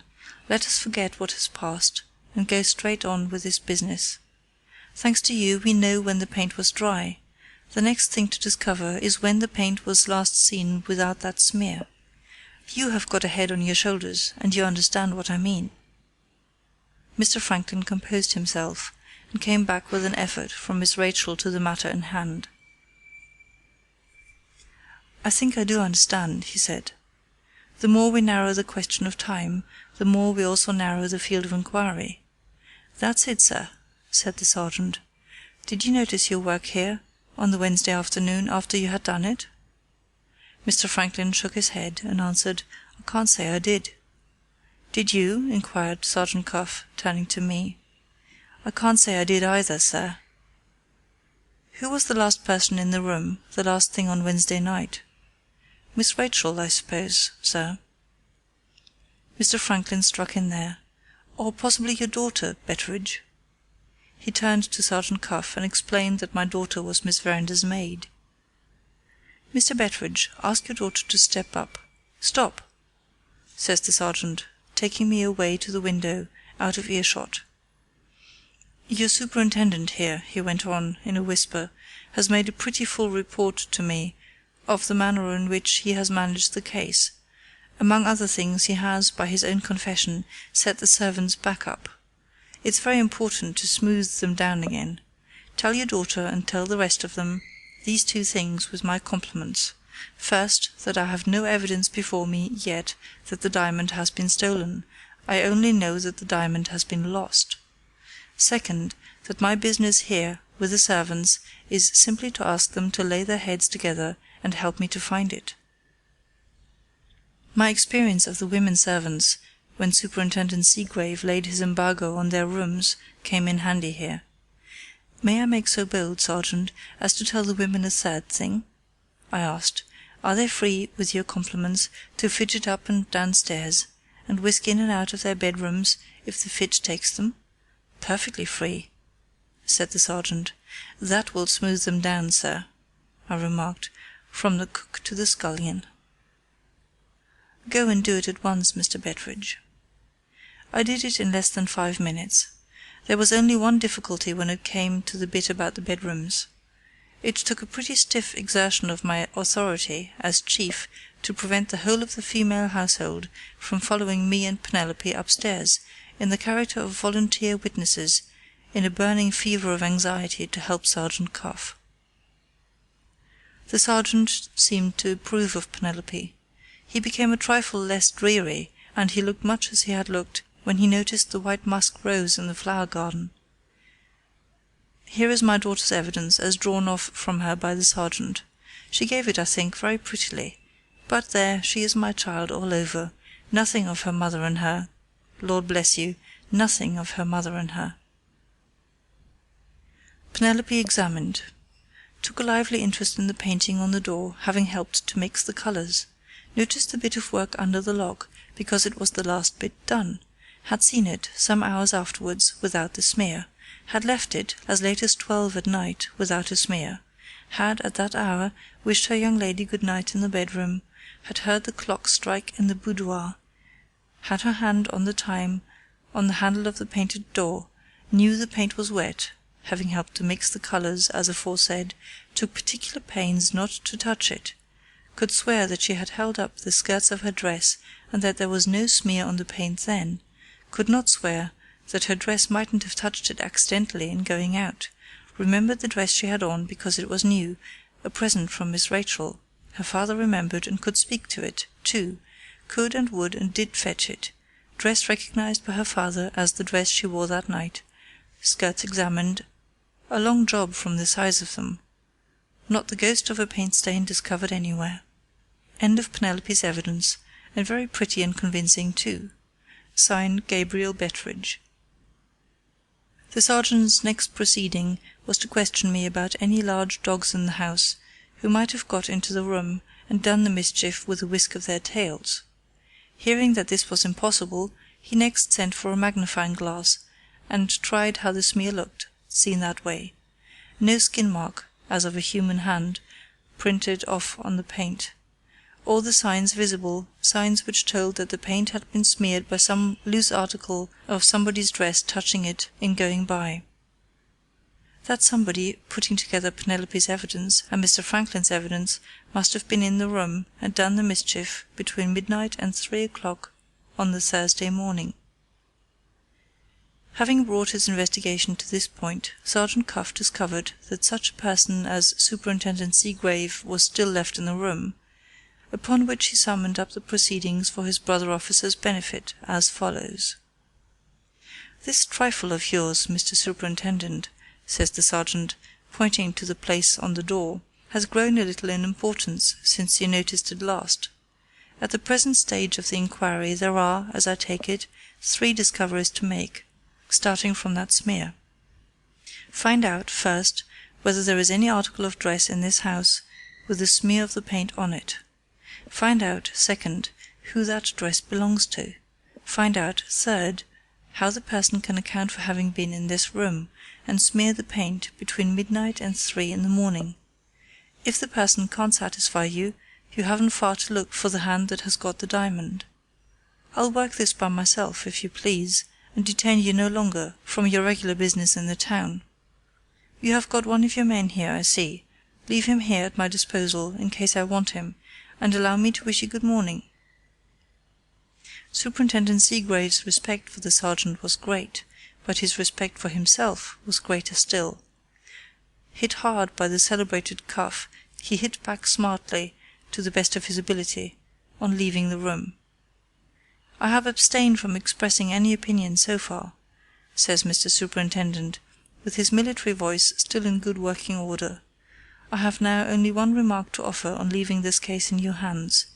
There is such a thing, Sergeant, as making a mountain out of a molehill. Good morning." "There is also such a thing as making nothing out of a molehill in consequence of your head being too high to see it." Having returned his brother officer's compliments in those terms, Sergeant Cuff wheeled about and walked away to the window by himself. Mr. Franklin and I waited to see what was coming next. The sergeant stood at the window with his hands in his pockets, looking out and whistling the tune of "The Last Rose of Summer" softly to himself. Later in the proceedings I discovered that he only forgot his manners so far as to whistle, when his mind was hard at work, seeing its way inch by inch to its own private ends, on which occasions "The Last Rose of Summer" evidently helped and encouraged him. I suppose it fitted in somehow with his character. It reminded him, you see, of his favourite roses, and as he whistled it, it was the most melancholy tune going. Turning from the window, after a minute or two, the sergeant walked into the middle of the room and stopped there, deep in thought, with his eyes on Miss Rachel's bedroom door. After a little he roused himself, nodded his head, as much as to say, "That will do," and addressing me, asked for 10 minutes' conversation with my mistress, at her ladyship's earliest convenience. Leaving the room with this message, I heard Mr. Franklin ask the sergeant a question, and stopped to hear the answer, also at the threshold of the door. "Can you guess yet," inquired Mr. Franklin, "who has stolen the diamond?" "Nobody has stolen the diamond," answered Sergeant Cuff. We both stared at that extraordinary view of the case, and both earnestly begged him to tell us what he meant. "Wait a little," said the sergeant. "The pieces of the puzzle are not all put together yet." End of chapter 12. Recorded by Gesine in August 2007.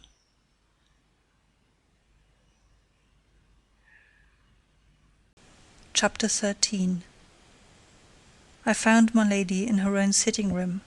She started and looked annoyed when I mentioned that Sergeant Cuff wished to speak to her. "Must I see him?" she asked. "Can't you represent me, Gabriel?" I felt at a loss to understand this, and showed it plainly, I suppose, in my face. My lady was so good as to explain herself. "I am afraid my nerves are a little shaken," she said. "There is something in that police officer from London which I recoil from. I don't know why. I have a presentiment that he is bringing trouble and misery with him into the house. Very foolish and very unlike me, but so it is." I hardly knew what to say to this. The more I saw of Sergeant Cuff, the better I liked him. My lady rallied a little after having opened her heart to me, being naturally a woman of high courage, as I have already told you. "If I must see him, I must," she said. "But I can't prevail on myself to see him alone. Bring him in, Gabriel, and stay here as long as he stays." This was the first attack of the megrims that I remembered in my mistress since the time when she was a young girl. I went back to the boudoir. Mr. Franklin strolled out into the garden, and joined Mr. Godfrey, whose time for departure was now drawing near. Sergeant Cuff and I went straight to my mistress's room. I declare that my lady turned a shade paler at the sight of him. She commanded herself, however, in other respects, and asked the sergeant if he had any objection to my being present. She was so good as to add that I was her trusted adviser, as well as her old servant, and that in anything which related to the household I was the person whom it might be most profitable to consult.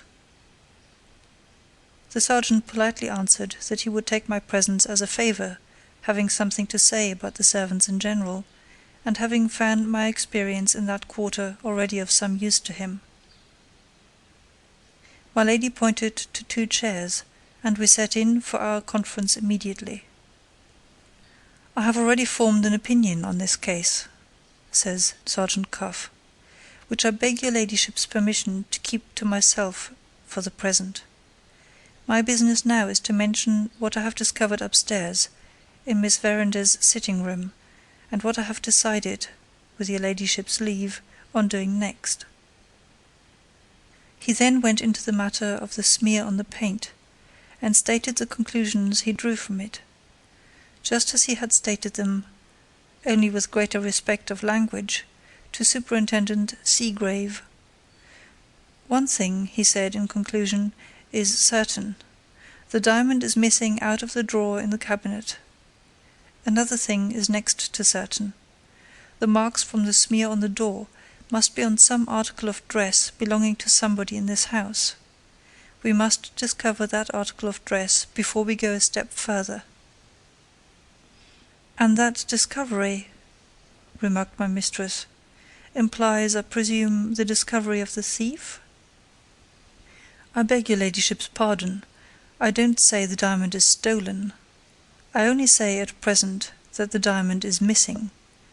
The discovery of the stained dress may lead the way to finding it." Her ladyship looked at me. "Do you understand this?" she said. "Sergeant Cuff understands it, my lady," I answered. "How do you propose to discover the stained dress?"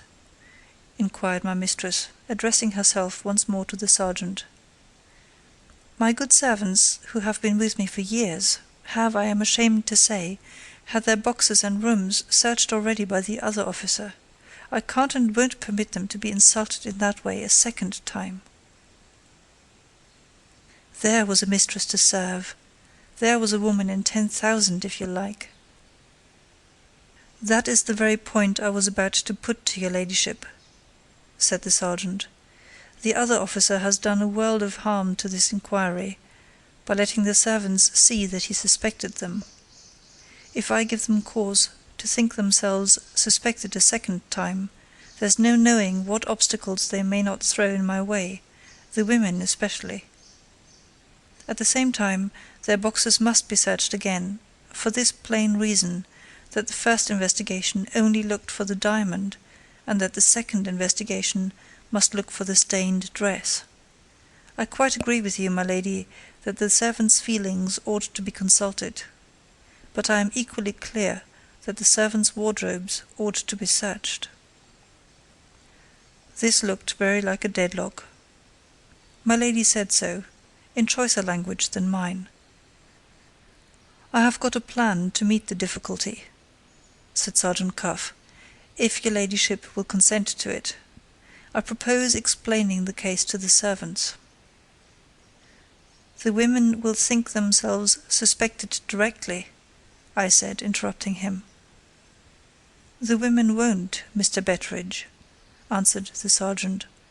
"If I can tell them I am going to examine the wardrobes of everybody, from her ladyship downwards, who slept in the house on Wednesday night.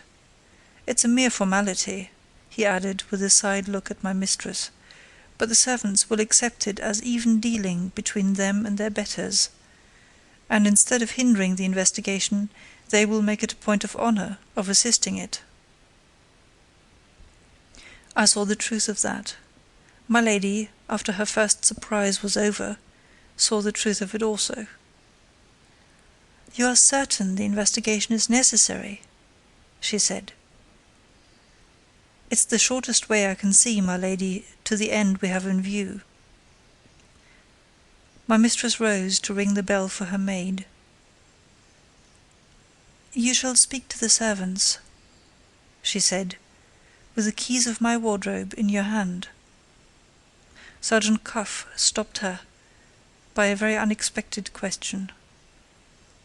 "Hadn't we better make sure first," he asked, "that the other ladies and gentlemen in the house will consent too?" "The only other lady in the house is Miss Verinder," answered my mistress with a look of surprise. "The only gentlemen are my nephews, Mr. Blake and Mr. Ablewhite. There is not the least fear of a refusal from any of the three." I reminded my lady here that Mr. Godfrey was going away. As I said the words, Mr. Godfrey himself knocked at the door to say good-bye, and was followed in by Mr. Franklin, who was going with him to the station. My lady explained the difficulty. Mr. Godfrey settled it directly. He called to Samuel, through the window, to take his portmanteau upstairs again, and he then put the key himself into Sergeant Cuff's hand. "My luggage can follow me to London," he said, "when the inquiry is over." The sergeant received the key with a becoming apology. "I am sorry to put you to any inconvenience, sir, for a mere formality, but the example of their betters will do wonders in reconciling the servants to this inquiry."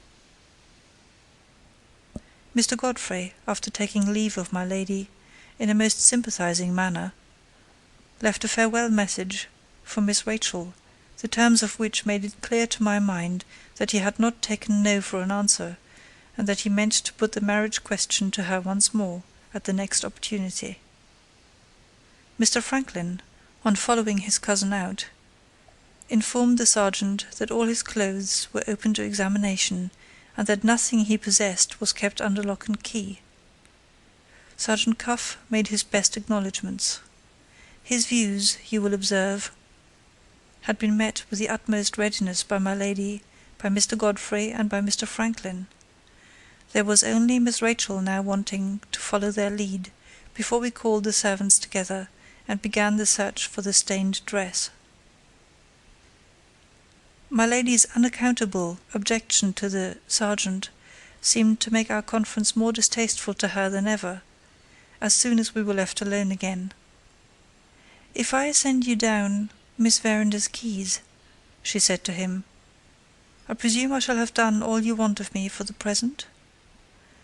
"I beg your ladyship's pardon," said Sergeant Cuff. "Before we begin, I would like, if convenient, to have the washing book. The stained article of dress may be an article of linen. If the search leads to nothing, I want to be able to account next for all the linen in the house, and for all the linen sent to the wash. If there is an article missing, there will be at least a presumption that it has got the paint stain on it, and that it has been purposely made away with, yesterday or today, by the person owning it. Superintendent Seagrave," added the sergeant, turning to me, "pointed the attention of the women servants to the smear, when they all crowded into the room on Thursday morning. That may turn out, Mr. Betteridge, to have been one more of Superintendent Seagrave's many mistakes." My lady desired me to ring the bell, and order the washing book. She remained with us until it was produced, in case Sergeant Cuff had any further request to make of her after looking at it. The washing book was brought in by Rosanna Spearman. The girl had come down to breakfast that morning miserably pale and haggard, but sufficiently recovered from her illness of the previous day to do her usual work. Sergeant Cuff looked attentively at our second housemaid, at her face when she came in, at her crooked shoulder when she went out. "Have you anything more to say to me?" asked my lady, still as eager as ever to be out of the sergeant's society. The great Cuff opened the washing book, understood it perfectly in half a minute, and shut it up again. "I venture to trouble your ladyship with one last question," he said. "Has the young woman who brought us this book been in your employment as long as the other servants?" "Why do you ask?" said my lady. "The last time I saw her," answered the sergeant, "she was in prison for theft." After that there was no help for it but to tell him the truth. My mistress dwelt strongly on Rosanna's good conduct in her service, and on the high opinion entertained of her by the matron at the reformatory. "You don't suspect her, I hope," my lady added in conclusion, very earnestly. "I have already told your ladyship that I don't suspect any person in the house of thieving, up to the present time." After that answer, my lady rose to go upstairs and ask for Miss Rachel's keys. The sergeant was beforehand with me in opening the door for her. He made a very low bow. My lady shuddered as she passed him. We waited and waited, and no keys appeared. Sergeant Cuff made no remark to me. He turned his melancholy face to the window, he put his lanky hands into his pockets, and he whistled "The Last Rose of Summer" softly to himself. At last Samuel came in, not with the keys, but with a morsel of paper for me. I got at my spectacles, with some fumbling and difficulty, feeling the sergeant's dismal eyes fixed on me all the time. There were 2 or 3 lines on the paper, written in pencil by my lady. They informed me that Miss Rachel flatly refused to have her wardrobe examined. Asked for her reasons, she had burst out crying. Asked again, she had said, "I won't because I won't. I must yield to force if you use it, but I will yield to nothing else." I understood my lady's disinclination to face Sergeant Cuff with such an answer from her daughter as that. If I had not been too old for the amiable weaknesses of youth, I believe I should have blushed at the notion of facing him myself. "Any news of Miss Verinder's keys?" asked the sergeant. "My young lady refuses to have her wardrobe examined." "Ah," said the sergeant. His voice was not quite in such a perfect state of discipline as his face. When he said "Ah," he said it in the tone of a man who had heard something which he expected to hear. He half angered and half frightened me. Why, I couldn't tell, but he did it. "Must the search be given up?" I asked. "Yes," said the sergeant, "the search must be given up, because your young lady refuses to submit to it like the rest. We must examine all the wardrobes in the house, or none. Send Mr. Abel White's portmanteau to London by the next train, and return the washing book, with my compliments and thanks, to the young woman who brought it in."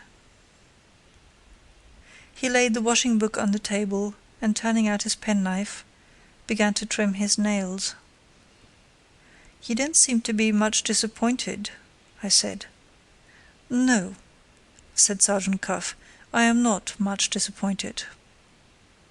I tried to make him explain himself. "Why should Miss Rachel put an obstacle in your way?" I inquired. "Isn't it her best interest to help you?" "Wait a little, Mr. Betteredge. Wait a little."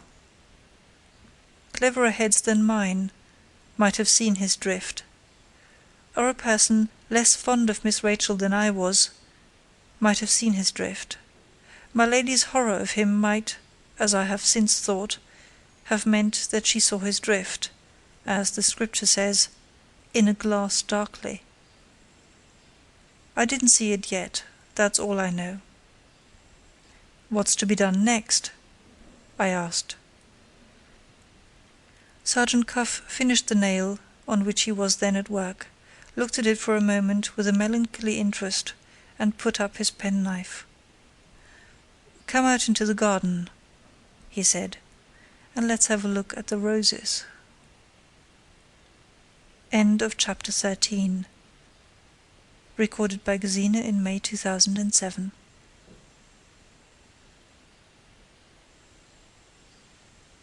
Chapter 14. The nearest way to the garden, on going out of my lady's sitting-room, was by the shrubbery path which you already know of. For the sake of your better understanding of what is now to come, I may add to this, that the shrubbery path was Mr. Franklin's favourite walk. When he was out in the grounds, and when we failed to find him anywhere else, we generally found him here. I am afraid I must own that I am rather an obstinate old man. The more firmly Sergeant Cuff kept his thoughts shut up from me, the more firmly I persisted in trying to look in at them. As we turned into the shrubbery path, I attempted to circumvent him in another way. "As things are now," I said, "if I was in your place, I should be at my wits' end." "If you were in my place," answered the sergeant, "you would have formed an opinion, and, as things are now, any doubt you might previously have felt about your own conclusions would be completely set at rest. Never mind for the present what those conclusions are, Mr. Betteredge. I haven't brought you out here to draw me like a badger. I have brought you out here to ask for some information. You might have given it to me, no doubt, in the house, instead of out of it. But doors and listeners have a knack of getting together, and, in my line of life, we cultivate a healthy taste for the open air." Who was to circumvent this man? I gave in, and waited as patiently as I could to hear what was coming next. "We won't enter into your young lady's motives," the sergeant went on. "We will only say it's a pity she declines to assist me, because, by doing so, she makes this investigation more difficult than it might otherwise have been. We must now try to solve the mystery of the smear on the door, which, you may take my word for it, means the mystery of the diamond also in some other way. I have decided to see the servants, and to search their thoughts and actions, Mr. Betteredge, instead of searching their wardrobes. Before I begin, however, I want to ask you a question or two. You are an observant man. Did you notice anything strange in any of the servants, making due allowance, of course, for fright and fluster, after the loss of the diamond was found out? Any particular quarrel among them? Any one of them not in his usual spirits? Unexpectedly out of temper, for instance, or unexpectedly taken ill?" I had just time to think of Rosanna Spearman's sudden illness at yesterday's dinner, but not time to make my answer, when I saw Sergeant Cuff's eyes suddenly turn aside towards the shrubbery, and I heard him say softly to himself, "Hello!" "What's the matter?" I asked. "A touch of rheumatics in my back," said the sergeant in a loud voice, as if he wanted some third person to hear us. "We shall have a change in the weather before long." A few steps further brought us to the corner of the house. Turning off sharp to the right, we entered on the terrace, and went down by the steps in the middle into the garden below. Sergeant Cuff stopped there in the open space, where we could see round us on every side. "About that young person, Rosanna Spearman," he said. "It isn't very likely, with her personal appearance, that she has got a lover, but for the girl's own sake I must ask you at once whether she has provided herself with a sweetheart, poor wretch, like the rest of them?" What on earth did he mean, under present circumstances, by putting such a question to me as that? I stared at him, instead of answering him. "I saw Rosanna Spearman hiding in the shrubbery as we went by," said the sergeant. "When you said 'Hullo'?" "Yes, when I said 'Hullo.' If there's a sweetheart in the case, the hiding doesn't much matter.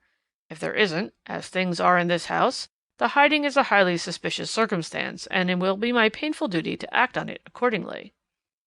What in God's name was I to say to him? I knew the shrubbery was Mr. Franklin's favourite walk. I knew he would most likely turn that way when he came back from the station. I knew that Penelope had over and over again caught her fellow servant hanging about there, and had always declared to me that Rosanna's object was to attract Mr. Franklin's attention.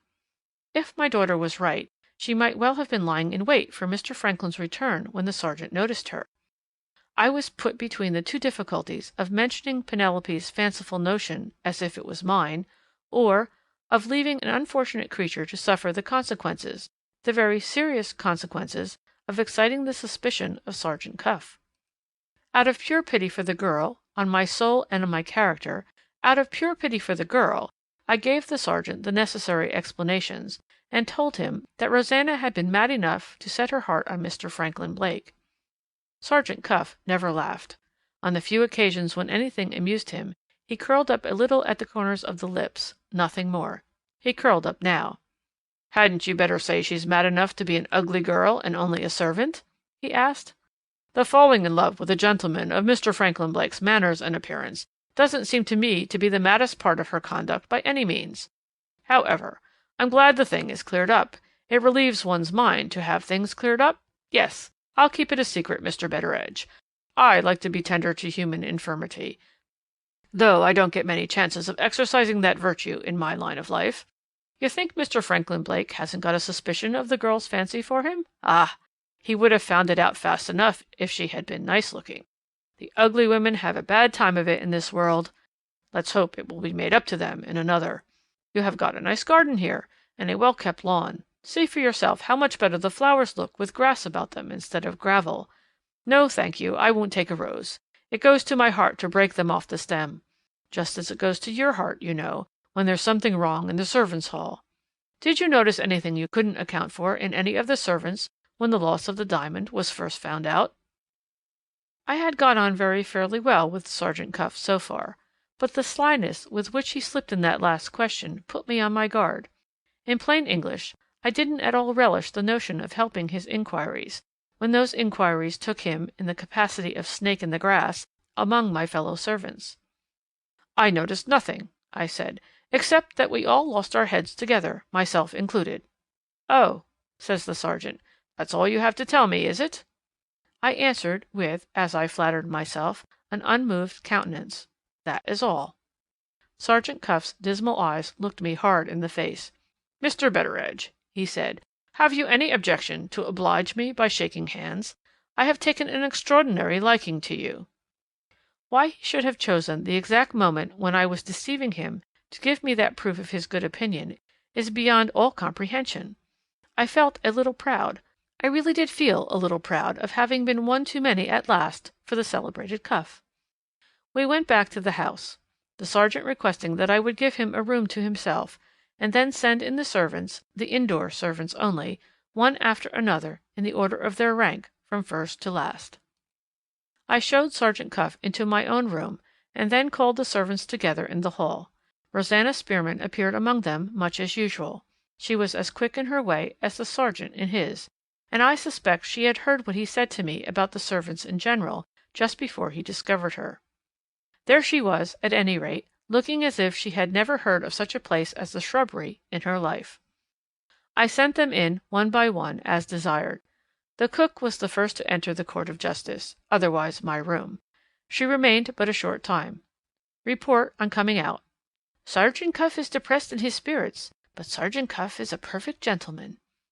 My lady's own maid followed. Remained much longer. Report on coming out. If Sergeant Cuff doesn't believe a respectable woman, he might keep his opinion to himself at any rate. Penelope went next. Remained only a minute or two. Report on coming out. Sergeant Cuff is much to be pitied. He must have been crossed in love, father, when he was a young man. The first housemaid followed Penelope. Remained, like my lady's maid, a long time. Report on coming out. I didn't enter her ladyship's service, Mr. Betteredge, to be doubted to my face by a low police officer. Rosanna Spearman went next. Remained longer than any of them. No report on coming out. Dead silence, and lips as pale as ashes. Samuel, the footman, followed Rosanna. Remained a minute or two. Report on coming out. Whoever blacked Sergeant Cuff's boots ought to be ashamed of himself. Nancy, the kitchen maid, went last. Remained a minute or two. Report on coming out. Sergeant Cuff has a heart. He doesn't cut jokes, Mr. Betteredge, with a poor hard-working girl. Going into the court of justice, when it was all over, to hear if there were any further commands for me, I found the sergeant at his old trick looking out of the window and whistling The Last Rose of Summer to himself. Any discoveries, sir? I inquired. If Rosanna Spearman asks leave to go out, said the sergeant, let the poor thing go, but let me know first. I might as well have held my tongue about Rosanna and Mr. Franklin. It was plain enough the unfortunate girl had fallen under Sergeant Cuff's suspicions, in spite of all I could do to prevent it. I hope you don't think Rosanna is concerned in the loss of the diamond, I ventured to say. The corners of the sergeant's melancholy mouth curled up, and he looked hard in my face, just as he had looked in the garden. I think I had better not tell you, Mr. Betteredge, he said. You might lose your head, you know, for the second time. I began to doubt whether I had been one too many for the celebrated Cuff after all. It was rather a relief to me that we were interrupted here by a knock at the door and a message from the cook. Rosanna Spearman had asked to go out for the usual reason, that her head was bad and she wanted a breath of fresh air. At a sign from the sergeant I said yes. Which is the servant's way out? He asked, when the messenger had gone. I showed him the servant's way out. "Lock the door of your room," says the sergeant, "and if anybody asks for me, say I'm in there, composing my mind." He curled up again at the corners of the lips and disappeared. Left alone under these circumstances, a devouring curiosity pushed me on to make some discoveries for myself. It was plain that Sergeant Cuff's suspicions of Rosanna had been roused by something that he had found out at his examination of the servants in my room. Now, the only two servants, excepting Rosanna herself, who had remained under examination for any length of time, were my lady's own maid and the first housemaid, those two being also the women who had taken the lead in persecuting their unfortunate fellow servant from the first. Reaching these conclusions, I looked in on them, casually as it might be, in the servants' hall, and, finding tea going forward, instantly invited myself to that meal. For, nota bene, a drop of tea is to a woman's tongue what a drop of oil is to a wasting lamp. My reliance on the teapot as an ally did not go unrewarded. In less than half an hour I knew as much as the sergeant himself. My lady's maid and the housemaid had, it appeared, neither of them believed in Rosanna's illness of the previous day. These two devils, I ask your pardon, but how else can you describe a couple of spiteful women, had stolen upstairs at intervals during the Thursday afternoon, had tried Rosanna's door and found it locked, had knocked and had not been answered, had listened and not heard a word inside. When the girl had come down to tea and had been sent up, still out of sorts, to bed again, the two devils aforesaid had tried her door once more and found it locked, had looked in the keyhole and found it stopped up, had seen a light under the door at midnight, and had heard the crackling of a fire in a servant's bedroom in the month of June, at 4 in the morning. All this they had told Sergeant Cuff, who, in return for their anxiety to enlighten him, had eyed them with sour and suspicious looks, and had shown them plainly that he didn't believe either one or the other. Hence the unfavourable reports of him which these two women had brought out with them from the examination. Hence also, without reckoning the influence of the teapot, their readiness to let their tongues run to any length on the subject of the sergeant's ungracious behaviour to them.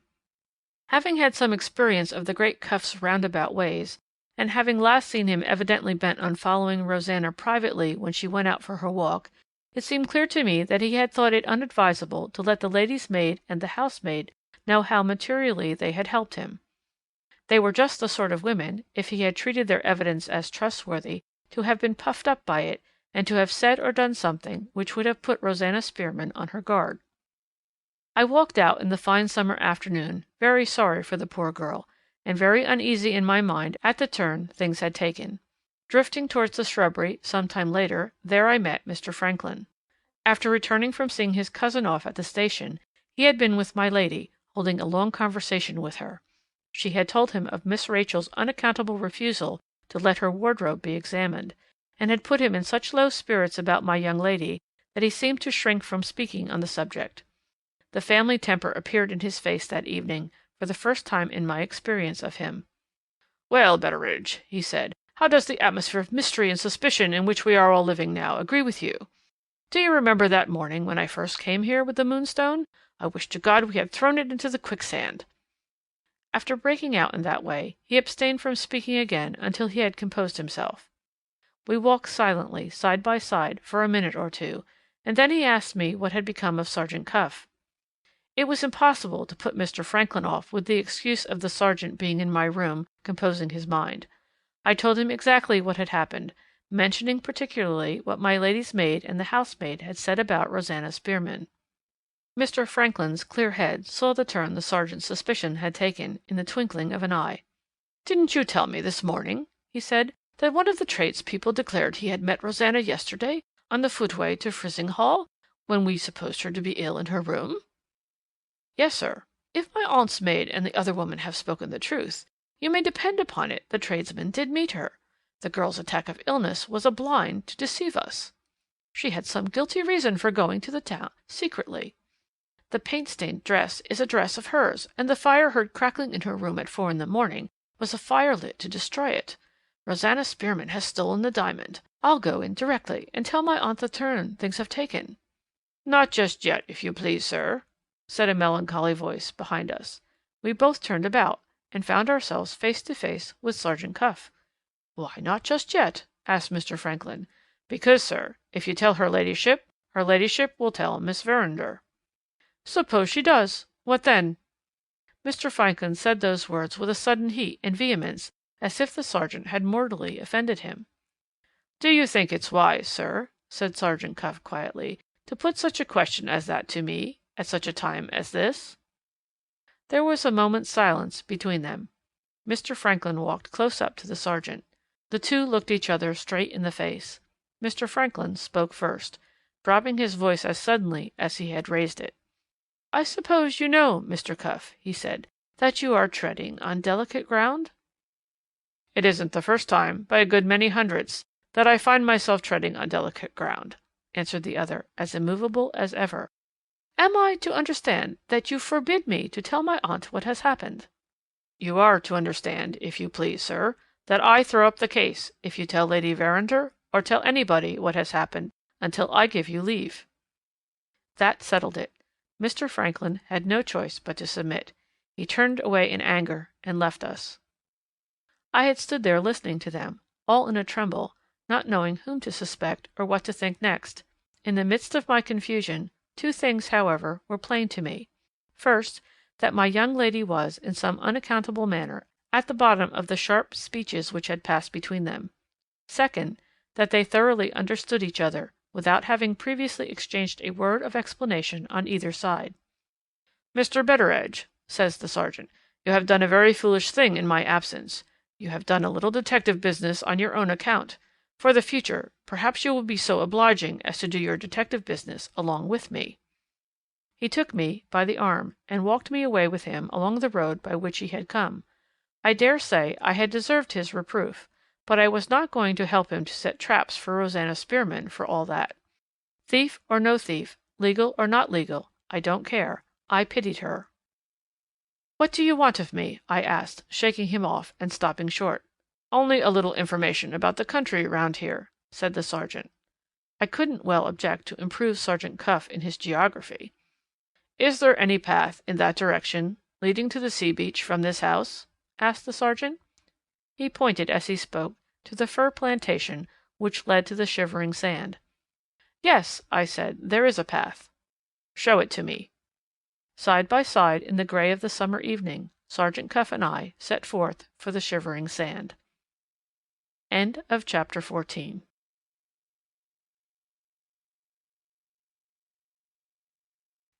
Chapter 15. The sergeant remained silent, thinking his own thoughts, till we entered the plantation of firs which led to the quicksand.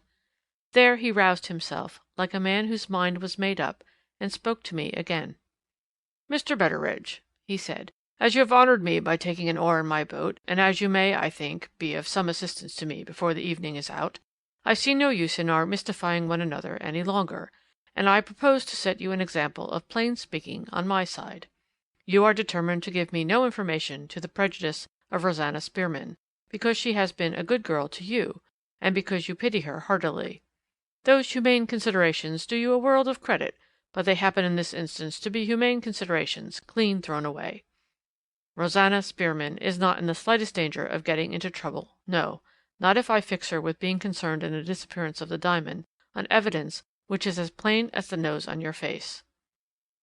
"Do you mean that my lady won't prosecute?" I asked.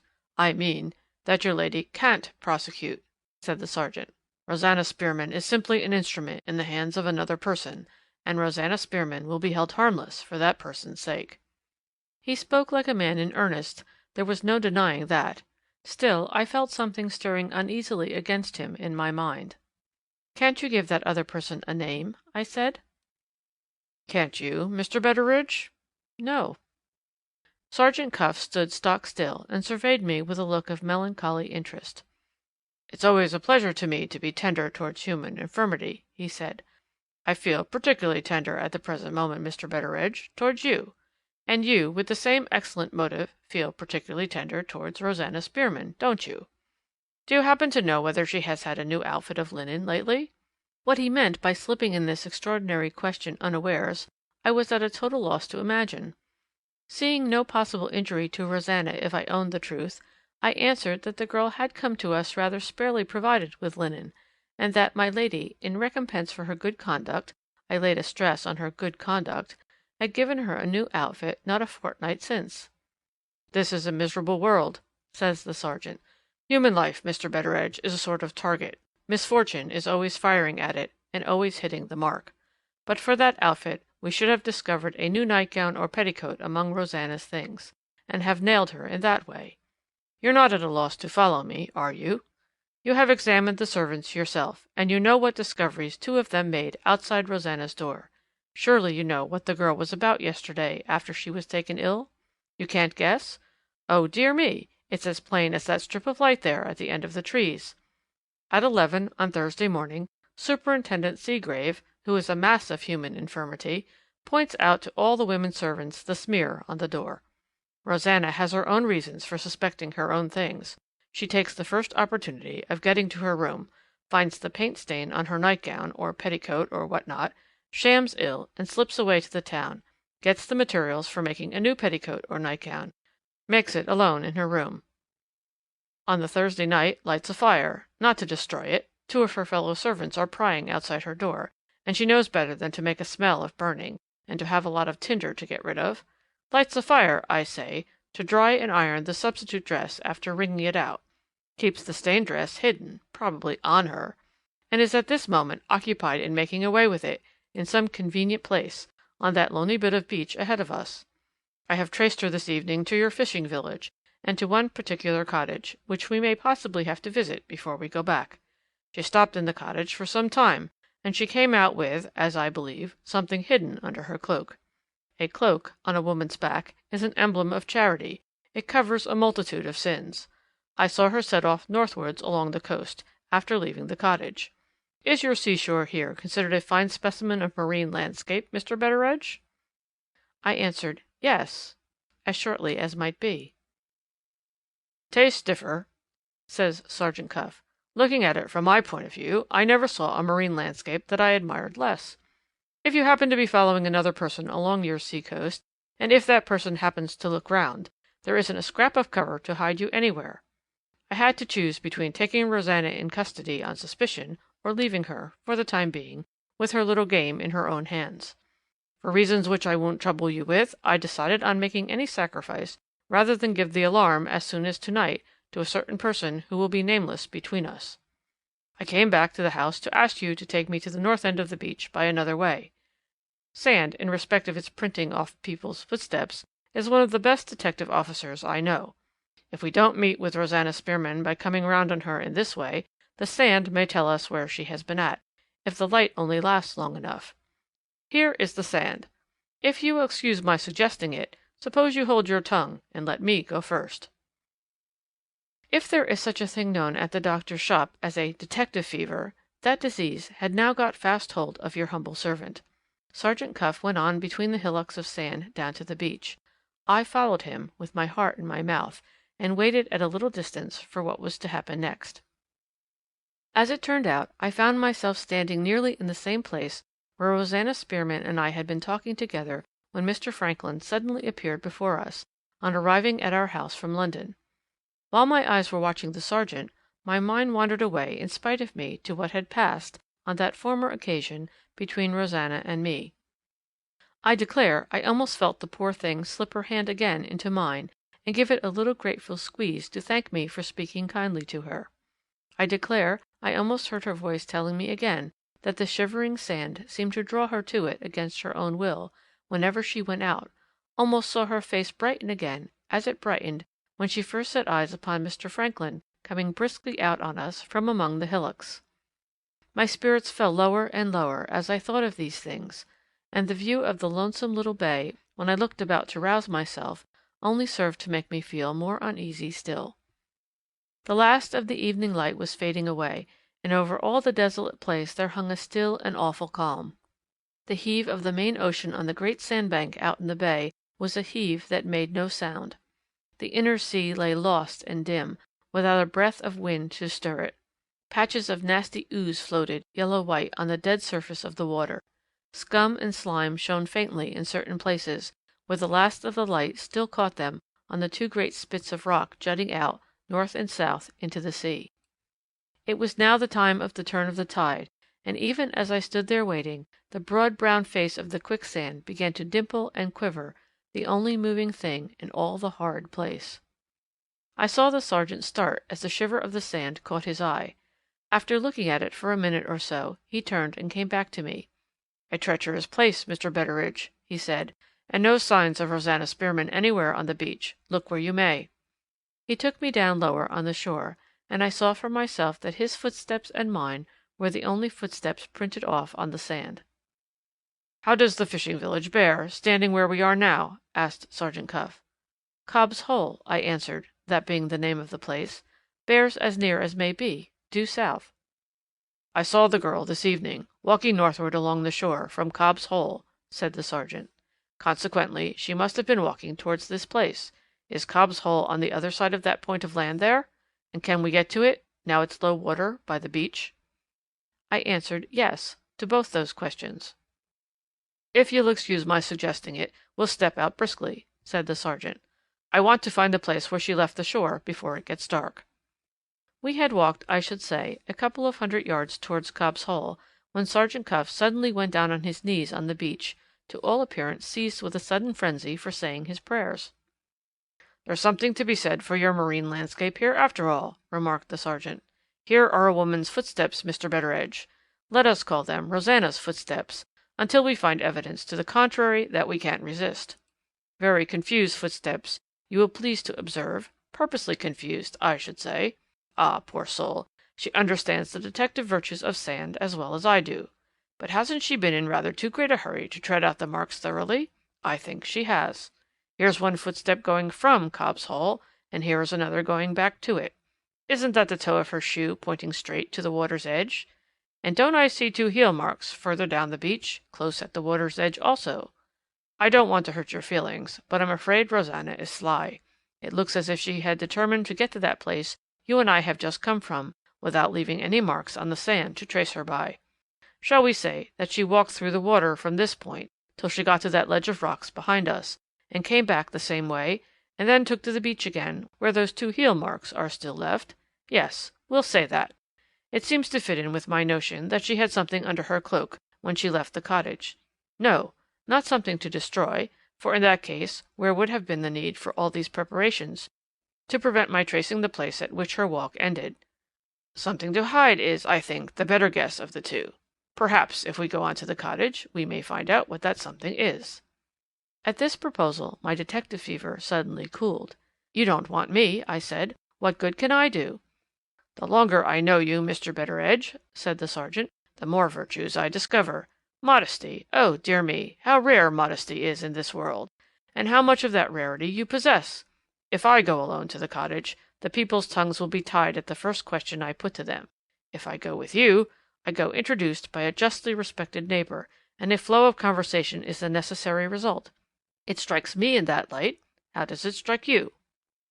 Not having an answer of the needful smartness as ready as I could have wished, I tried to gain time by asking him which cottage he wanted to go to. On the sergeant describing the place, I recognized it as a cottage inhabited by a fisherman named Yolland, with his wife and 2 grown-up children, a son and a daughter. If you will look back, you will find that, in first presenting Rosanna Spearman to your notice, I have described her as occasionally varying her walk to the shivering sand by a visit to some friends of hers at Cobb's Hole. Those friends were the Yollands, respectable, worthy people, a credit to the neighbourhood. Rosanna's acquaintance with them had begun by means of the daughter, who was afflicted with a misshapen foot, and who was known in our parts by the name of Limping Lucy. The 2 deformed girls had, I suppose, a kind of fellow-feeling for each other. Anyway, the Yollands and Rosanna always appeared to get on together, at the few chances they had of meeting, in a pleasant and friendly manner. The fact of Sergeant Cuff having traced the girl to their cottage set the matter of my helping his inquiries in quite a new light. Rosanna had merely gone where she was in the habit of going, and to show that she had been in company with the fisherman and his family was as good as to prove that she had been innocently occupied, so far at any rate.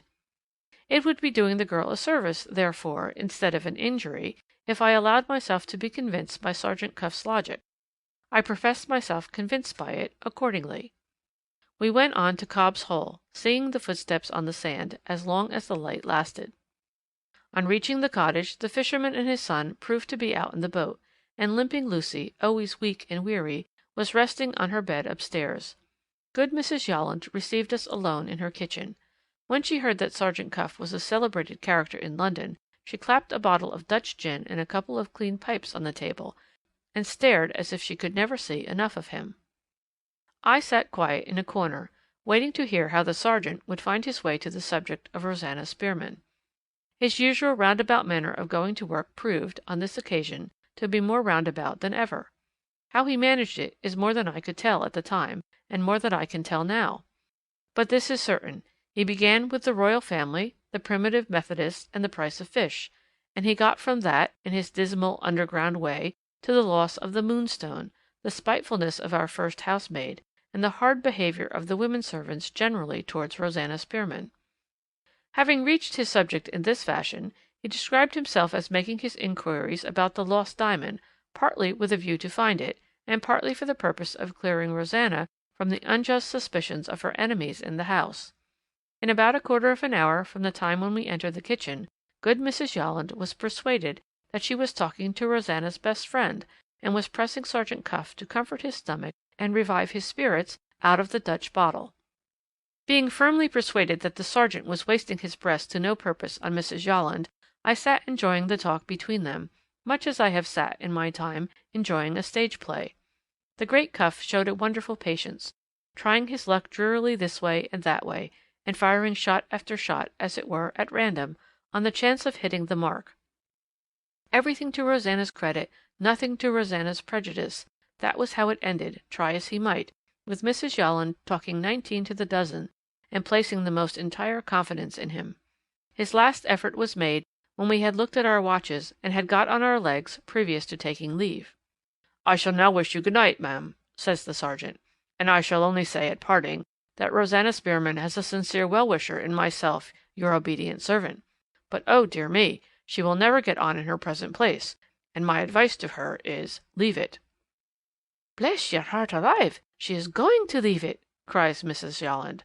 Nota bene, I translate Mrs. Yolland out of the Yorkshire language into the English language, when I tell you that the all-accomplished Cuff was every now and then puzzled to understand her until I helped him. You will draw your own conclusions as to what your state of mind would be if I reported her in her native tongue. Rosanna Spearman going to leave us? I pricked up my ears at that. It seemed strange, to say the least of it, that she should have given no warning, in the first place, to my lady or to me. A certain doubt came up in my mind whether Sergeant Cuff's last random shot might not have hit the mark. I began to question whether my share in the proceedings was quite as harmless a one as I had thought it. It might be all in the way of the sergeant's business to mystify an honest woman by wrapping her round in a network of lies, but it was my duty to have remembered, as a good Protestant, that the father of lies is the devil, and that mischief and the devil are never far apart. Beginning to smell mischief in the air, I tried to take Sergeant Cuff out. He sat down again instantly, and asked for a little drop of comfort out of the Dutch bottle. Mrs. Yolland sat down opposite to him, and gave him his nip. I went on to the door, excessively uncomfortable, and said I thought I must bid them good night, and yet I didn't go. "So she means to leave?" says the sergeant. "What is she to do when she does leave? Sad, sad! The poor creature has got no friends in the world, except you and me." "Ah, but she has, though," says Mrs. Yolland. "She came in here, as I told you, this evening, and after sitting and talking a little with my girl Lucy and me, she asked to go upstairs by herself into Lucy's room. It's the only room in our place where there's pen and ink. 'I want to write a letter to a friend,' she says, 'and I can't do it for the prying and peeping of the servants up at the house.' Who the letter was written to I can't tell you. It must have been a mortal long one, judging by the time she stopped upstairs over it. I offered her a postage stamp when she came down. She hadn't got the letter in her hand, and she didn't accept the stamp. A little close, poor soul, as you know, about herself and her doings. But a friend she has got somewhere, I can tell you, and to that friend you may depend upon it she will go." "Soon?" asked the sergeant. "As soon as she can," says Mrs. Yolland. Here I stepped in again from the door. As chief of my lady's establishment, I couldn't allow this sort of loose talk about a servant of ours going, or not going, to proceed any longer in my presence, without noticing it. "You must be mistaken about Rosanna Spearman," I said. If she had been going to leave her present situation, she would have mentioned it, in the first place, to me. "Mistaken?" cries Mrs. Yolland. "Why, only an hour ago she brought some things she wanted for travelling, of my own self, Mr. Betteredge, in this very room. And that reminds me," says the wearisome woman, suddenly beginning to feel in her pocket, "of something I have got it on my mind to say about Rosanna and her money. Are you either of you likely to see her when you go back to the house?" "I'll take a message to the poor thing with the greatest pleasure," answered Sergeant Cuff, before I could put in a word edgewise. Mrs. Yolland produced out of her pocket a few shillings and sixpences, and counted them out with the most particular and exasperating carefulness in the palm of her hand. She offered the money to the sergeant, looking mighty loath to part with it all the while. "Might I ask you to give this back to Rosanna with my love and respects?" says Mrs. Yolland. "She insisted on paying me for the one or two things she took a fancy to this evening, and money's welcome enough in our house, I don't deny it. Still, I'm not easy in my mind about taking the poor thing's little savings, and to tell you the truth, I don't think my man would like to hear that I had taken Rosanna Spearman's money when he comes back to-morrow morning from his work. Please say she's heartily welcome to the things she bought of me as a gift. And don't leave the money on the table," says Mrs. Yolland, putting it down suddenly before the sergeant, as if it burnt her fingers. "Don't, there's a good man, for times are hard and flesh is weak, and I might be tempted to put it back in my pocket again." "Come along," I said. "I can't wait any longer. I must go back to the house." "I'll follow you directly," says Sergeant Cuff. For the second time I went to the door, and for the second time, try as I might, I couldn't cross the threshold. "It's a delicate matter, ma'am," I heard the sergeant say, giving money back. "You charged her cheap for the things, I'm sure?" "Cheap!" says Mrs. Yolland. "Come and judge for yourself." She took up the candle and led the sergeant to a corner of the kitchen. For the life of me I couldn't help following them. Shaken down in the corner was a heap of odds and ends, mostly old metal, which the fisherman had picked up at different times from wrecked ships, and which he hadn't found a market for yet, to his own mind. Mrs. Yolland dived into this rubbish, and brought up an old japanned tin case, with a cover to it, and a hasp to hang it up, by the sort of thing they use on board ship for keeping their maps and charts and such like from the wet. "There," she says, "when Rosanna came in this evening, she bought the fellow to that. It will just do," she says, "to put my cuffs and collars in, and keep them from being crumpled in my box. 1 and 9pence, Mr. Cuff, as I live by bread, not a halfpenny more." "Dirt cheap," says the sergeant, with a heavy sigh. He weighed the case in his hand. I thought I heard a note or two of the last rose of summer as he looked at it. There was no doubt now. He had made another discovery to the prejudice of Rosanna Spearman, in the place of all others where I thought her character was safest, and all through me. I leave you to imagine what I felt, and how sincerely I repented having been the medium of introduction between Mrs. Yolland and Sergeant Cuff. "That will do," I said. "We really must go." Without paying the least attention to me, Mrs. Yolland took another dive into the rubbish, and came up out of it this time with a dog chain. "Weigh it in your hand, sir," she said to the sergeant. "We had 3 of these, and Rosanna has taken 2 of them. 'What can you want, my dear, with a couple of dogs' chains?' says I. 'If I join them together, they'll do round my box nicely,' says she. 'Rope's cheapest,' says I. 'Chains surest,' says she. 'Who ever heard of a box corded with chain?' says I. 'Oh, Mrs. Yolland, don't make objections,' says she. 'Let me have my chains.' A strange girl, Mr. Cuff, good as gold, and kinder than a sister to my Lucy, but always a little strange. There, I humoured her. 3 and 6pence. On the word of an honest woman, 3 and 6pence, Mr. Cuff." "Each?" says the sergeant. "Both together," says Mrs. Yolland. 3 and 6pence for the 2. "Given away, ma'am," says the sergeant, shaking his head. "Clean given away." "There's the money," says Mrs. Yolland, getting back sideways to the little heap of silver on the table, as if it drew her in spite of herself. "The tin case and the dog chains were all she bought, and all she took away. 1 and 9pence, and 3 and 6pence total, 5 and 3. With my love and respects, and I can't find it in my conscience to take a poor girl's savings when she may want them herself." "I can't find it in my conscience, ma'am, to give the money back," says Sergeant Cuff. "You have as good as made her a present of the things. You have indeed." "Is that your sincere opinion, sir?" says Mrs. Yolland, brightening up wonderfully. "There can't be a doubt about it," answered the sergeant. "Ask Mr. Betteredge." It was no use asking me. All they got out of me was good night. Bother the money, says Mrs. Yolland. With these words she appeared to lose all command over herself, and making a sudden snatch at the heap of silver, put it back holus bolus in her pocket. It upsets one's temper, it does, to see it lying there, and nobody taking it, cries this unreasonable woman, sitting down with a thump, and looking at Sergeant Cuff as much as to say, "It's in my pocket again now. Get it out if you can." This time I not only went to the door, but went fairly out on the road back. Explain it how you may, I felt as if one or both of them had mortally offended me. Before I had taken 3 steps down the village, I heard the sergeant behind me. "Thank you for your introduction, Mr. Betteridge," he said. "I am indebted to the fisherman's wife for an entirely new sensation. Mrs. Yolland has puzzled me." It was on the tip of my tongue to have given him a sharp answer, for no better reason than this, that I was out of temper with him, because I was out of temper with myself. But when he owned to being puzzled, a comforting doubt crossed my mind whether any great harm had been done after all. I waited in discreet silence to hear more. "Yes," says the sergeant, as if he was actually reading my thoughts in the dark.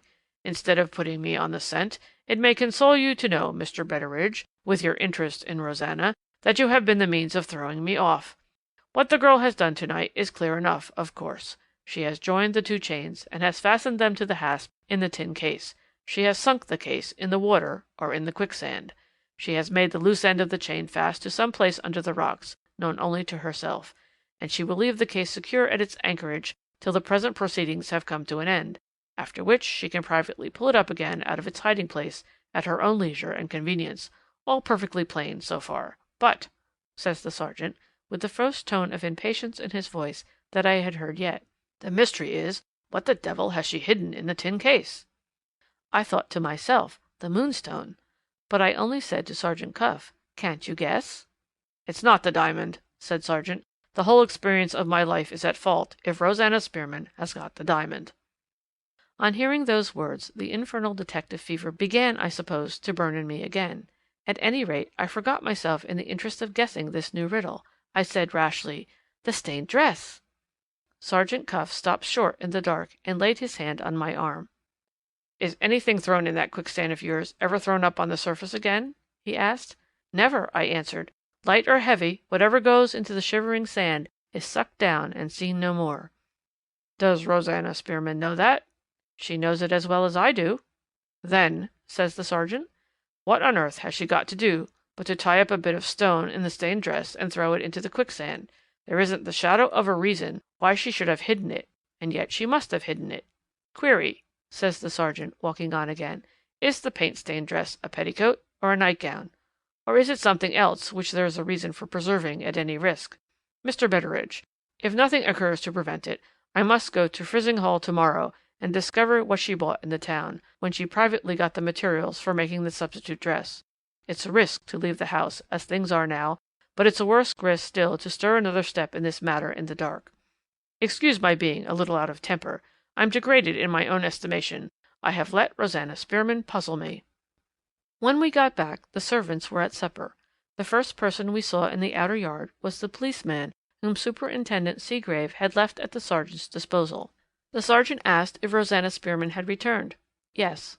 When? Nearly an hour since. What had she done? She had gone upstairs to take off her bonnet and cloak, and she was now at supper quietly with the rest. Without making any remark, Sergeant Cuff walked on, sinking lower and lower in his own estimation, to the back of the house. Missing the entrance in the dark, he went on, in spite of my calling to him, till he was stopped by a wicket gate which led into the garden. When I joined him to bring him back by the right way, I found that he was looking up attentively at one particular window, on the bedroom floor at the back of the house. Looking up in my turn, I discovered that the object of his contemplation was the window of Miss Rachel's room, and that lights were passing backwards and forwards there as if something unusual was going on. "Isn't that Miss Verinder's room?" asked Sergeant Cuff. I replied that it was, and invited him to go in with me to supper. The sergeant remained in his place and said something about enjoying the smell of the garden at night. I left him to his enjoyment. Just as I was turning in at the door, I heard "The Last Rose of Summer" at the wicket gate. Sergeant Cuff had made another discovery, and my young lady's window was at the bottom of it this time. The latter reflection took me back again to the sergeant, with a polite intimation that I could not find it in my heart to leave him by himself. "Is there anything you don't understand up there?" I added, pointing to Miss Rachel's window. Judging by his voice, Sergeant Cuff had suddenly risen again to the right place in his own estimation. "You are great people for betting in Yorkshire, are you not?" he asked. "Well," I said, "suppose we are." "If I was a Yorkshireman," proceeded the sergeant, taking my arm, "I would lay you an even sovereign, Mr. Betteredge, that your young lady has suddenly resolved to leave the house. If I won on that event, I should offer to lay another sovereign that the idea has occurred to her within the last hour." The first of the sergeant's guesses startled me. The second mixed itself up somehow in my head with the report we had heard from the policeman that Rosanna Spearman had returned from the sands within the last hour. The two together had a curious effect on me as we went into supper. I shook off Sergeant Cuff's arm, and forgetting my manners, pushed by him through the door to make my own inquiries for myself. Samuel, the footman, was the first person I met in the passage. "Her ladyship is waiting to see you and Sergeant Cuff," he said, before I could put any questions to him. "How long has she been waiting?" asked the sergeant's voice behind me. "For the last hour, sir." There it was again. Rosanna had come back, Miss Rachel had taken some resolution out of the common, and my lady had been waiting to see the sergeant all within the last hour. It was not pleasant to find these very different persons and things linking themselves together in this way. I went on upstairs without looking at Sergeant Cuff or speaking to him. My hand took a sudden fit of trembling as I lifted it to knock at my mistress's door. "I shouldn't be surprised," whispered the sergeant over my shoulder, "if a scandal was to burst up in the house to-night. Don't be alarmed. I have put the muzzle on worse family difficulties than this in my time." As he said the words, I heard my mistress's voice calling us to come in. End of chapter 15.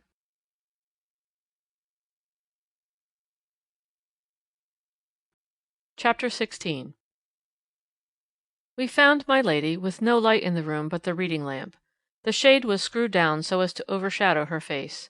Instead of looking up at us in her usual straightforward way, she sat close at the table and kept her eyes fixed obstinately on an open book. "Officer," she said, "is it important to the inquiry you are conducting to know beforehand if any person now in this house wishes to leave it?" "Most important, my lady." "I have to tell you, then, that Miss Verinder proposes to stay with her aunt, Mrs. Abblewhite, of Frizinghall. She has arranged to leave us the first thing to-morrow morning." Sergeant Cuff looked at me. I made a step forward as to speak to my mistress, and, feeling my heart fail me, if I must own it, took a step back again, and said nothing. "May I ask your ladyship when Miss Verinder informed you that she was going to her aunt's?" inquired the sergeant. "About an hour since," answered my mistress. Sergeant Cuff looked at me once more. They say old people's hearts are not very easily moved.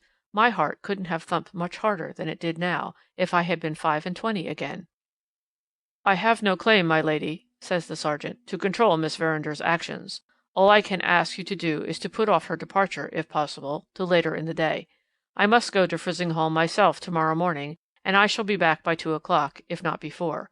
If Miss Verinder can be kept here till that time, I should wish to say 2 words to her unexpectedly before she goes." My lady directed me to give the coachman her orders, that the carriage was not to come for Miss Rachel until 2 o'clock. "Have you more to say?" she asked of the sergeant, when this had been done. "Only one more thing, your ladyship. If Miss Verinder is surprised at this change in the arrangements, please not to mention me as being the cause of putting off her journey."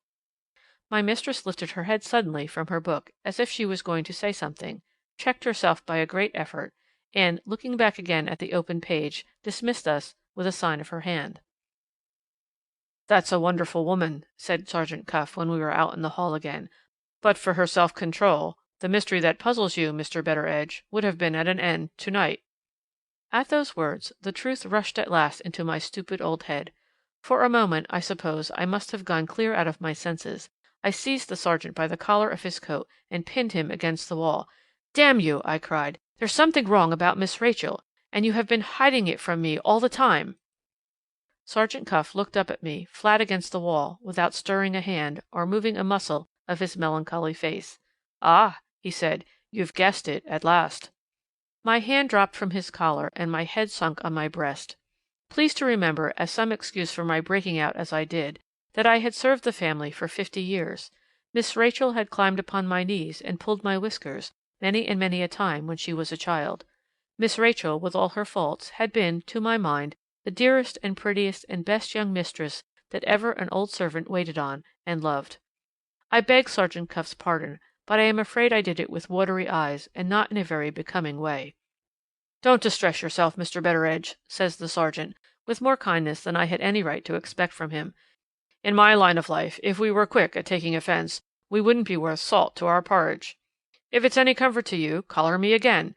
You don't in the least know how to do it, but I'll overlook your awkwardness in consideration of your feelings."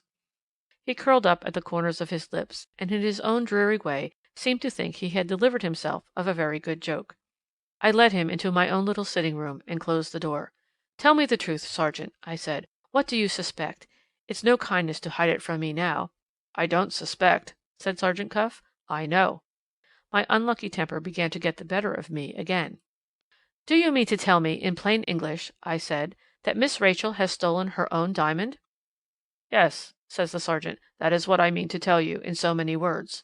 Miss Verinder has been in secret possession of the Moonstone from first to last, and she has taken Rosanna Spearman into her confidence, because she has calculated on our suspecting Rosanna Spearman of the theft. There is the whole case in a nutshell. Collar me again, Mr. Betteredge. If it's any vent to your feelings, collar me again." God help me! My feelings were not to be relieved in that way. "Give me your reasons." That was all I could say to him. "You shall hear my reasons to-morrow," said the sergeant. "If Miss Verinder refuses to put off her visit to her aunt, which you will find Miss Verinder will do, I shall be obliged to lay the whole case before your mistress to-morrow, and, as I don't know what may come of it, I shall request you to be present, and to hear what passes on both sides. Let the matter rest for to-night. No, Mr. Betteredge, you don't get a word more on the subject of the Moonstone out of me. There is your table spread for supper. That's one of the many human infirmities which I always treat tenderly. If you will ring the bell, I'll say grace. For what we are about to receive—" "I wish you a good appetite to it, Sergeant," I said. "My appetite is gone.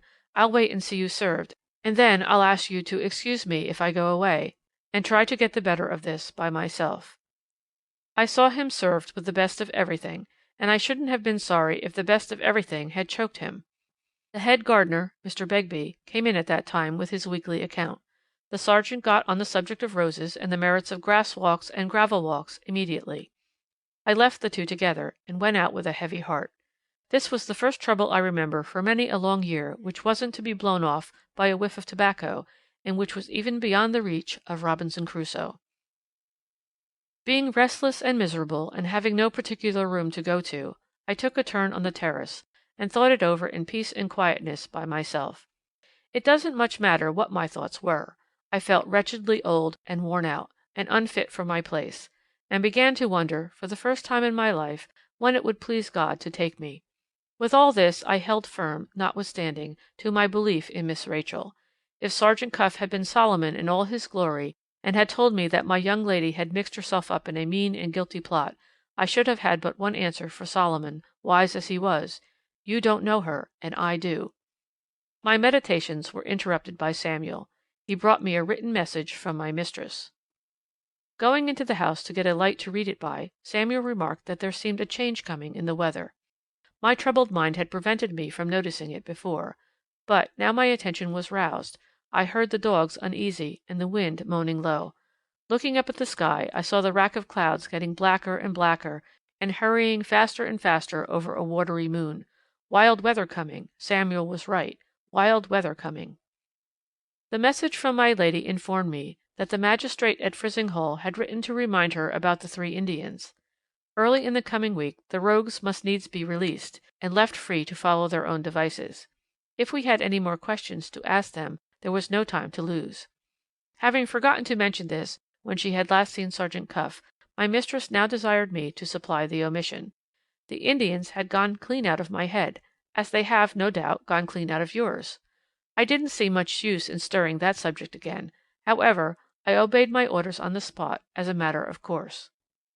I found Sergeant Cuff and the gardener with a bottle of Scotch whisky between them, head over ears in an argument on the growing of roses. The sergeant was so deeply interested that he held up his hand and signed to me not to interrupt the discussion when I came in. As far as I could understand it, the question between them was, whether the white moss rose did or did not require to be budded on the dog roads to make it grow well. Mr. Begbie said yes, and Sergeant Cuff said no. They appealed to me as hotly as a couple of boys.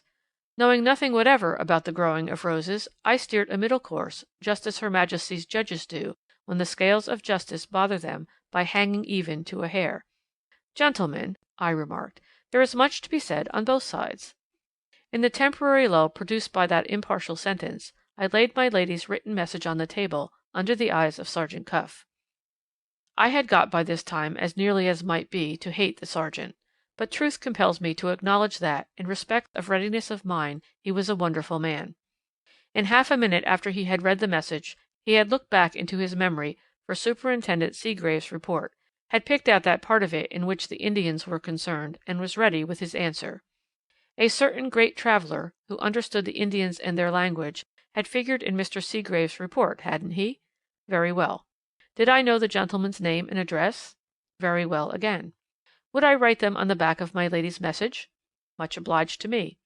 Sergeant Cuff would look that gentleman up when he went to Frizinghall in the morning. Do you expect anything to come of it? I asked. Superintendent Seagrave found the Indians as innocent as the babe unborn. Superintendent Seagrave has been proved wrong up to this time in all his conclusions, answered the sergeant. It may be worth while to find out tomorrow whether Superintendent Seagrave was wrong about the Indians as well. With that he turned to Mr. Begbie, and took up the argument again, exactly at the place where it had left off. This question between us is a question of soils and seasons, and patience and pains, Mr. Gardener. Now let me put it to you from another point of view. You take your white moss rose. By that time I had closed the door on them, and was out of hearing of the rest of the dispute. In the passage I met Penelope hanging about, and asked what she was waiting for. She was waiting for her young lady's bell, when her young lady chose to call her back to go on with the packing for the next day's journey. Further inquiry revealed to me that Miss Rachel had given it as a reason for wanting to go to her aunt in Frizinghall that the house was unendurable to her, that she could bear the odious presence of a policeman under the same roof with herself no longer. On being informed half an hour since that her departure would be delayed until 2 in the afternoon, she had flown into a violent passion. My lady, present at the time, had severely rebuked her, and then, having apparently something to say which was reserved for her daughter's private ear, had sent Penelope out of the room. My girl was in wretchedly low spirits about the changed state of things in the house. Nothing goes right, father. Nothing is like what it used to be. I feel as if some dreadful misfortune was hanging over us all. That was my feeling too, but I put a good face on it before my daughter. Miss Rachel's bell rang while we were talking. Penelope ran up the back stairs to go on with the packing. I went by the other way to the hall, to see what the glass said about the change in the weather. Just as I approached the swing door leading into the hall from the servants' offices, it was violently opened from the other side, and Rosanna Spearman ran by me with a miserable look of pain in her face, and one of her hands pressed hard over her heart, as if the pang was in that quarter. "What's the matter, my girl?" I asked, stopping her. "Are you ill?" "For God's sake, don't speak to me!" she answered, and twisted herself out of my hands, and ran on towards the servants' staircase. I called to the cook, who was within hearing, to look after the poor girl. 2 other persons proved to be within hearing, as well as the cook. Sergeant Cuff darted softly out of my room, and asked what was the matter. I answered, "Nothing." Mr. Franklin, on the other side, pulled open the swing door, and beckoning me into the hall, inquired if I had seen anything of Rosanna Spearman. "She has just passed me, sir, with a very disturbed face, and in a very odd manner." "I am afraid I am innocently the cause of that disturbance, Betteredge." "You, sir? I can't explain it," says Mr. Franklin, "but, if the girl is concerned in the loss of the diamond, I do really believe she was on the point of confessing everything to me, of all the people in the world, not 2 minutes since." Looking towards the swing door as he said those last words, I fancied I saw it opened a little way from the inner side. Was there anybody listening? The door fell to before I could get to it. Looking through the moment after, I thought I saw the tails of Sergeant Cuff's respectable black coat disappearing round the corner of the passage. He knew, as well as I did, that he could expect no more help from me, now that I had discovered the turn in which his investigations were really taking. Under those circumstances it was quite in his character to help himself, and to do it by the underground way. Not feeling sure that I had really seen the sergeant, and not desiring to make needless mischief where, heaven knows, there was mischief enough already going on, I told Mr. Franklin that I thought one of the dogs had got into the house, and then begged him to describe what had happened between Rosanna and himself. "Were you passing through the hall, sir?" I asked. "Did you meet her accidentally when she spoke to you?" Mr. Franklin pointed to the billiard table. "I was knocking the balls about," he said, "and trying to get this miserable business of the diamond out of my mind. I happened to look up, and there stood Rosanna Spearman at the side of me, like a ghost. Her stealing on me in that way was so strange that I hardly knew what to do at first. Seeing a very anxious expression in her face, I asked her if she wished to speak to me. She answered, 'Yes, if I dare.' Knowing what suspicion attached to her, I could only put one construction on such language as that. I confess it made me uncomfortable. I had no wish to invite the girl's confidence. At the same time, in the difficulties that now beset us, I could hardly feel justified in refusing to listen to her, if she was really bent on speaking to me. It was an awkward position, and I dare say I got out of it awkwardly enough. I said to her, 'I don't quite understand you. Is there anything you want me to do?' Mind, Betteredge, I didn't speak unkindly. The poor girl can't help being ugly. I felt that at the time. The cue was still in my hand, and I went on knocking the balls about to take off the awkwardness of the thing. As it turned out, I only made matters worse still. I'm afraid I mortified her without meaning it. She suddenly turned away. 'He looks at the billiard balls,' I heard her say. 'Anything rather than look at me.' Before I could stop her, she had left the hall. I am not quite easy about it, Betteredge. Would you mind telling Rosanna that I meant no unkindness? I have been a little hard on her, perhaps, in my own thoughts. I have almost hoped that the loss of the diamond might be traced to her. Not from any ill will to the poor girl, but—' He stopped there, and going back to the billiard table, began to knock the balls about once more. After what had passed between the sergeant and me, I knew what it was that he had left unspoken, as well as he knew it himself. Nothing but the tracing of the Moonstone to our second housemaid could now raise Miss Rachel above the infamous suspicion that rested on her in the mind of Sergeant Cuff. It was no longer a question of quieting my young lady's nervous excitement. It was a question of proving her innocence. If Rosanna had done nothing to compromise herself, the hope which Mr. Franklin confessed to having felt would have been hard enough on her in all conscience. But this was not the case. She had pretended to be ill, and had gone secretly to Frizinghall. She had been up all night, making something or destroying something, in private. And she had been at the Shivering Sand that evening, under circumstances which were highly suspicious, to say the least of them. For all these reasons, sorry as I was for Rosanna, I could not but think that Mr. Franklin's way of looking at the matter was neither unnatural nor unreasonable in Mr. Franklin's position. I said a word to him to that effect. "Yes, yes," he said in return, "but there is just a chance, a very poor one, certainly, that Rosanna's conduct may admit of some explanation which we don't see at present. I hate hurting a woman's feelings, Betteredge. Tell the poor creature what I told you to tell her, and if she wants to speak to me, I don't care whether I get into a scrape or not, send her to me in the library." With those kind words he laid down the cue and left me. Inquiry at the servants' offices informed me that Rosanna had retired to her own room. She had declined all offers of assistance with thanks, and had only asked to be left to rest in quiet. Here, therefore, was an end of any confession on her part, supposing she really had a confession to make, for that night. I reported the result to Mr. Franklin, who thereupon left the library and went up to bed. I was putting the lights out and making the windows fast when Samuel came in with news of the two guests whom I had left in my room. The argument about the white moss rose had apparently come to an end at last. The gardener had gone home, and Sergeant Cuff was nowhere to be found in the lower regions of the house. I looked into my room. Quite true, nothing was to be discovered there but a couple of empty tumblers and a strong smell of hot grog. Had the sergeant gone of his own accord to the bedchamber that was prepared for him? I went upstairs to see. After reaching the second landing, I thought I heard a sound of quiet and regular breathing on my left-hand side. My left-hand side led to the corridor which communicated with Miss Rachel's room. I looked in, and there, coiled up on 3 chairs placed right across the passage there, with a red handkerchief tied round his grizzled head, and his respectable black coat rolled up for a pillow, lay and slept Sergeant Cuff. He woke instantly and quietly, like a dog, the moment I approached him. "Good night, Mr. Betteredge," he said, "and mind, if you ever take to growing roses, the white moss rose is all the better for not being budded on the dog rose, whatever the gardener may say to the contrary." "What are you doing here?" I asked. "Why are you not in your proper bed?" "I am not in my proper bed," answered the sergeant, because I am one of the many people in this miserable world who can't earn their money honestly and easily at the same time. There was a coincidence this evening between the period of Rosanna Spearman's return from the sands and the period when Miss Verinder stated her resolution to leave the house. Whatever Rosanna may have hidden, it's clear to my mind that your young lady couldn't go away until she knew it was hidden. The two must have communicated privately once already tonight. If they try to communicate again when the house is quiet, I want to be in their way and stop it. Don't blame me for upsetting your sleeping arrangements, Mr. Betteredge. Blame the diamond. I wish to God the diamond had never found its way into this house, I broke out. Sergeant Cuff looked with a rueful face at the 3 chairs on which he had condemned himself to pass the night. So do I, he said gravely.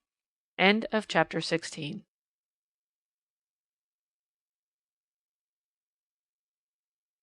Chapter 17. Nothing happened in the night, and, I am happy to add, no attempt at communication between Miss Rachel and Rosanna rewarded the vigilance of Sergeant Cuff. I had expected the sergeant to set off for Frizinghall the first thing in the morning. He waited about, however, as if he had something else to do first. I left him to his own devices, and going into the grounds shortly after, met Mr. Franklin on his favourite walk by the shrubbery side.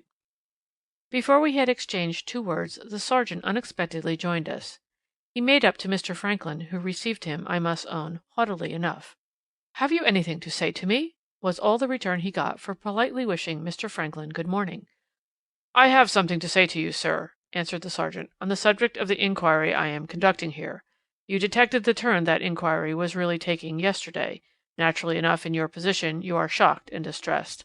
Naturally enough, also, you visit your own angry sense of your own family scandal upon me." "What do you want?" Mr. Franklin broke in, sharply enough. "I want to remind you, sir, that I have at any rate thus far not been proved to be wrong. Bearing that in mind, be pleased to remember, at the same time, that I am an officer of the law, acting here under the sanction of the mistress of the house. Under these circumstances, is it, or is it not, your duty as a good citizen to assist me with any special information you may happen to possess?" "I possess no special information," says Mr. Franklin. Sergeant Cuff put that answer by him, as if no answer had been made. "You may save my time, sir, from being wasted on an inquiry at a distance," he went on, "if you choose to understand me and speak out." "I don't understand you," answered Mr. Franklin, "and I have nothing to say." "One of the female servants, I won't mention names, spoke to you privately, sir, last night." Once more Mr. Franklin cut him short. Once more Mr. Franklin answered, "I have nothing to say." Standing by in silence, I thought of the movement in the swing door on the previous evening, and of the coat tails which I had seen disappearing down the passage. Sergeant Cuff had, no doubt, just heard enough before I interrupted him to make him suspect that Rosanna had relieved her mind by confessing something to Mr. Franklin Blake. This notion had barely struck me when who should appear at the end of the shrubbery walk but Rosanna Spearman in her own proper person. She was followed by Penelope, who was evidently trying to make her retrace her steps to the house. Seeing that Mr. Franklin was not alone, Rosanna came to a standstill, evidently in great perplexity what to do next. Penelope waited behind her. Mr. Franklin saw the girls as soon as I saw them. The sergeant, with his devilish cunning, took on not to have noticed them at all. All this happened in an instant. Before either Mr. Franklin or I could say a word, Sergeant Cuff struck in smoothly, with an appearance of continuing the previous conversation. "You needn't be afraid of harming the girl, sir," he said to Mr. Franklin, speaking in a loud voice so that Rosanna might hear him. "On the contrary, I recommend you to honour me with your confidence if you feel any interest in Rosanna Spearman." Mr. Franklin instantly took on not to have noticed the girls either. He answered, speaking loudly on his side, "I take no interest whatever in Rosanna Spearman." I looked towards the end of the walk. All I saw at the distance was that Rosanna suddenly turned round the moment Mr. Franklin had spoken. Instead of resisting Penelope as she had done the moment before, she now let my daughter take her by the arm and lead her back to the house. The breakfast bell rang as the 2 girls disappeared, and even Sergeant Cuff was now obliged to give it up as a bad job. He said to me quietly, "I shall go to Frizinghall, Mr. Betteredge, and I shall be back before 2." He went his way without a word more, and for some few hours we were well rid of him. "You must make it right with Rosanna," Mr. Franklin said to me when we were alone. "I seem to be fated to say or do something awkward before that unlucky girl. You must have seen yourself that Sergeant Cuff laid a trap for both of us. If he could confuse me, or irritate her into breaking out, either she or I might have said something which would answer his purpose. On the spur of the moment I saw no better way out of it than the way I took. It stopped the girl from saying anything, and it showed the sergeant that I saw through him. He was evidently listening, Betteredge, when I was speaking to you last night." He had done worse than listen, as I privately thought to myself. He had remembered my telling him that the girl was in love with Mr. Franklin, and he had calculated on that when he appealed to Mr. Franklin's interest in Rosanna's hearing. "As to listening, sir," I remarked, keeping the other point to myself, "we shall all be rowing in the same boat if this sort of thing goes on much longer. Prying and peeping and listening are the natural occupations of people situated as we are. In another day or two, Mr. Franklin, we shall all be struck dumb together, for this reason, that we shall all be listening to surprise each other's secrets, and all know it. Excuse my breaking out, sir. The horrid mystery hanging over us in this house gets into my head like liquor, and makes me wild. I won't forget what you have told me. I'll take the first opportunity of making it right with Rosanna Spearman." "You haven't said anything to her yet about last night, have you?" Mr. Franklin asked. "No, sir." "Then say nothing now. I had better not invite the girl's confidence, with the sergeant on the lookout to surprise us together. My conduct is not very consistent, Betteredge, is it? I see no way out of this business, which isn't dreadful to think of, unless the diamond is traced to Rosanna, and yet I can't, and won't, help Sergeant Cuff to find the girl out." Unreasonable enough, no doubt, but it was my state of mind as well. I thoroughly understood him. If you will, for once in your life, remember that you are mortal, perhaps you will thoroughly understand him too. The state of things, indoors and out, while Sergeant Cuff was on his way to Frizinghall, was briefly this. Miss Rachel waited for the time when the carriage was to take her to her aunt's, still obstinately shut up in her own room. My lady and Mr. Franklin breakfasted together. After breakfast, Mr. Franklin took one of his sudden resolutions, and went out precipitately to quiet his mind by a long walk. I was the only person who saw him go, and he told me he should be back before the sergeant returned. The change in the weather, foreshadowed overnight, had come. Heavy rain had been followed soon after dawn by high wind. It was blowing fresh as the day got on. But though the clouds threatened more than once, the rain still held off. It was not a bad day for a walk if you were young and strong, and could breast the great gusts of wind which came sweeping in from the sea. I attended my lady after breakfast, and assisted her in the settlement of her household accounts. She only once alluded to the matter of the Moonstone, and that was in the way of forbidding any present mention of it between us. "Wait until that man comes back," she said, meaning the sergeant. "We must speak of it then. We are not obliged to speak of it now." After leaving my mistress, I found Penelope waiting for me in my room. "I wish, father, you would come and speak to Rosanna," she said. "I am very uneasy about her." I suspected what was the matter readily enough, but it is a maxim of mine that men, being superior creatures, are bound to improve women if they can. When a woman wants me to do anything, my daughter or not, it doesn't matter, I always insist on knowing why. The oftener you make them rummage in their own minds for a reason, the more manageable you will find them in all the relations of life. It isn't their fault, poor wretches, that they act first and think afterwards. It is the fault of the fools who humour them. Penelope's reason why on this occasion may be given in her own words. "I am afraid, father," she said, "Mr. Franklin has hurt Rosanna cruelly without intending it." "What took Rosanna into the shrubbery walk?" I asked.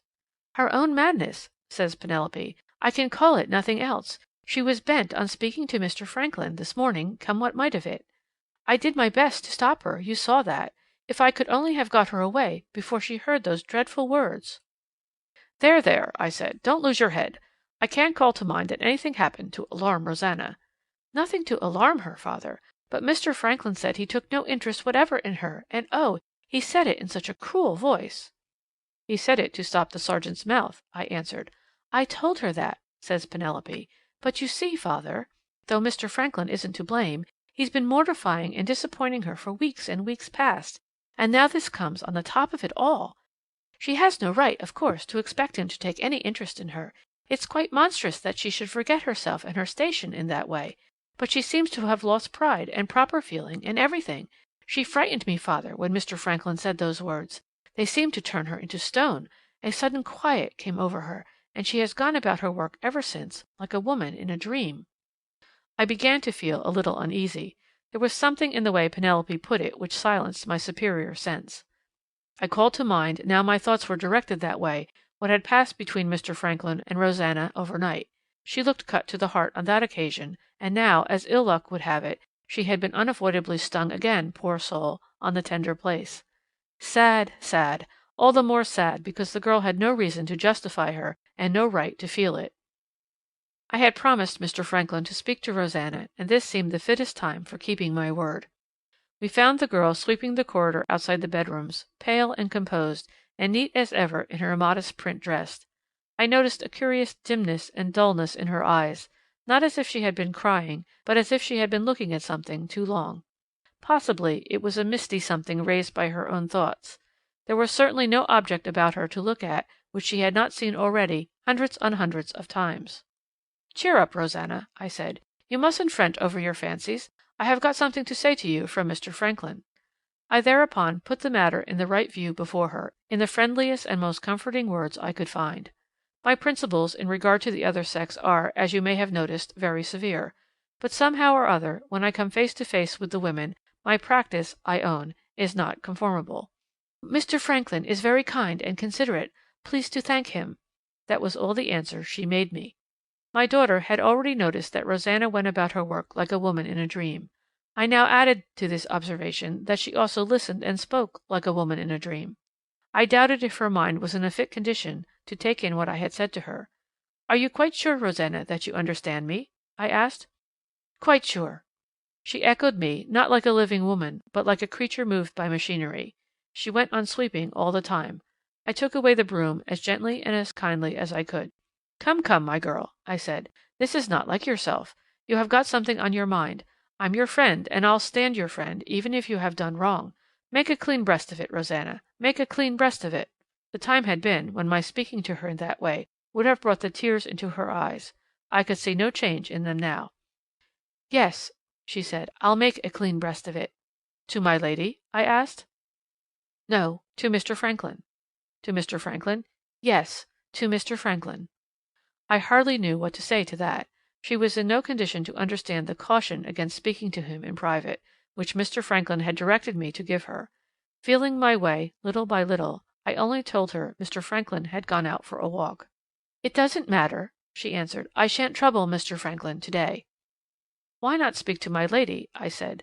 "The way to relieve your mind is to speak to the merciful and Christian mistress who has always been kind to you." She looked at me for a moment with a grave and steady attention, as if she was fixing what I had said in her mind.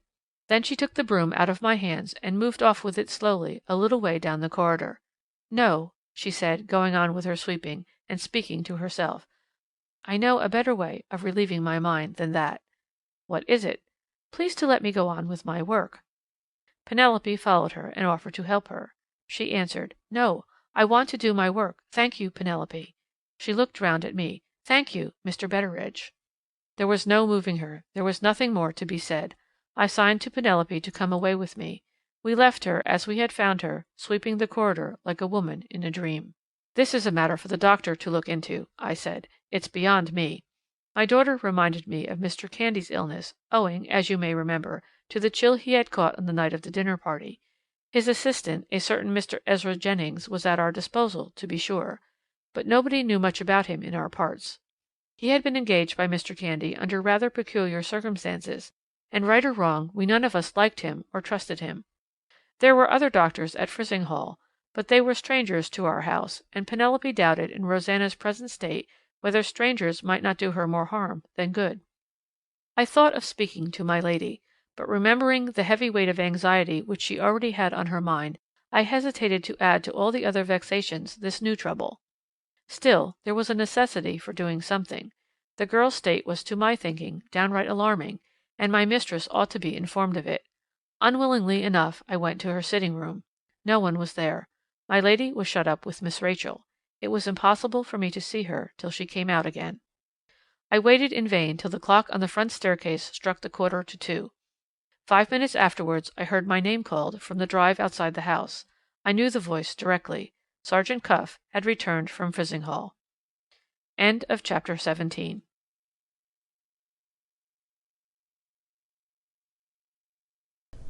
Chapter 18. Going down to the front door, I met the sergeant on the steps.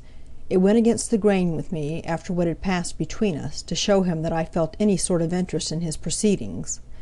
In spite of myself, however, I felt an interest that there was no resisting. My sense of dignity sank from under me, and out came the words, "What news from Frizzing Hall?" "I have seen the Indians," answered Sergeant Cuff, "and I have found out what Rosanna bought privately in the town on Thursday last. The Indians will be set free on Wednesday in next week. There isn't a doubt on my mind, and there isn't a doubt on Mr. Murthwaite's mind, that they came to this place to steal the Moonstone. Their calculations were all thrown out, of course, by what happened in the house on Wednesday night, and they have no more to do with the actual loss of the jewel than you have. But I can tell you one thing, Mr. Betteredge, if we don't find the Moonstone, they will. You have not heard the last of the 3 jugglers yet." Mr. Franklin came back from his walk as the sergeant said those startling words. Governing his curiosity better than I had governed mine, he passed us without a word, and went on into the house. As for me, having already dropped my dignity, I determined to have the whole benefit of the sacrifice. "So much for the Indians," I said. "What about Rosanna next?" Sergeant Cuff shook his head. "The mystery in that quarter is thicker than ever," he said. "I have traced her to a shop at Frizzing Hall, kept by a linen draper named Maltby. She bought nothing whatever at any of the other drapers' shops, or at any milliner's or tailor's shops, and she bought nothing at Maltby's but a piece of long cloth. She was very particular in choosing a certain quality. As to quantity, she bought enough to make a nightgown." "Whose nightgown?" I asked. "Her own, to be sure. Between 12 and 3 on the Thursday morning she must have slipped down to your young lady's room to settle the hiding of the Moonstone while all the rest of you were in bed. In going back to her own room her nightgown must have brushed the wet paint on the door. She couldn't wash out the stain, and she couldn't safely destroy the nightgown without first providing another like it, to make the inventory of her linen complete." "What proves that it was Rosanna's nightgown?" I objected. "The material she bought for making the substitute dress," answered the sergeant. "If it had been Miss Verinder's nightgown, she would have had to buy lace and frilling and Lord knows what besides, and she wouldn't have had time to make it in one night. Plain long cloth means a plain servant's nightgown. No, no, Mr. Betteredge, all that is clear enough. The pinch of the question is, why, after having provided the substitute dress, does she hide the smeared nightgown instead of destroying it? If the girl won't speak out, there is only one way of settling the difficulty. The hiding place at the Shivering Sand must be searched, and the true state of the case will be discovered there." "How are you to find the place?" I inquired. "I am sorry to disappoint you," said the sergeant, "but that's a secret which I mean to keep to myself." Not to irritate your curiosity, as he irritated mine, I may here inform you that he had come back from Frizzing Hall provided with a search warrant. His experience in such matters told him that Rosanna was in all probability carrying about her a memorandum of the hiding place to guide her in case she returned to it under changed circumstances and after a lapse of time. Possessed of this memorandum, the sergeant would be furnished with all that he could desire. "Now, Mr. Betteredge," he went on, "suppose we drop speculation and get to business. I told Joyce to have an eye on Rosanna. Where is Joyce?" Joyce was the Frizzing Hall policeman who had been left by Superintendent Seagrave at Sergeant Cuff's disposal. The clock struck 2 as he put the question, and punctual to the moment the carriage came round to take Miss Rachel to her aunt's. "One thing at a time," said the sergeant, stopping me as I was about to send in search of Joyce. "I must attend to Miss Verinder first." As the rain was still threatening, it was the closed carriage that had been appointed to take Miss Rachel to Frizzing Hall. Sergeant Cuff beckoned Samuel to come down to him from the rumble behind. "You will see a friend of mine waiting among the trees on this side of the lodge gate," he said. "My friend, without stopping the carriage, will get up onto the rumble with you. You have nothing to do but to hold your tongue and shut your eyes, otherwise you will get into trouble." With that advice he sent the footman back to his place. What Samuel thought I don't know. It was plain to my mind that Miss Rachel was to be privately kept in view from the time when she left our house, if she did leave it. A watch set on my young lady, a spy behind her in the rumble of her mother's carriage. I could have cut my own tongue out for having forgotten myself so far as to speak to Sergeant Cuff. The first person to come out of the house was my lady. She stood aside on the top step, posting herself there to see what happened. Not a word did she say, either to the sergeant or to me. With her lips closed and her arms folded in the light garden cloak which she had wrapped round her on coming into the air, there she stood, as still as a statue, waiting for her daughter to appear. In a minute more Miss Rachel came downstairs, very nicely dressed in some soft yellow stuff that set off her dark complexion and clipped her tight, in the form of a jacket, round the waist. She had a smart little straw hat on her head with a white veil twisted round it. She had primrose-colored gloves that fitted her hands like a second skin. Her beautiful black hair looked as smooth as satin under her hat. Her little ears were like rosy shells. They had a pearl dangling from each of them. She came swiftly out to us, as straight as a lily on its stem, and as lithe and supple in every movement she made as a young cat. Nothing that I could discover was altered in her pretty face but her eyes and her lips. Her eyes were brighter and fiercer than I liked to see, and her lips had so completely lost their color in their smile that I hardly knew them again. She kissed her mother in a hasty and sudden manner on the cheek. She said, "Try to forgive me, mamma," and then pulled down her veil over her face so vehemently that she tore it. In another moment she had run down the steps and had rushed into the carriage as if it was a hiding-place. Sergeant Cuff was just as quick on his side. He put Samuel back and stood before Miss Rachel, with the open carriage door in his hand, at the instant when she settled herself in her place. "What do you want?" says Miss Rachel from behind her veil. "I want to say one word to you, miss," answered the sergeant, "before you go. I can't presume to stop your paying a visit to your aunt. I can only venture to say that your leaving us, as things are now, puts an obstacle in the way of my recovering your diamond. Please to understand that, and now decide for yourself whether you go or stay." Miss Rachel never even answered him. "Drive on, James," she called out to the coachman. Without another word the sergeant shut the carriage door. Just as he closed it, Mr. Franklin came running down the steps. "Good-bye, Rachel," he said, holding out his hand. "Drive on," cried Miss Rachel, louder than ever, and taking no more notice of Mr. Franklin than she had taken of Sergeant Cuff. Mr. Franklin stepped back thunderstruck, as well he might be. The coachman, not knowing what to do, looked towards my lady, still standing immovable on the top step. My lady, with anger and sorrow and shame all struggling together in her face, made him a sign to start the horses, and then turned back hastily into the house. Mr. Franklin, recovering the use of his speech, called after her as the carriage drove off. "Aunt, you were quite right. Accept my thanks for all your kindness, and let me go." My lady turned as though to speak to him. Then, as if distrusting herself, waved her hand kindly. "Let me see you before you leave us, Franklin," she said, in a broken voice, and went on to her own room. "Do me a last favour, Betteridge," says Mr. Franklin, turning to me with the tears in his eyes. "Get me away to the train as soon as you can." He, too, went his way into the house. For the moment Miss Rachel had completely unmanned him. Judge from that how fond he must have been of her. Sergeant Cuff and I were left face to face at the bottom of the steps. The sergeant stood with his face set towards a gap in the trees, commanding a view of one of the windings of the drive which led from the house. He had his hands in his pockets, and he was softly whistling "The Last Rose of Summer" to himself.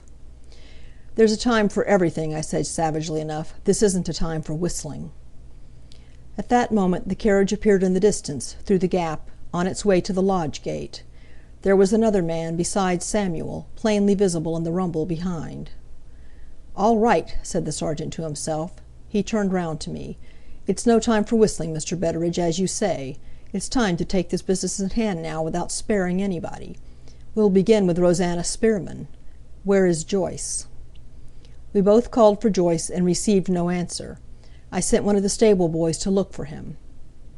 "You heard what I said to Miss Verinder," remarked the sergeant, while we were waiting, "and you saw how she received it.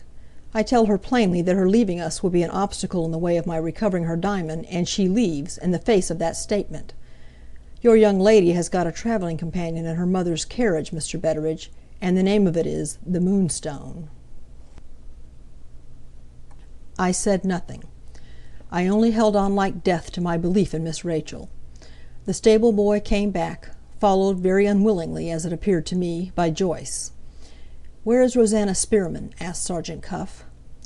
"I can't account for it, sir," Joyce began, "and I am very sorry, but somehow or other—" "Before I went to Frizzing Hall," said the sergeant, cutting him short, "I told you to keep your eyes on Rosanna Spearman, without allowing her to discover that she was being watched. Do you mean to tell me that you have let her give you the slip?" "I am afraid, sir," says Joyce, beginning to tremble, "that I was perhaps a little too careful not to let her discover me. There are such a many passages in the lower parts of this house. How long is it since you missed her?" "Nigh on an hour since, sir." "You can go back to your regular business at Frizzing Hall," said the sergeant, speaking just as composedly as ever, in his usual quiet and dreary way. "I don't think your talents are at all in our line, Mr. Joyce. Your present form of employment is a trifle beyond you. Good morning." The man slunk off. I find it very difficult to describe how I was affected by the discovery that Rosanna Spearman was missing. I seemed to be in 50 different minds about it, all at the same time. In that state I stood staring at Sergeant Cuff, and my powers of language quite failed me. "No, Mr. Betteredge," said the sergeant, as if he had discovered the uppermost thought in me, and was picking it out to be answered before all the rest. "Your young friend Rosanna won't slip through my fingers so easy as you think. As long as I know where Miss Verinder is, I have the means at my disposal of tracing Miss Verinder's accomplice. I prevented them from communicating last night. Very good. They will get together at Frizzing Hall instead of getting together here. The present inquiry must be simply shifted, rather sooner than I had anticipated, from this house to the house at which Miss Verinder is visiting. In the meantime, I'm afraid I must trouble you to call the servants together again." I went round with him to the servants' hall. It is very disgraceful, but it is not the less true, that I had another attack of the detective fever when he said those last words. I forgot that I hated Sergeant Cuff. I seized him confidentially by the arm. I said, "For goodness' sake, tell us what you are going to do with the servants now." The great Cuff stood stock still and addressed himself in a kind of melancholy rapture to the empty air. "If this man," said the sergeant, apparently meaning me, "only understood the growing of roses, he would be the most completely perfect character on the face of creation." After that strong expression of feeling he sighed, and put his arm through mine. "This is how it stands," he said, dropping down again to business. "Rosanna has done one of two things. She has either gone direct to Frizzing Hall, before I can get there, or she has gone first to visit her hiding place at the Shivering Sand. The first thing is to find out is, which of the servants saw the last of her before she left the house." On instituting this inquiry, it turned out that the last person who had set eyes on Rosanna was Nancy, the kitchen maid. Nancy had seen her slip out with a letter in her hand, and stop the butcher's man, who had just been delivering some meat at the back door. Nancy had heard her ask the man to post the letter when he got back to Frizzing Hall. The man had looked at the address, and had said it was a roundabout way of delivering a letter directed to Cobb's Hole, to post it at Frizzing Hall, and that, moreover, on a Saturday, which would prevent the letter from getting to its destination until Monday morning, Rosanna had answered that the delivery of the letter being delayed till Monday was of no importance. The only thing she wished to be sure of was that the man would do what she told him. The man had promised to do it, and had driven away. Nancy had been called back to her work in the kitchen, and no other person had seen anything afterwards of Rosanna Spearman. "Well?" I asked, when we were alone again. "Well," says the sergeant, "I must go to Frizzing Hall." "About the letter, sir?" "Yes. The memorandum of the hiding place is in that letter. I must see the address at the post office. If it is the address I suspect, I shall pay our friend Mrs. Yolland another visit on Monday next." I went with the sergeant to order the pony chaise. In the stable yard we got a new light thrown on the missing girl. End of chapter 18.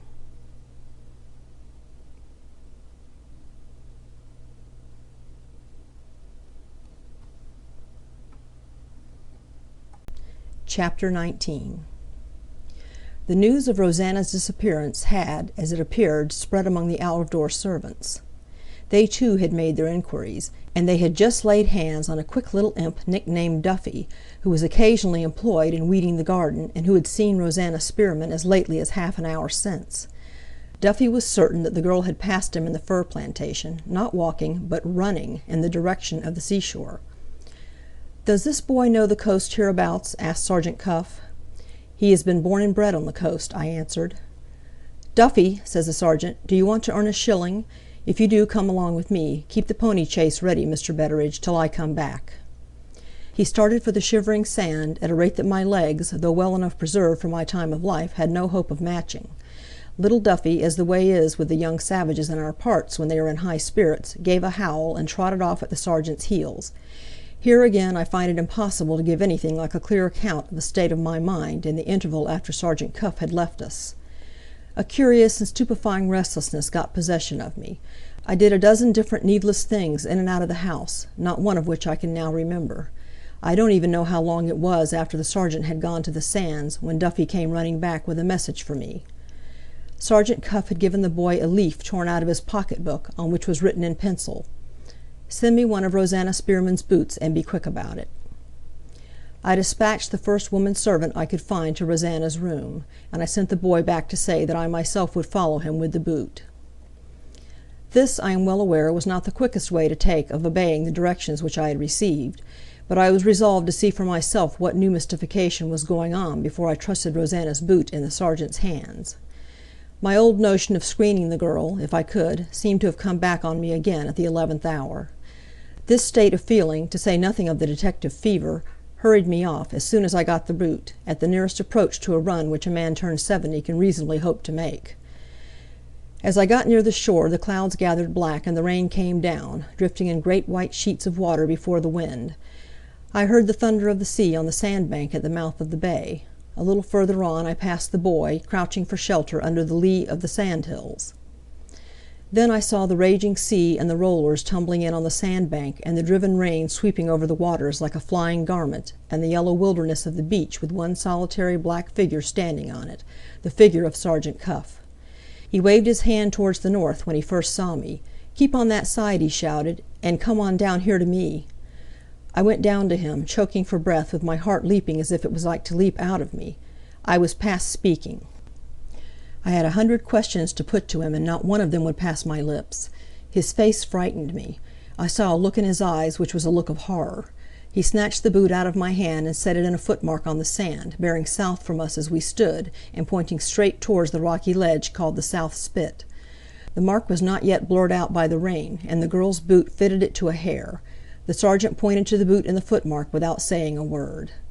I caught at his arm and tried to speak to him, and failed as I had failed when I tried before. He went on, following the footsteps down and down to where the rocks and the sand joined. The South Spit was just awash with the flowing tide, the waters heaved over the hidden face of the shivering sand. Now this way and now that, with an obstinate patience that was dreadful to see, Sergeant Cuff tried the boot in the footsteps, and always found it pointing the same way, straight to the rocks. Hunt as he might, no sign could he find anywhere of the footsteps walking from them. He gave it up at last. Still keeping silence, he looked again at me, and then he looked out at the waters before us, heaving in deeper and deeper over the quicksand. I looked where he looked, and I saw his thought in his face. A dreadful dumb trembling crawled all over me on a sudden. I fell upon my knees on the beach. "She has been back at the hiding place," I heard the sergeant say to himself. "Some fatal accident has happened to her on those rocks." The girl's altered looks and words and actions, the numbed, deadened way in which she listened to me and spoke to me, when I had found her sweeping the corridor but a few hours since, rose up in my mind, and warned me, even as the sergeant spoke, that his guess was wide of the dreadful truth. I tried to tell him of the fear that had frozen me up. I tried to say, "The death she has died, Sergeant, was a death of her own seeking." No, the words wouldn't come. The dumb trembling held me in its grip. I couldn't feel the driving rain. I couldn't see the rising tide. As in the vision of a dream, the poor lost creature came back before me. I saw her again as I had seen her in the past time, on the morning when I went to fetch her into the house. I heard her again, telling me that the shivering sand seemed to draw her to it against her will, and wondering whether her grave was waiting for her there. The horror of it struck at me, in some unfathomable way, through my own child. My girl was just her age. My girl, tried as Rosanna was tried, might have lived that miserable life, and died this dreadful death. The sergeant kindly lifted me up and turned me away from the side of the place where she had perished. With that relief I began to fetch my breath again and to see things about me as things really were. Looking towards the sand hills, I saw the men servants from out of doors, and the fisherman, named Yolland, all running down to us together, and all, having taken the alarm, calling out to know if the girl had been found. In the fewest words the sergeant showed them the evidence of the footmarks, and told them that a fatal accident must have happened to her. He then picked out the fisherman from the rest, and put a question to him, turning about again towards the sea. "Tell me," he said, "could a boat have taken her off, in such weather as this, from those rocks where her footmarks stop?" The fisherman pointed to the rollers tumbling in on the sandbank, and to the great waves leaping up in clouds of foam against the headlands on either side of us. "No boat that ever was built," he answered, "could have got to her through that." Sergeant Cuff looked for the last time at the footmarks on the sand, which the rain was now fast blurring out. "There," he said, "is the evidence that she can't have left this place by land. And here," he went on, looking at the fisherman, "is the evidence that she can't have got away by sea."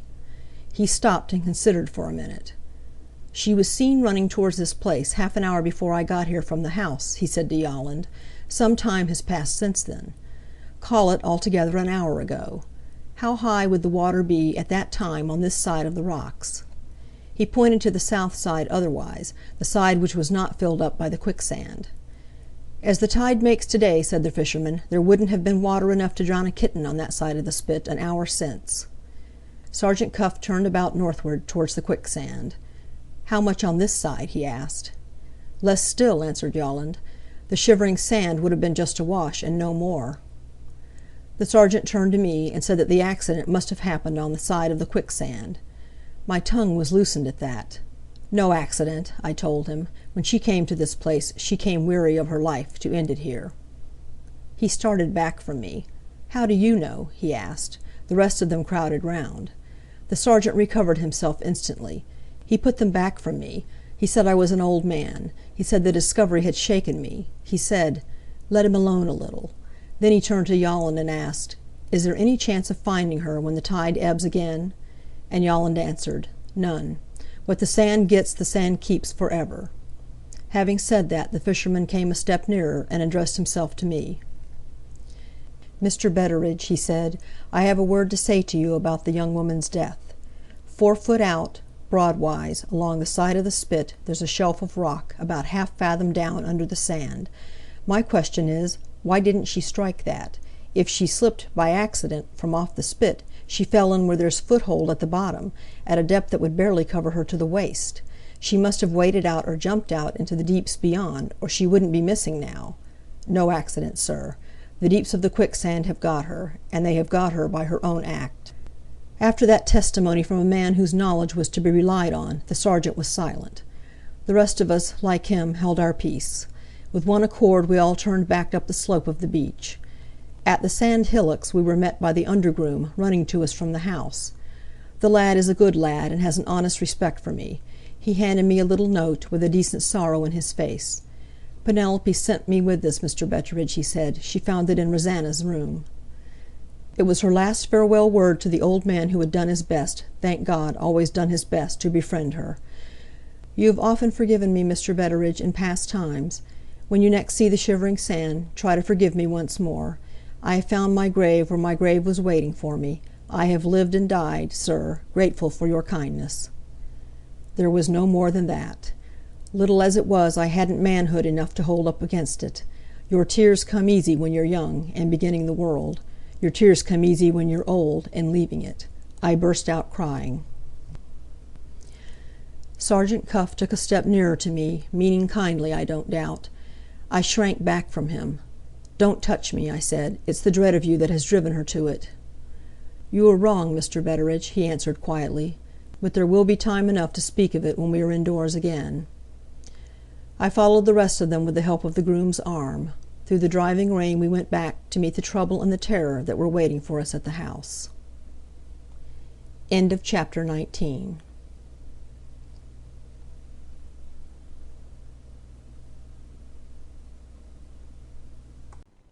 Chapter 20. Those in front had spread the news before us. We found the servants in a state of panic. As we passed my lady's door, it was thrown open violently from the inner side. My mistress came out among us, with Mr. Franklin following, and trying vainly to compose her, quite beside herself with the horror of the thing.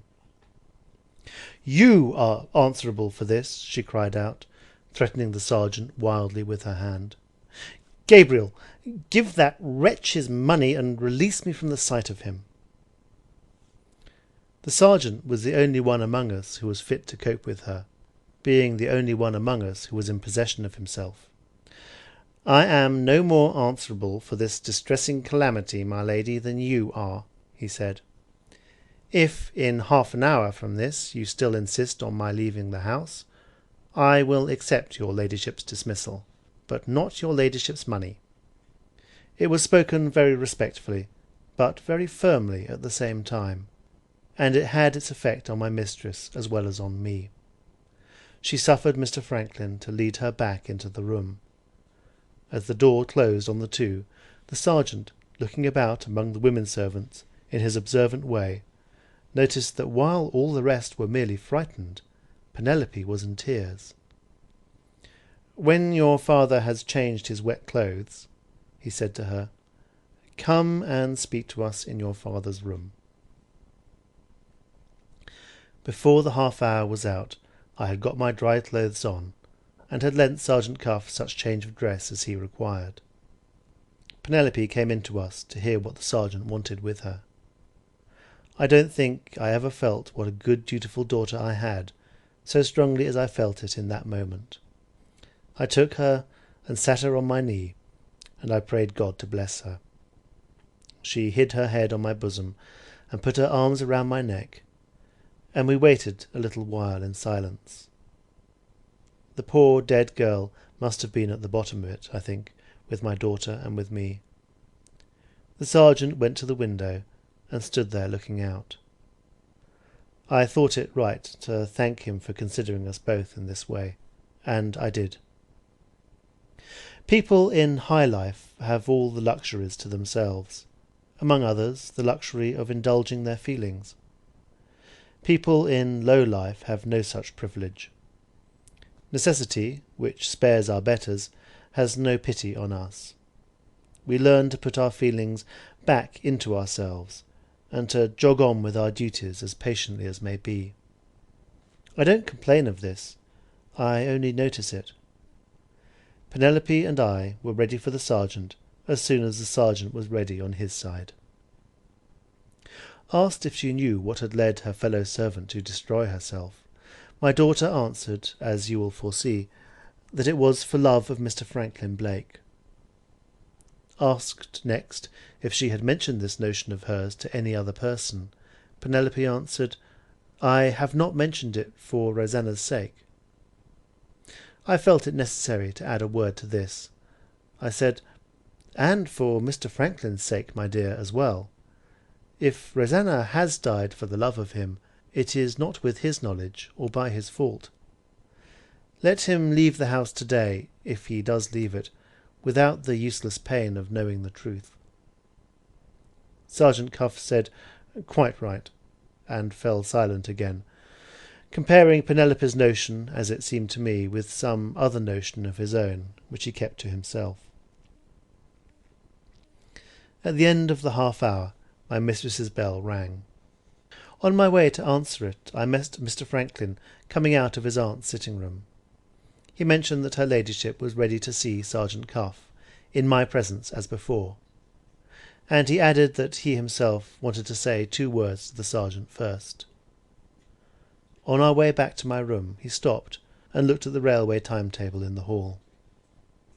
"Are you really going to leave us, sir?" I asked. "Miss Rachel will surely come right again, if you only give her time." "She will come right again," answered Mr. Franklin, "when she hears that I have gone away, and that she will see me no more." I thought he spoke in resentment of my young lady's treatment of him, but it was not so.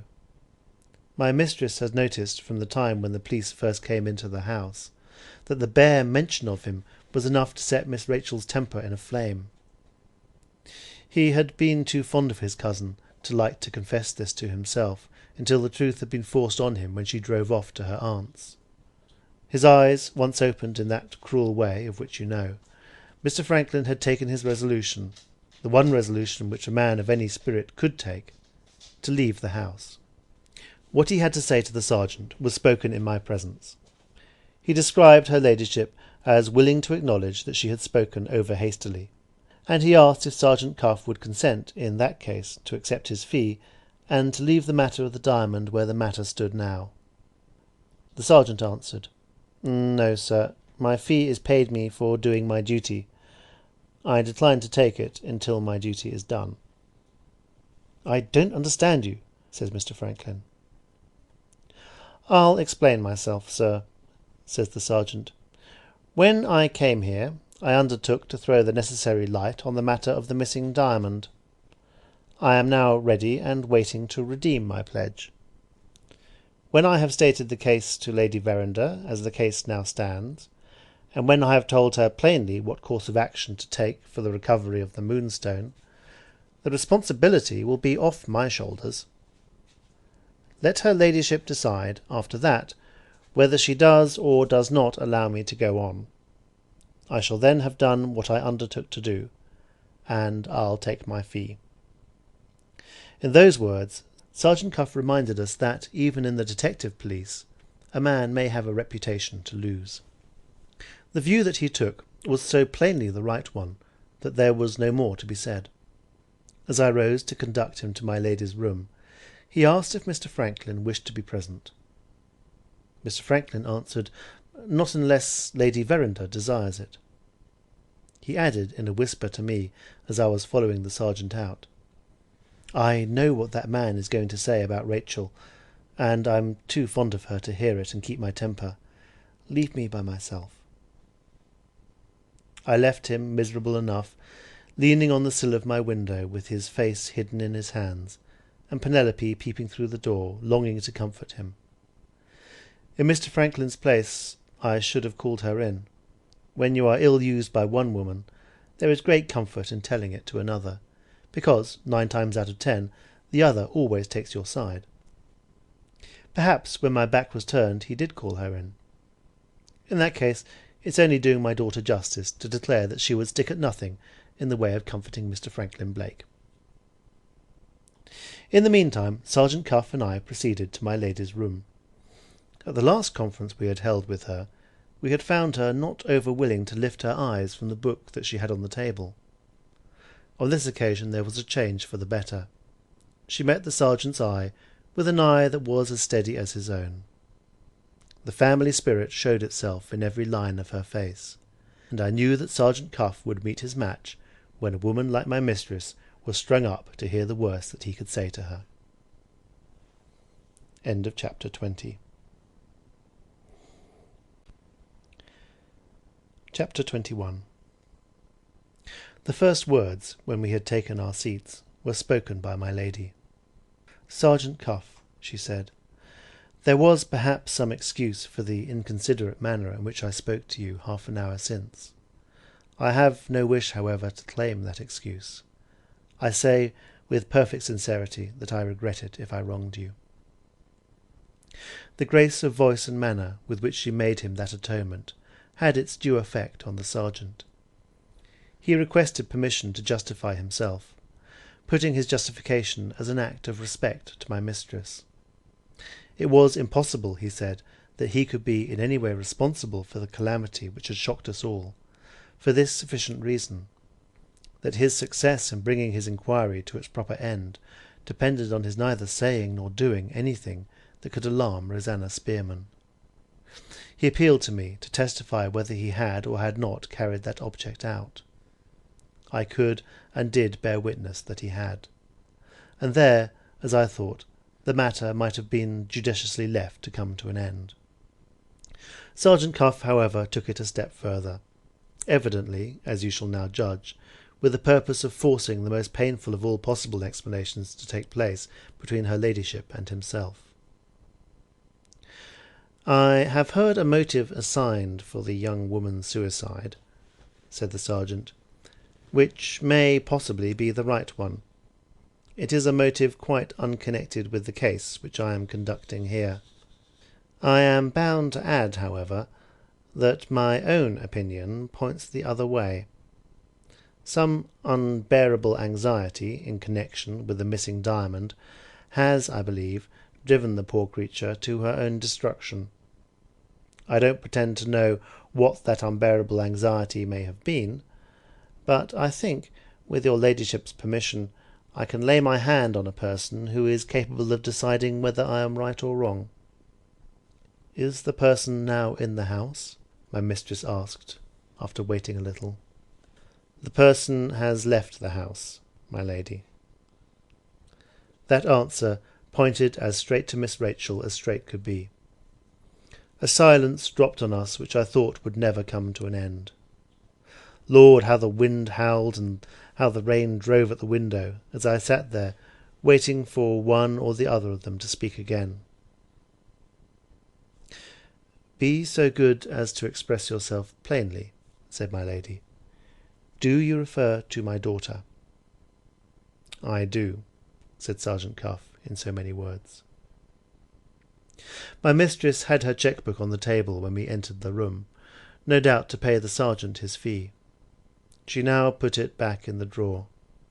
It went to my heart to see how her poor hand trembled, the hand that had loaded her old servant with benefits, the hand that, I pray God, may take mine when my time comes, and I leave my place for ever. "I had hoped," said my lady, very slowly and quietly, "to have recompensed your services, and to have parted with you without Miss Verinder's name having been openly mentioned between us, as it has been mentioned now. My nephew has probably said something of this before you came into the room?" "Mr. Blake gave his message, my lady, and I gave Mr. Blake a reason. It is needless to tell me your reason. After what you have just said, you know, as well as I do, that you have gone too far to go back. I owe it to myself, and I owe it to my child, to insist on your remaining here, and to insist on your speaking out." The sergeant looked at his watch. "If there had been time, my lady," he answered, "I should have preferred writing my report instead of communicating it by word of mouth. But if this inquiry is to go on, time is of too much importance to be wasted in writing. I am ready to go into the matter at once. It is a very painful matter for me to speak of, and for you to hear." There my mistress stopped him once more. "I may possibly make it less painful to you, and to my good servant and friend here," she said, "if I set the example of speaking boldly on my side. You suspect Miss Verinder of deceiving us all by secreting the diamond for some purpose of her own. Is that true?"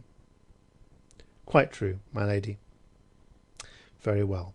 Now, before you begin, I have to tell you, as Miss Verinder's mother, that she is absolutely incapable of doing what you suppose her to have done. Your knowledge of her character dates from a day or two since. My knowledge of her character dates from the beginning of her life. State your suspicion of her as strongly as you please, it is impossible that you can offend me by doing so. I am sure beforehand that, with all your experience, the circumstances have fatally misled you in this case. Mind, I am in possession of no private information. I am as absolutely shut out of my daughter's confidence as you are.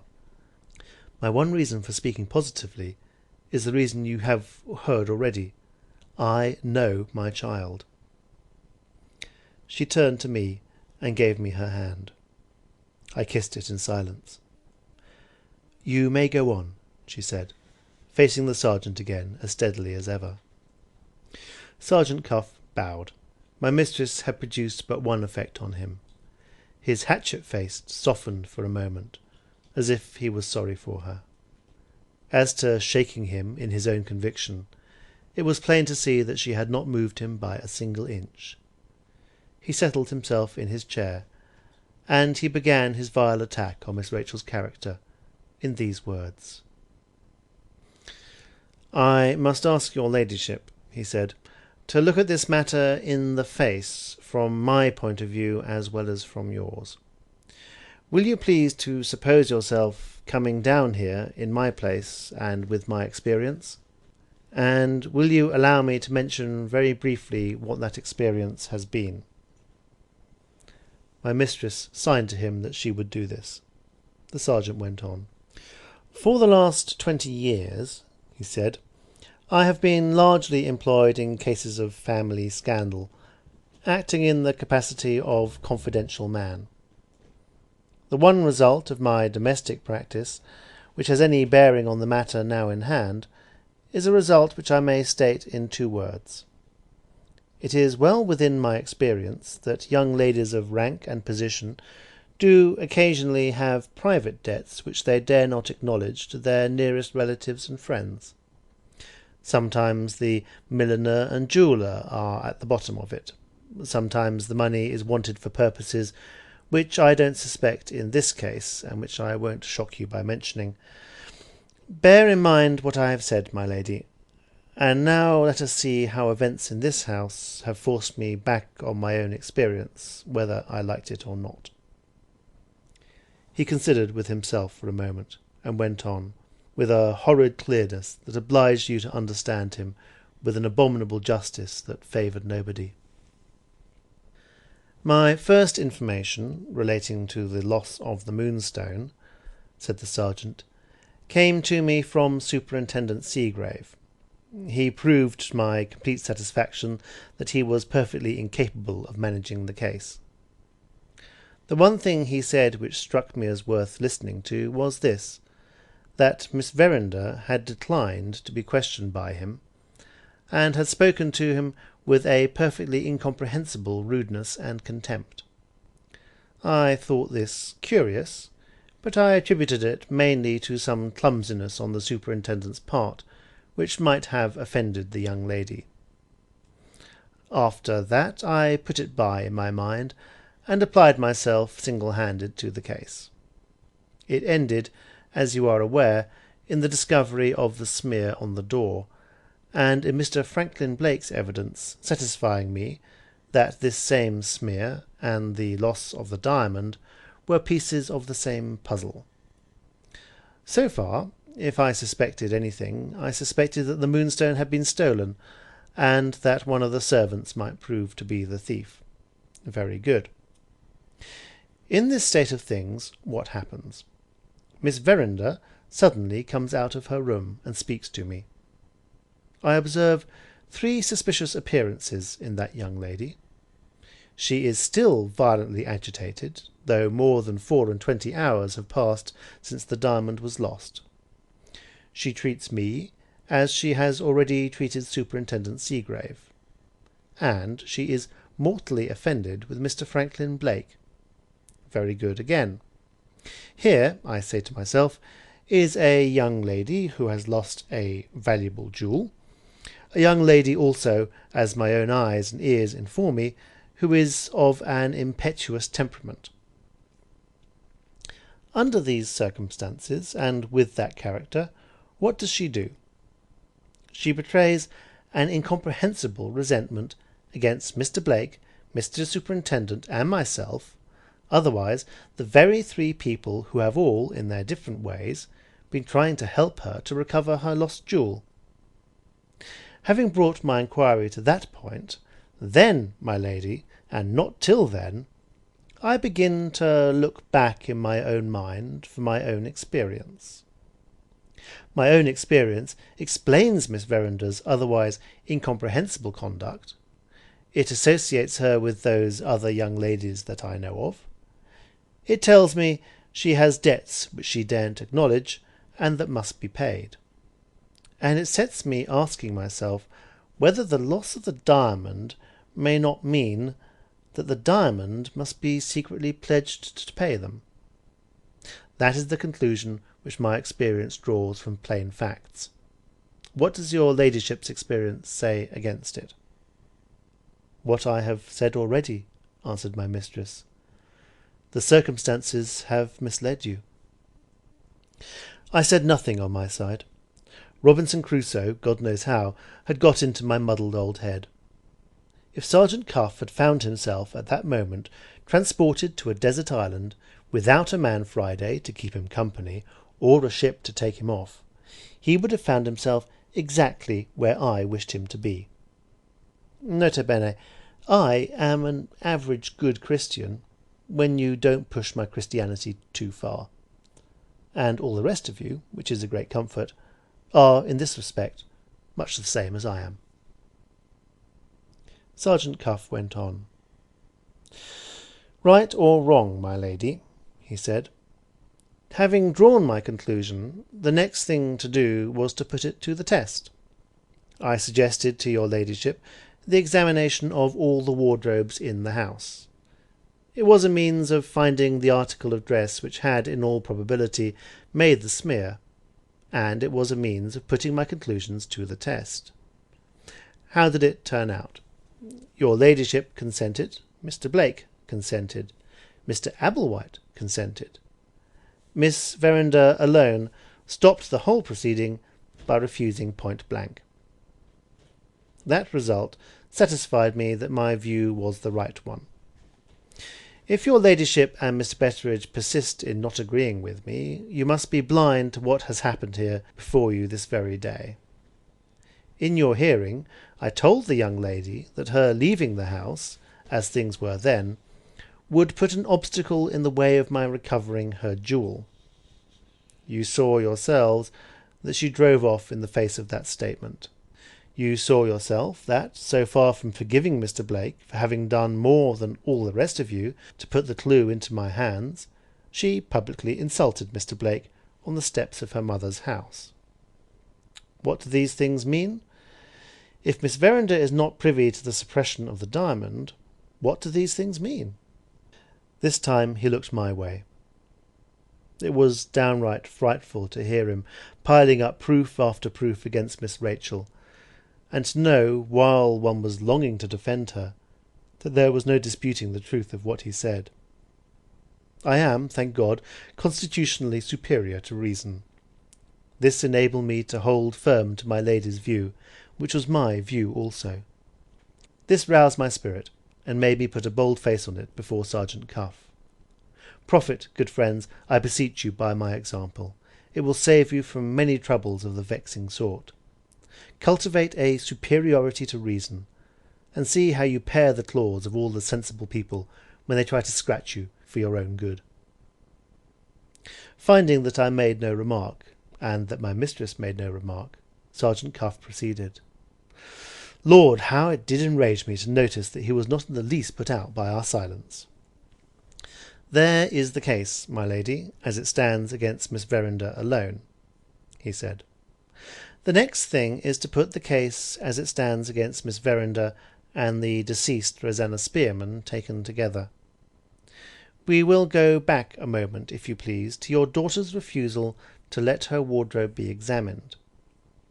My mind being made up, after that circumstance, I had two questions to consider next.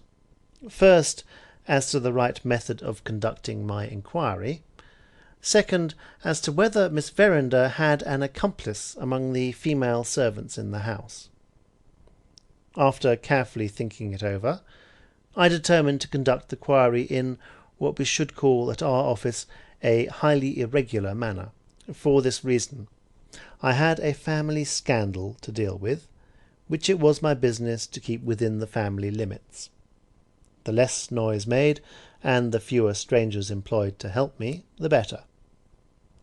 As to the usual course of taking people in custody on suspicion and going before the magistrate and all the rest of it, nothing of the sort was to be thought of when your ladyship's daughter was, as I believed, at the bottom of the whole business.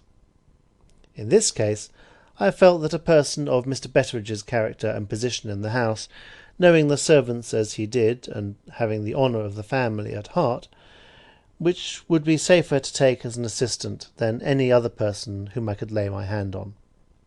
I should have tried Mr. Blake as well, but for one obstacle in the way. He saw the drift of my proceedings at a very early date, and with his interest in Miss Verinder, any mutual understanding was impossible between him and me. I trouble your ladyship with these particulars to show you that I have kept the family secret within the family circle. I am the only outsider who knows it, and my professional existence depends on holding my tongue. Here I felt that my professional existence depended on not holding my tongue. To be held up before my mistress in my old age as a sort of deputy policeman was once again more than my Christianity was strong enough to bear. "I beg to inform your ladyship," I said, "that I never, to my knowledge, helped this abominable detective business in any way, from first to last, and I summon Sergeant Cuff to contradict me if he dares." Having given vent in those words, I felt greatly relieved. Her ladyship honoured me by a little friendly pat on the shoulder. I looked with righteous indignation at the sergeant to see what he thought of such a testimony as that. The sergeant looked back like a lamb, and seemed to like me better than ever. My lady informed him that he might continue his statement. "I understand," she said, "that you have honestly done your best in what you believe to be my interest. I am ready to hear what you have to say next."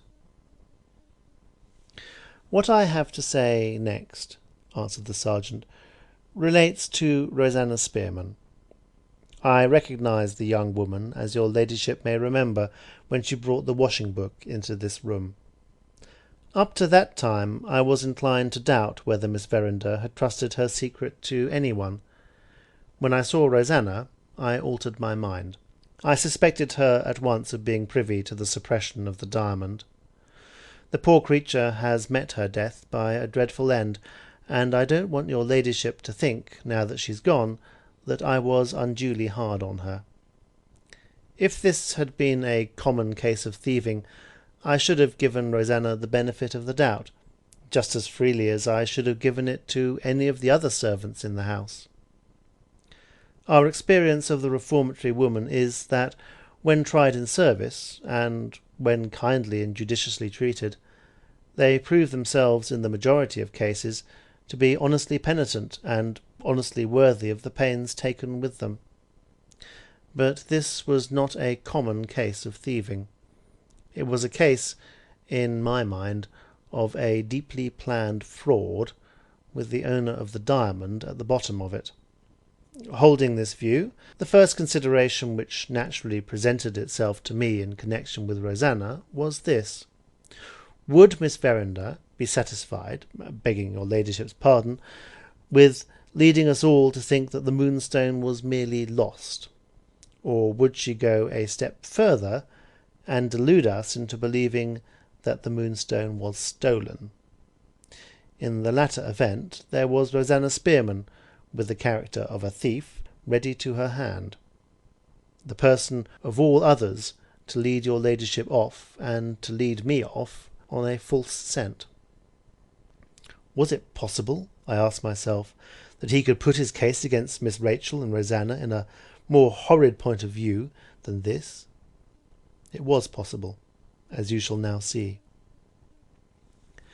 "I had another reason for suspecting the deceased woman," he said, "which appears to me to have been stronger still. Who would be the very person to help Miss Verinder in raising money privately on the diamond? Rosanna Spearman. No young lady in Miss Verinder's position could manage such a risky matter as that by herself. A go-between she must have, and who so fit, again, as Rosanna Spearman? Your ladyship's deceased housemaid was at the top of her profession when she was a thief. She had relations, to my certain knowledge, with one of the few men in London, in the money-lending line, who would advance a large sum on such a notable jewel as the Moonstone, without asking awkward questions or insisting on awkward conditions. Bear this in mind, my lady, and now let me show you how my suspicions have been justified by Rosanna's own acts, and by the plain inferences to be drawn on them." He thereupon passed the whole of Rosanna's proceedings under review.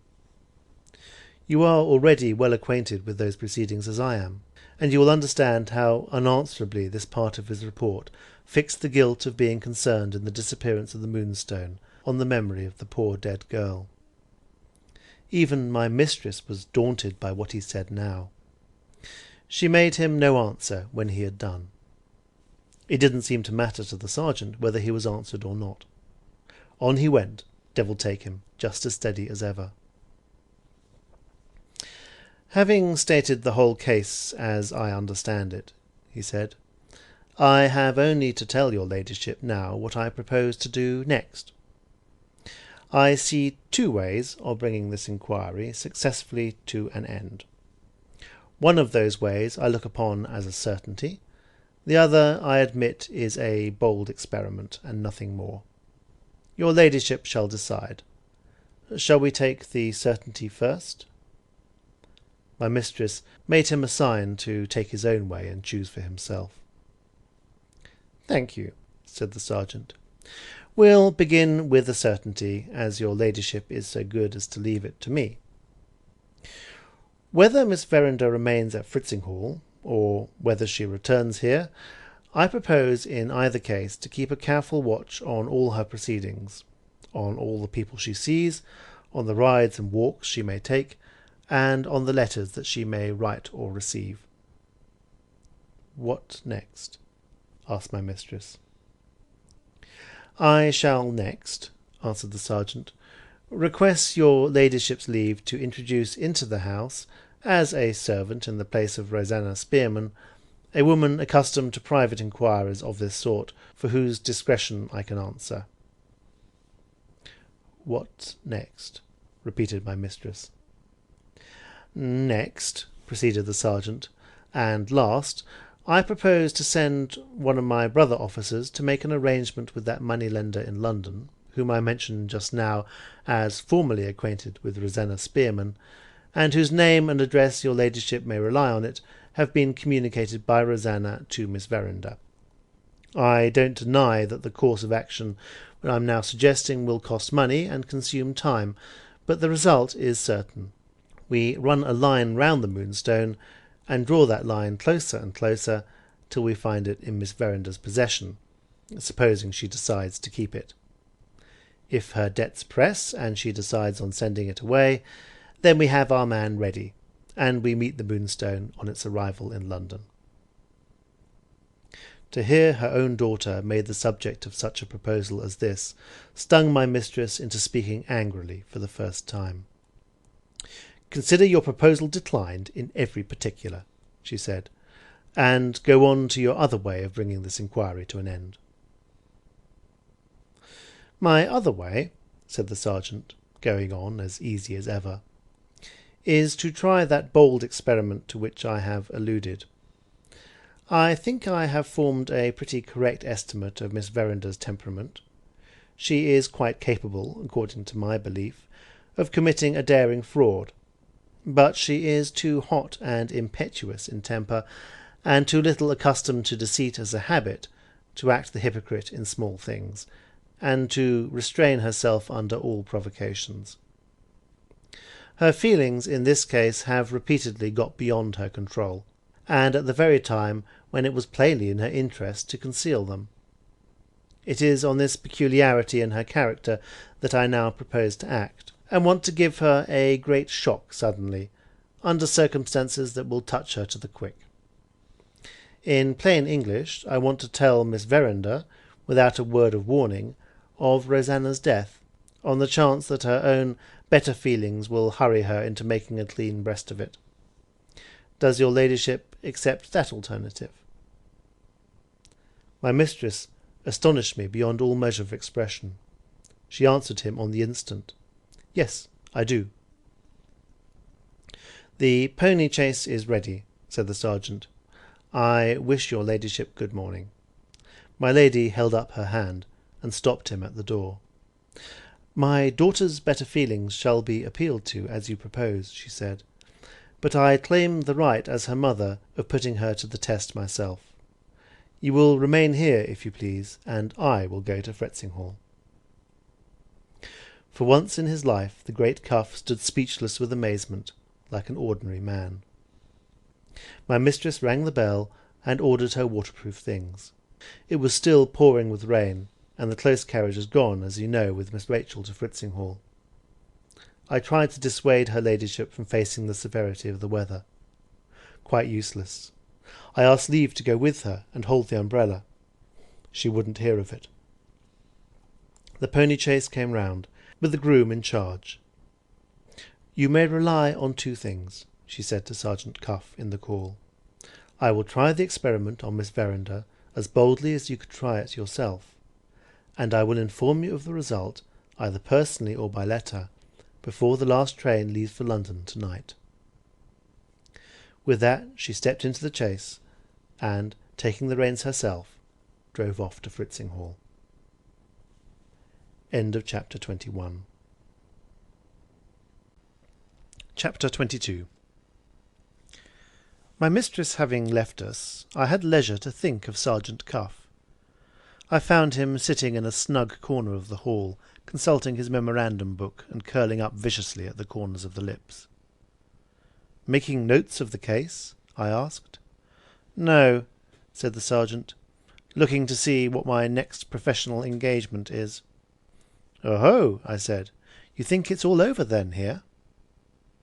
"I think," answered Sergeant Cuff, "that Lady Verinder is one of the cleverest women in England.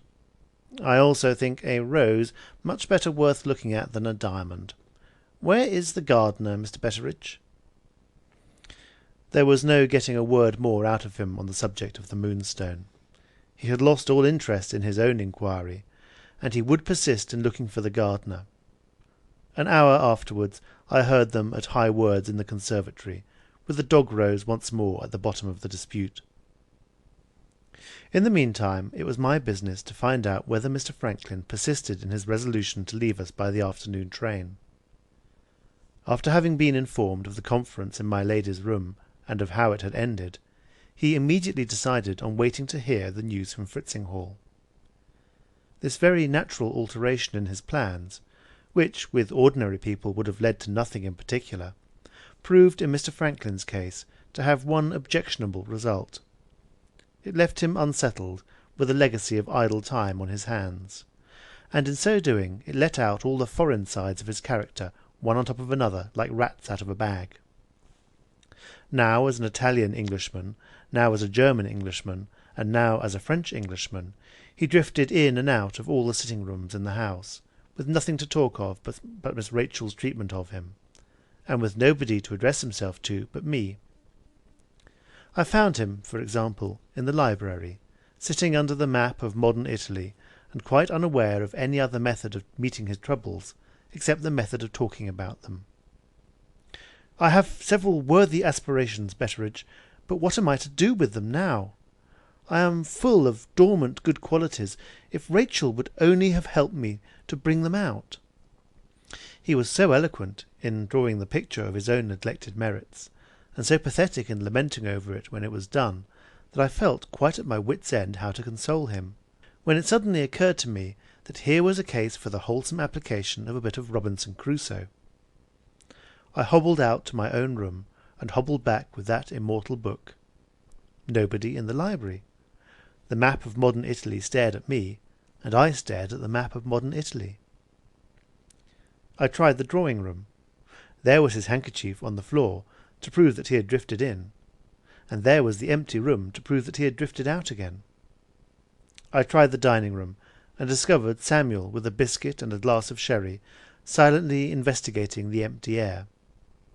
A minute since, Mr. Franklin had rung furiously for a little light refreshment. On its production in a violent hurry by Samuel, Mr. Franklin had vanished before the bell downstairs had quite done ringing with the pull he had given to it. I tried the morning-room, and found him at last. There he was at the window, drawing hieroglyphics with his finger in the damp on the glass. "Your sherry is waiting for you, sir," I said to him.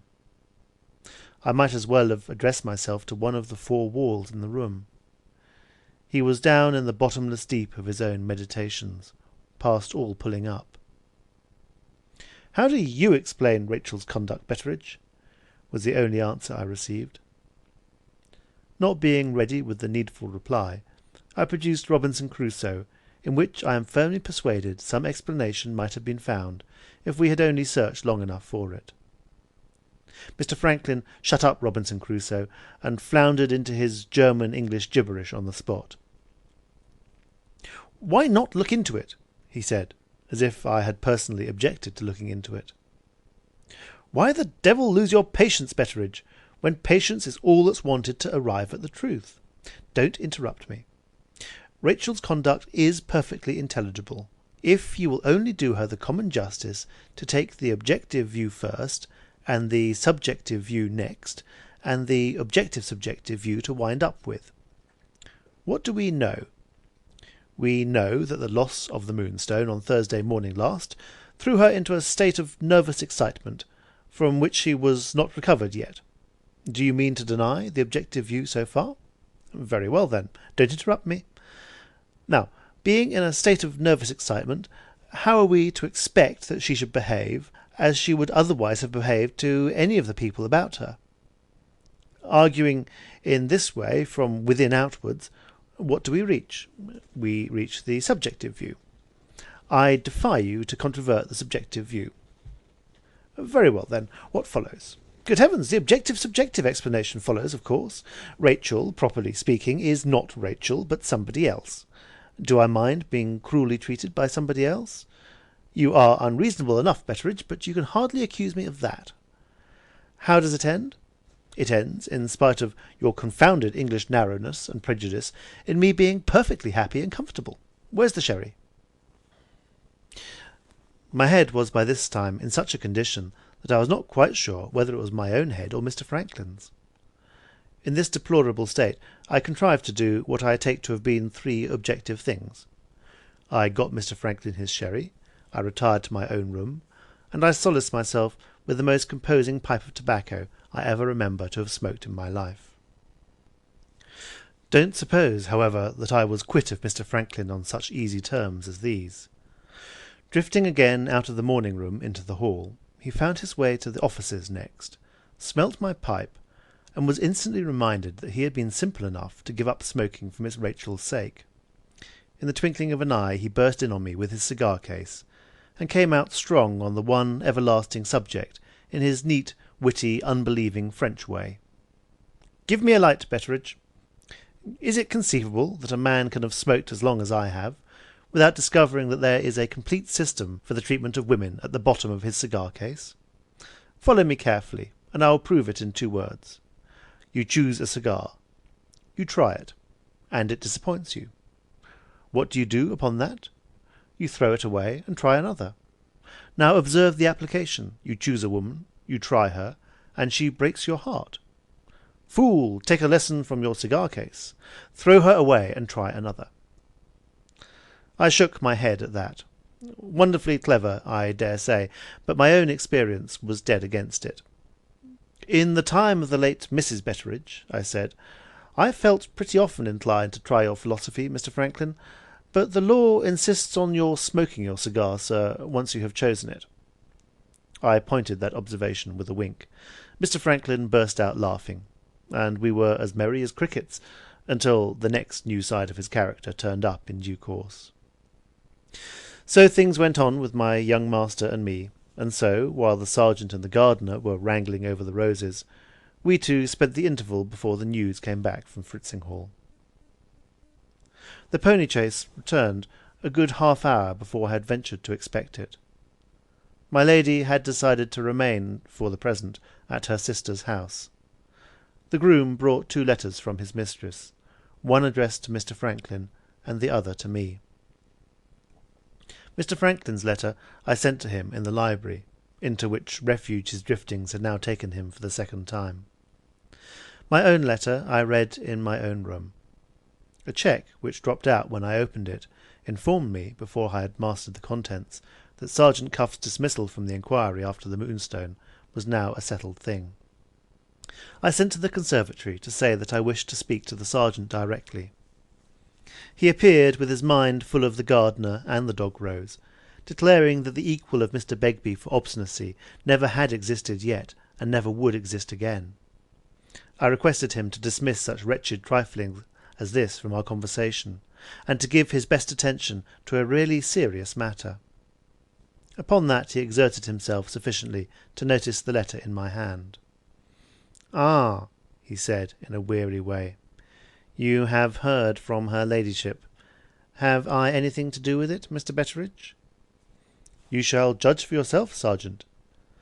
I thereupon read him the letter, with my best emphasis and discretion, in the following words. "My good Gabriel, I request that you will inform Sergeant Cuff that I have performed the promise I made to him, with this result. So far as Rosanna Spearman is concerned, Miss Verinder solemnly declares that she has never spoken a word in private to Rosanna since that unhappy woman first entered my house. They never met, even accidentally, on the night when the diamond was lost, and no communication of any sort took place between them, from the Thursday morning when the alarm was first raised in the house, to this present Saturday afternoon when Miss Verinder left us. After telling my daughter suddenly, and in so many words, of Rosanna Spearman's suicide, this is what has come of it. Having reached that point, I looked up and asked Sergeant Cuff what he thought of the letter so far. "I should only offend you if I expressed my opinion," answered the sergeant. "Go on, Mr. Betteridge," he said with the most exasperating resignation. "Go on." When I remembered that this man had had the audacity to complain of our gardener's obstinacy, my tongue itched to go on in other words than my mistress's. This time, however, my Christianity held firm. I proceeded steadily with her ladyship's letter. Having appealed to Miss Verinder in the manner which the officer thought most desirable, I spoke to her next in the manner which I myself thought most likely to impress her. On 2 different occasions before my daughter left my roof, I privately warned her that she was exposing herself to suspicion of the most unendurable and most degrading kind. I have now told her, in the plainest terms, that my apprehensions have been realized. Her answer to this, on her own solemn affirmation, is as plain as words can be. In the first place, she owes no money, privately, to any living creature. In the second place, the diamond is not now, and never has been, in her possession, since she put it into the cabinet on Wednesday night. The confidence which my daughter has placed in me goes no further than this. She maintains an obstinate silence when I ask her if she can explain the disappearance of the diamond. She refuses with tears when I appeal to her to speak out for my sake. The day will come when you will know why I am careless about being suspected, and why I am silent even with you. I have done much to make my mother pity me, nothing to make my mother blush for me. Those are my daughter's own words. After what has passed between the officer and me, I think, stranger as he is, that he should be made acquainted with what Miss Verinder has said as well as you. Read my letter to him, and then place in his hands the cheque which I enclose. In resigning all further claim on his services, I have only to say that I am convinced of his honesty and his intelligence, but I am more firmly persuaded than ever that the circumstances in this case have fatally misled him. There the letter ended. Before presenting the cheque, I asked Sergeant Cuff if he had any remark to make. "It's no part of my duty, Mr. Betteridge," he answered, "to make remarks on a case when I have done with it." I tossed the cheque across the table to him.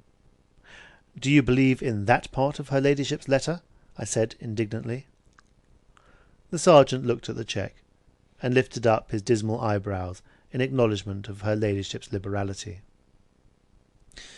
"This is such a generous estimate of the value of my time," he said, "that I feel bound to make some return for it. I'll bear in mind the amount of this cheque, Mr. Betteridge, when the occasion comes round for remembering it." "What do you mean?" I asked. "Her ladyship has smoothed matters over for the present very cleverly," said the sergeant. "But this family scandal is of the sort that bursts up again when you least expect it. We shall have more detective business on our hands, sir, before the Moonstone is many months older." If those words meant anything, and if the manner in which he spoke them meant anything, it came to this. My mistress's letter had proved, to his mind, that Miss Rachel was hardened enough to resist the strongest appeal that could be addressed to her, and that she had deceived her own mother, good God, under what circumstances, by a series of abominable lies. How other people in my place might have replied to the sergeant, I don't know. I answered what he said in these plain terms. "Sergeant Cuff, I consider your last observation an insult to my lady and her daughter." Mr. Betteridge, consider it as a warning to yourself, and you'll be nearer the mark." Hot and angry as I was, the infernal confidence with which he gave me that answer closed my lips. I walked to the window to compose myself. The rain had given over, and who should I see in the courtyard but Mr. Begbie, the gardener, waiting outside to continue the dog-rose controversy with Sergeant Cuff. "My compliments to the sergeant," said Mr. Begbie, the moment he set eyes on me. "If he's minded to walk to the station, I'm agreeable to go with him." "What?" cries the sergeant behind me. "Are you not convinced yet?" "The devil a bit I'm convinced," answered Mr. Begbie. "Then I'll walk to the station," says the sergeant. "Then I'll meet you at the gate," says Mr. Begbie. I was angry enough, as you know, but how was any man's anger to hold out against such an interruption as this? Sergeant Cuff noticed the change in me, and encouraged it by a word in season. "Come, come," he said, "why not treat my view of the case as her ladyship treats it? Why not say, the circumstances have fatally misled me?" To take anything as her ladyship took it was a privilege worth enjoying, even with the disadvantage of it having been offered to me by Sergeant Cuff. I cooled slowly down to my customary level. I regarded any other opinion of Miss Rachel than my lady's opinion or mine with a lofty contempt. The only thing I could not do was to keep off the subject of the Moonstone. My own good sense ought to have warned me, I know, to let the matter rest.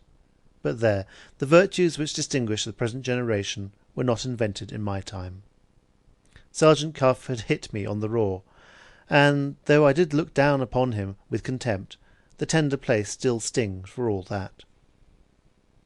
The end of it was that I perversely led him back to the subject of her ladyship's letter.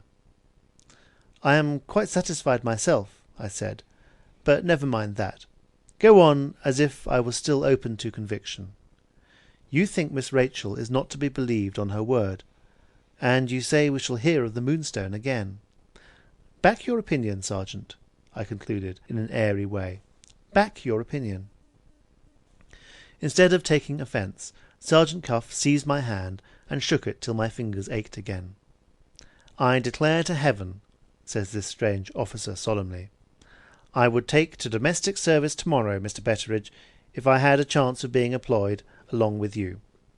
To say you are as transparent as a child, sir, is to pay the children a compliment which 9 out of 10 of them don't deserve.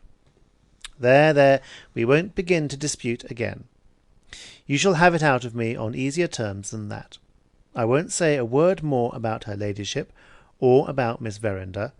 I'll only turn prophet for once in a way, and for your sake. I have warned you already that you haven't done with the Moonstone yet. Very well.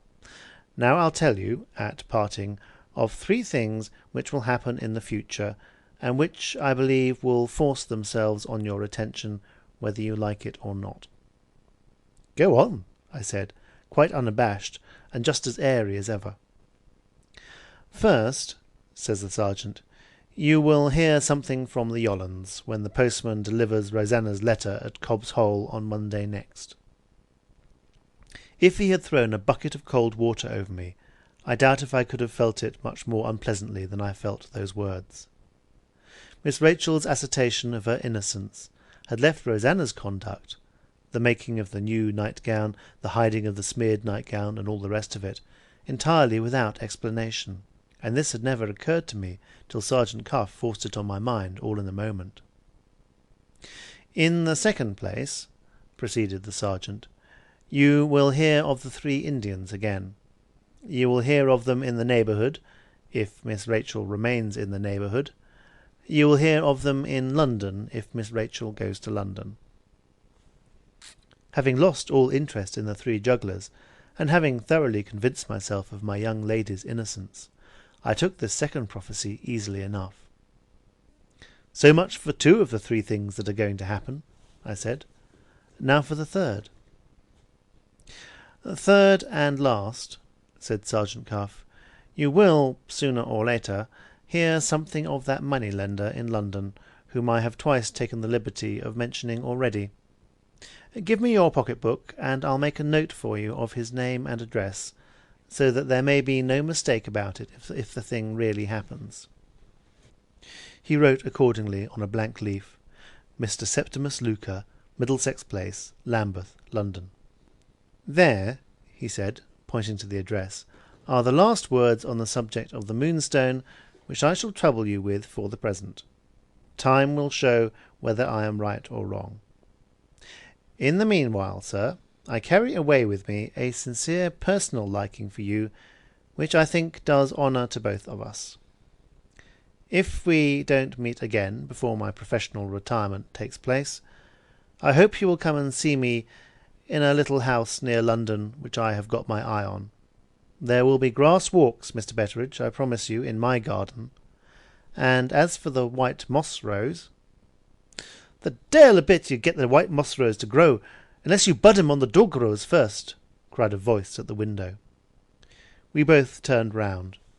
There was the everlasting Mr. Begbie, too eager for the controversy to wait any longer at the gate. The sergeant wrung my hand, and darted out into the courtyard, hotter still on his side. "Ask him about the white moss rose when he comes back, and see if I've left him a leg to stand on," cried the great Cuff, hailing me through the window in his turn. "Gentlemen both," I answered, moderating them again, as I had moderated them once already. "In the matter of the moss rose there is a great deal to be said on both sides." I might as well, as the Irish say, have whistled jigs to a milestone. Away they went together, fighting the battle of the roses, without asking or giving quarter on either side. The last I saw of them, Mr. Begbie was shaking his obstinate head, and Sergeant Cuff had got him by the arm like a prisoner in charge. Ah, well, well. I own I couldn't help liking the sergeant, though I hated him all the time. Explain that state of mind if you can. You will soon be rid now of me and my contradictions. When I have reported Mr. Franklin's departure, the history of Saturday's events will be finished at last. And when I have next described certain strange things that happened in the course of the new week, I shall have done my part of the story, and shall hand over the pen to the person who is appointed to follow my lead. If you are as tired of reading this narrative as I am of writing it, Lord, how she will enjoy ourselves on both sides a few pages further on. End of chapter 22. Chapter 23. I had kept the pony chaise ready, in case Mr. Franklin persisted in leaving us by the train that night. The appearance of the luggage, followed downstairs by Mr. Franklin himself, informed me, plainly enough, that he had held firm to a resolution for once in his life. "So you have really made up your mind, sir?" I said as we met in the hall. "Why not wait a day or two longer, and give Miss Rachel another chance?" The foreign varnish appeared to have all worn off Mr. Franklin, now that the time had come for saying good-bye. Instead of replying to me in words, he put the letter which her ladyship had addressed to him into my hand. The greater part of it said over again what had been said already in the other communication received by me. But there was a bit about Miss Rachel, added at the end, which will account for the steadiness of Mr. Franklin's determination, if it accounts for nothing else. "You will wonder, I dare say," her ladyship wrote, "at my allowing my own daughter to keep me perfectly in the dark. A diamond worth £20,000 has been lost, and I am left to infer that the mystery of its disappearance is no mystery to Rachel, and that some incomprehensible obligation of silence has been laid on her by some person or persons utterly unknown to me, with some object in view which I cannot even guess. Is it conceivable that I should allow myself to be trifled with in this way? It is quite conceivable in Rachel's present state. She is in a condition of nervous agitation pitiable to see. I dare not approach the subject of the Moonstone again until time has done something to quiet her. To help this end, I have not hesitated to dismiss the police officer. The mystery which baffles us baffles him too. This is not a matter in which any stranger can help us. he adds to what I have to suffer, and he maddens Rachel if she only hears his name. My plans for the future are as well settled as they can be. My present idea is to take Rachel to London, partly to relieve her mind by a complete change, partly to try what may be done by consulting the best medical advice. Can I ask you to meet us in town? My dear Franklin, you, in your way, must imitate my patience and wait as I do for a fitter time. The valuable assistance which you have rendered to the inquiry after the lost jewel is still an unpardoned offence in the present dreadful state of Rachel's mind. Moving blindfold in this matter, you have added to the burden of anxiety which she has had to bear, by innocently threatening her secret with discovery through your exertions. It is impossible for me to excuse the perversity that holds you responsible for consequences which neither you nor I could imagine or foresee. She is not to be reasoned with, she can only be pitied. I am grieved to have to say it, but for the present you and Rachel are better apart. The only advice I can offer you is to give her time.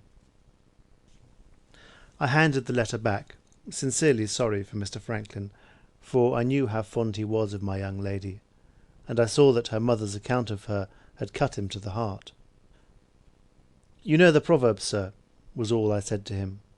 "When things are at the worst, they're sure to mend. Things can't be much worse, Mr. Franklin, than they are now." Mr. Franklin folded up his aunt's letter, without appearing to be much comforted by the remark that I had ventured on addressing to him. "When I came here from London with that horrible diamond," he said, "I don't believe there was a happier household in England than this. Look at the household now. Scattered, disunited, the very air of the place poisoned with mystery and suspicion. Do you remember that morning at the Shivering Sand, when we talked about my Uncle Herncastle and his birthday gift? The Moonstone has served the Colonel's vengeance, Betteridge, by means which the Colonel himself never dreamt of." With that he shook me by the hand, and went out to the pony-chaise. I followed him down the steps. It was very miserable to see him leaving the old place, where he had spent the happiest years of his life, in this way. Penelope, sadly upset by all that had happened in the house, came round crying to bid him good-bye. Mr. Franklin kissed her. I waved my hand as much as to say, "You're heartily welcome, sir." Some of the other female servants appeared, peeping after him round the corner. He was one of those men whom all the women like. At the last moment I stopped the pony-chaise and begged as a favour that he would let us hear from him by letter. He didn't seem to heed what I said. He was looking round from one thing to another, taking a sort of farewell of the old house and grounds. "Tell us where you're going to, sir," I said, holding on by the chaise, and trying to get at his future plans that way. Mr. Franklin pulled his hat down suddenly over his eyes. "Going?" says he, echoing the word after me. "I'm going to the devil." The pony started at the word as if it had felt a Christian horror of it. "God bless you, sir, go where you may," was all I had time to say before he was out of sight and hearing. A sweet and pleasant gentleman. With all his faults and follies, a sweet and pleasant gentleman. He left a sad gap behind him when he left my lady's house. It was dull and dreary enough when the long summer evening closed in on that Saturday night. I kept my spirits from sinking by sticking fast to my pipe and my Robinson Crusoe. The women, excepting Penelope, beguiled the time by talking of Rosanna's suicide. They were all obstinately of the opinion that the poor girl had stolen the Moonstone, and that she had destroyed herself in terror of being found out. My daughter, of course, privately held fast to what she had said all along. Her notion of the motive, which was really at the bottom of the suicide, failed, oddly enough, just where my young lady's assertion of her innocence failed also. It left Rosanna's secret journey to Fritzinghall, and Rosanna's proceedings in the matter of the nightgown, entirely unaccounted for. There was no use in pointing this out to Penelope. The objection made about as much impression on her as a shower of rain on a waterproof coat. The truth is, my daughter inherits my superiority to reason. and in respect to that accomplishment has got a long way ahead of her own father. On the next day, Sunday, the close carriage which had been kept at Mr. Ablewhite's came back to us empty. The coachman brought a message for me and written instructions for my lady's own maid and for Penelope. The message informed me that my mistress had determined to take Miss Rachel to her house in London on the Monday.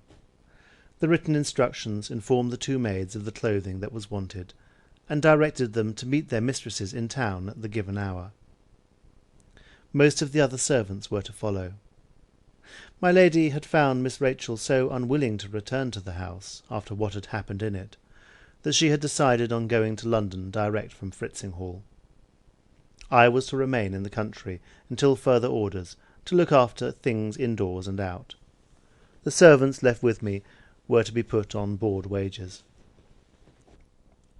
Being reminded by all this of what Mr. Franklin had said about our being a scattered and disunited household, my mind was led naturally to Mr. Franklin himself. The more I thought of him, the more uneasy I felt about his future proceedings. It ended in my writing by the Sunday's post to his father's valet, Mr. Jeffco, whom I had known in former years, to beg he would let me know what Mr. Franklin had settled to do on arriving in London. The Sunday evening was, if possible, duller even than the Saturday evening. We ended the day of rest, as hundreds of thousands of people end it regularly, once a week in these islands. That is to say, we all anticipated bedtime, and fell asleep in our chairs.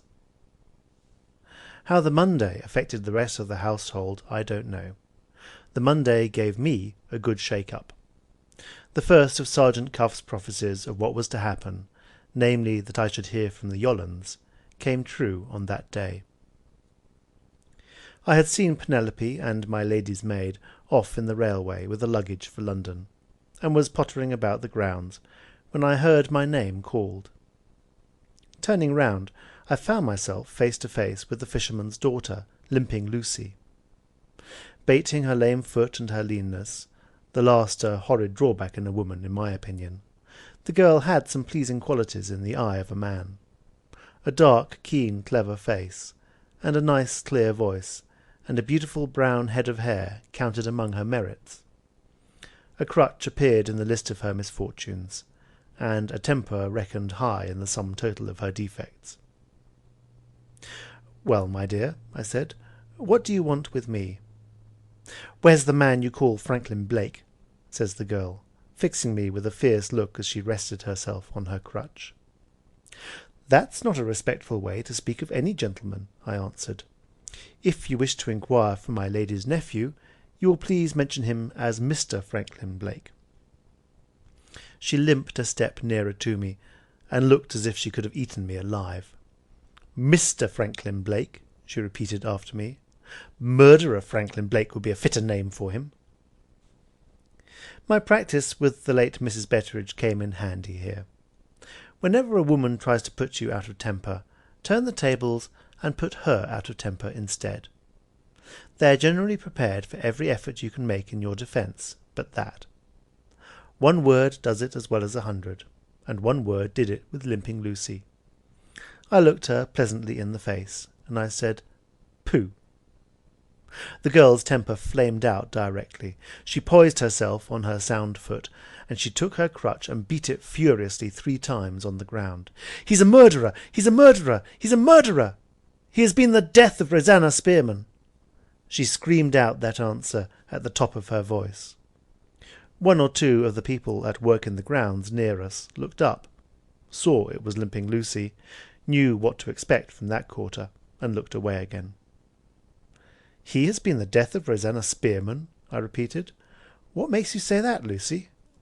"What do you care? What does any man care? Oh, if she had only thought of the men as I think, she might have been living now." "She always thought kindly of me, poor soul," I said, "and to the best of my ability I have always tried to act kindly by her." I spoke these words in as comforting manner as I could. The truth is, I hadn't the heart to irritate the girl by another of my smart replies. I had only noticed her temper at first. I noticed her wretchedness now, and wretchedness is not uncommonly insolent, you will find, in humble life. My answer melted Limping Lucy. She bent her head down and laid it on the top of her crutch. "I loved her," the girl said softly. "She had lived a miserable life, Mr. Betteridge. Vile people had ill-treated her and led her wrong, and it hadn't spoiled her sweet temper. She was an angel. She might have been happy with me. I had a plan for our going to London together, like sisters, and living by our needles. That man came here and spoilt it all. He bewitched her. Don't tell me he didn't mean it and didn't know it. He ought to have known it. He ought to have taken pity on her. I can't live without him, and, oh, Lucy, he never even looks at me. That's what she said. Cruel, cruel, cruel, I said. No man is worth fretting for in that way. And she said, there are men worth dying for, Lucy, and he is one of them. I had saved up a little money. I had settled things with father and mother. I meant to take her away from the mortification she was suffering here. We should have had a little lodging in London and lived together, like sisters. She had a good education, sir, as you know, and she wrote a good hand. She was quick at her needle. I have a good education, and I write a good hand. I'm not as quick at my needle as she was, but I could have done. We might have got our living nicely. And what happens this morning? What happens this morning? Her letter comes and tells me that she has done with the burden of her life. Her letter comes and bids me good-bye forever. Where is he? Cries the girl, lifting her head from the crutch and flaming out again through her tears. Where's this gentleman that I mustn't speak of except with respect?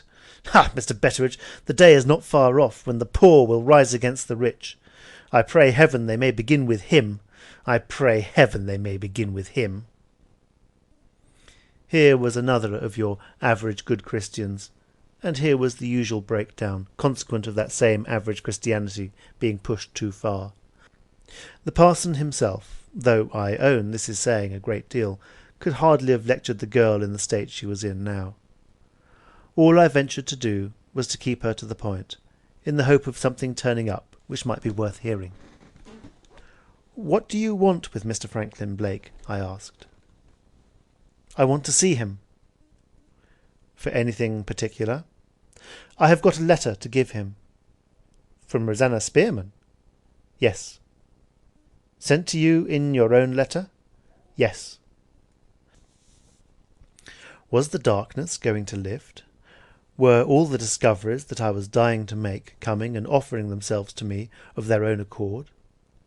I was obliged to wait a moment. Sergeant Cuff had left his infection behind him. Certain signs and tokens, personal to myself, warned me that the detective fever was beginning to set in again. "You can't see Mr. Franklin," I said. "I must and will see him." "He went to London last night." Limping Lucy looked me hard in the face, and saw that I was speaking the truth. Without a word more, she turned about again instantly towards Cobb's Hole. "Stop," I said. "I expect news of Mr. Franklin Blake tomorrow. Give me your letter, and I'll send it on to him by the post." Limping Lucy steadied herself on her crutch, and looked back at me over her shoulder. "I am to give it from my hands into his hands," she said, "and I am to give it to him in no other way."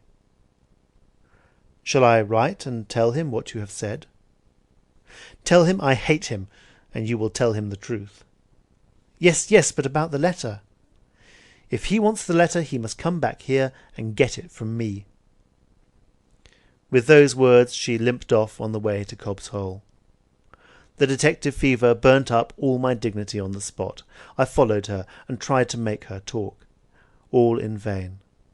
It was my misfortune to be a man, and Limping Lucy enjoyed disappointing me. Later in the day I tried my luck with her mother. Good Mrs. Yolland could only cry, and recommend a drop of comfort out of the Dutch bottle. I found the fisherman on the beach. He said it was a bad job, and went on mending his net. Neither father nor mother knew more than I knew. The only way left was to try the chance, which might come with the morning, of writing to Mr. Franklin Blake. I leave you to imagine how I watched for the postman on Tuesday morning. He brought me 2 letters. One from Penelope, which I had hardly the patience enough to read, announced that my lady and Miss Rachel were safely established in London. The other, from Mr. Jeffco, informed me that his master's son had left England already. On reaching the metropolis, Mr. Franklin had, it appeared, gone straight to his father's residence. He arrived at an awkward time. Mr. Blake the elder was up to his eyes in the business of the House of Commons, and was amusing himself at home that night with the favourite parliamentary plaything which they call a private bill. Mr. Jeffco himself showed Mr. Franklin into his father's study. "My dear Franklin, why do you surprise me in this way? Anything wrong?" "Yes, something wrong with Rachel. I am dreadfully distressed about it." "Grieved to hear it, but I can't listen to you now." "When can you listen?" "My dear boy, I won't deceive you. I can listen at the end of the session, not a moment before. Good night." "Thank you, sir, and good night." Such was the conversation inside the study, as reported to me by Mr. Jeffco. The conversation outside the study was shorter still. "Jeffco, see what time the tidal train starts tomorrow morning." "At 6:40, Mr. Franklin." "Have me called at 5. "Going abroad, sir?" "Going, Jeffco, wherever the railway chooses to take me." "Shall I tell your father, sir?" "Yes, tell him at the end of the session." The next morning Mr. Franklin had started for foreign parts. To what particular place he was bound, nobody, himself included, could presume to guess. We might hear of him next in Europe, Asia, Africa, or America. The chances were as equally divided as possible, in Mr. Jeffco's opinion, among the 4 quarters of the globe. This news, by closing up all prospects of my bringing Limping Lucy and Mr. Franklin together, at once stopped any further progress of mine on the way to discovery. Penelope's belief that her fellow servant had destroyed herself through unrequited love for Mr. Franklin Blake was confirmed, and that was all. Whether the letter which Rosanna had left to be given to him after her death did or did not contain the confession which Mr. Franklin had suspected her of trying to make to him in her lifetime, it was impossible to say. It might only be a farewell word, telling nothing but the secret of her unhappy fancy for a person beyond her reach. Or it might own the whole truth about the strange proceedings in which Sergeant Cuff had detected her from the time when the Moonstone was lost to the time when she rushed to her own destruction at the Shivering Sand. A sealed letter it had been placed in Limping Lucy's hand, and a sealed letter it remained to me and to everyone about the girl, her own parents included. We all suspected her of having been in the dead woman's confidence. We all tried to make her speak. We all failed. Now one and now another of the servants, still holding to the belief that Rosanna had stolen the diamond and had hidden it, peered and poked about the rocks to which she had been traced, and peered and poked in vain. The tide ebbed and the tide flowed, the summer went on and the autumn came, and the quicksand which hid her body hid her secret too. The news of Mr. Franklin's departure from England on the Sunday morning, and the news of my lady's arrival in London with Miss Rachel on the Monday afternoon, had reached me, as you are aware, by the Tuesday's post. The Wednesday came and brought nothing. The Thursday produced a second budget of news from Penelope. My girl's letter informed me that some great London doctor had been consulted about her young lady, and had earned a guinea by remarking that she had better be amused. Flower shows, operas, balls, there was a whole round of gaieties in prospect, and Miss Rachel, to her mother's astonishment, eagerly took to it all. Mr. Godfrey had called, evidently as sweet as ever on his cousin, in spite of the reception he had met with when he had tried his luck on the occasion of the birthday. To Penelope's great regret, he had been most graciously received, and had added Miss Rachel's name to one of his lady's charities on the spot. My mistress was reported to be out of spirits, and to have held 2 long interviews with her lawyer. Certain speculations followed, referring to a poor relation of the family. One Miss Clack, whom I have mentioned in my account of the birthday dinner as sitting next to Mr. Godfrey and having a pretty taste in champagne. Penelope was astonished to find that Miss Clack had not called yet. She would surely not be long before she fastened herself on my lady as usual. And so forth, in the way that women have of girding at each other on and off paper. This would not have been worth mentioning, I admit, but for one reason. I hear that you are likely to be turned over to Miss Clack after parting with me. In that case, do me the favour of not believing a word she says if she speaks of your humble servant. On Friday nothing happened, except that one of the dogs showed signs of a breaking out behind the ears. I gave him a dose of syrup of buckhorn and put him on a diet of pot liquor and vegetables until further orders. Excuse my mentioning this. It has slipped in somehow. Pass over it, please. I am fast coming to the end of my offences against your cultivated modern taste. Besides, the dog was a good creature, and deserved a good physicking, so he did indeed. Saturday, the last day of the week, is also the last day in my narrative.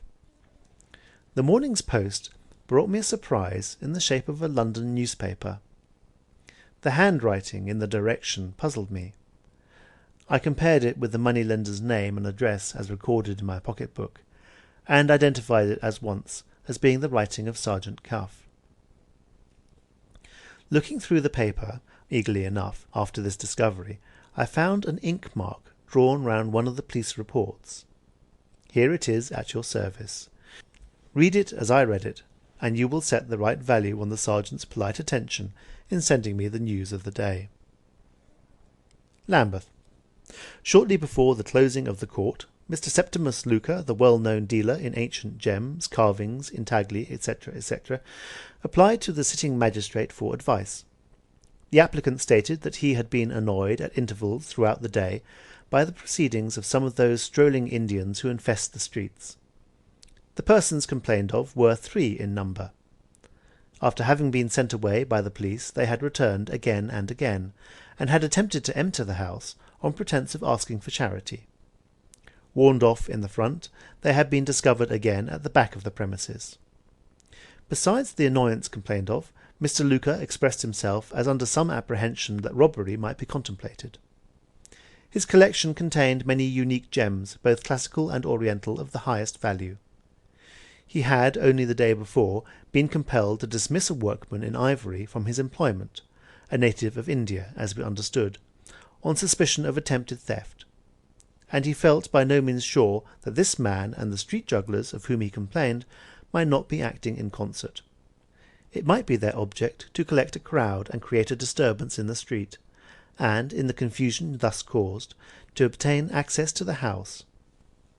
In reply to the magistrate, Mr. Luca admitted that he had no evidence to produce of any attempt at robbery being in contemplation. He could speak positively to the annoyance and interruption caused by the Indians, but not to anything else. The magistrate remarked that, if the annoyance were repeated, the applicant could summon the Indians to that court, where they might easily be dealt with under the Act. As to the valuables in Mr. Luca's possession, Mr. Luca himself must take best measures for their safe custody. He would do well, perhaps, to communicate with the police, and to adopt such additional precautions as their experience might suggest. The applicant thanked his worship and withdrew. One of the wise ancients is reported, I forget on what occasion, as having recommended his fellow creatures to look to the end. Looking to the end of these pages of mine, and wondering for some days past how I should manage to write it, I find my plain statement of facts coming to a conclusion most appropriately of its own self. We have gone on, in this manner of the Moonstone, from one marvel to another, and here we end with the greatest marvel of all, namely the accomplishment of Sergeant Cuff's 3 predictions in less than a week from the time when he had made them. After hearing from the Yollands on the Monday, I had now heard of the Indians, and heard of the moneylender, in the news from London, Miss Rachel herself, remember, being also in London at the time. You see, I put things at their worst. even when they tell dead against my own view. If you desert me, and side with the sergeant, on the evidence before you, if the only rational explanation you can see is that Miss Rachel and Mr. Luca must have got together, and that the Moonstone must now be in pledge in the moneylender's house, I own I can't blame you for arriving at that conclusion. In the dark, I have brought you thus far. In the dark, I am compelled to leave you, with my best respects. Why compelled, it may be asked? Why not take the persons who have gone along with me so far up into those regions of superior enlightenment in which I sit myself? In answer to this, I can only state that I am acting under orders, and that those orders have been given to me, as I understand, in the interests of truth. I am forbidden to tell more in this narrative than I knew myself at the time. Or, to put it plainer, I am to keep strictly within the limits of my own experience, and am not to inform you of what other persons told me, for the very sufficient reason that you are to have the information from those other persons themselves at first hand. In this matter of the Moonstone, the plan is not to present reports, but to produce witnesses. I picture to myself a member of the family reading these pages 50 years hence. Lord, what a compliment he will feel it, to be asked to take nothing on hearsay, and to be treated in all respects like a judge on the bench. At this place, then, we part, for the present at least, after long journeying together, with companionable feeling, I hope, on both sides. The devil's dance of the Indian diamond has threaded its way to London, and to London you must go after it, leaving me at the country house. Please to excuse the faults of this composition, my talking so much of myself, and being too familiar, I'm afraid, with you. I mean no harm, and I drink most respectfully, having just done dinner, to your health and prosperity, in a tankard of her ladyship's ale. May you find in these leaves of my writing what Robinson Crusoe found in his experience on the desert island, namely, something to comfort yourself from, and to set in the description of good and evil on the credit side of the account. Farewell. End of chapter 23. End of the first period.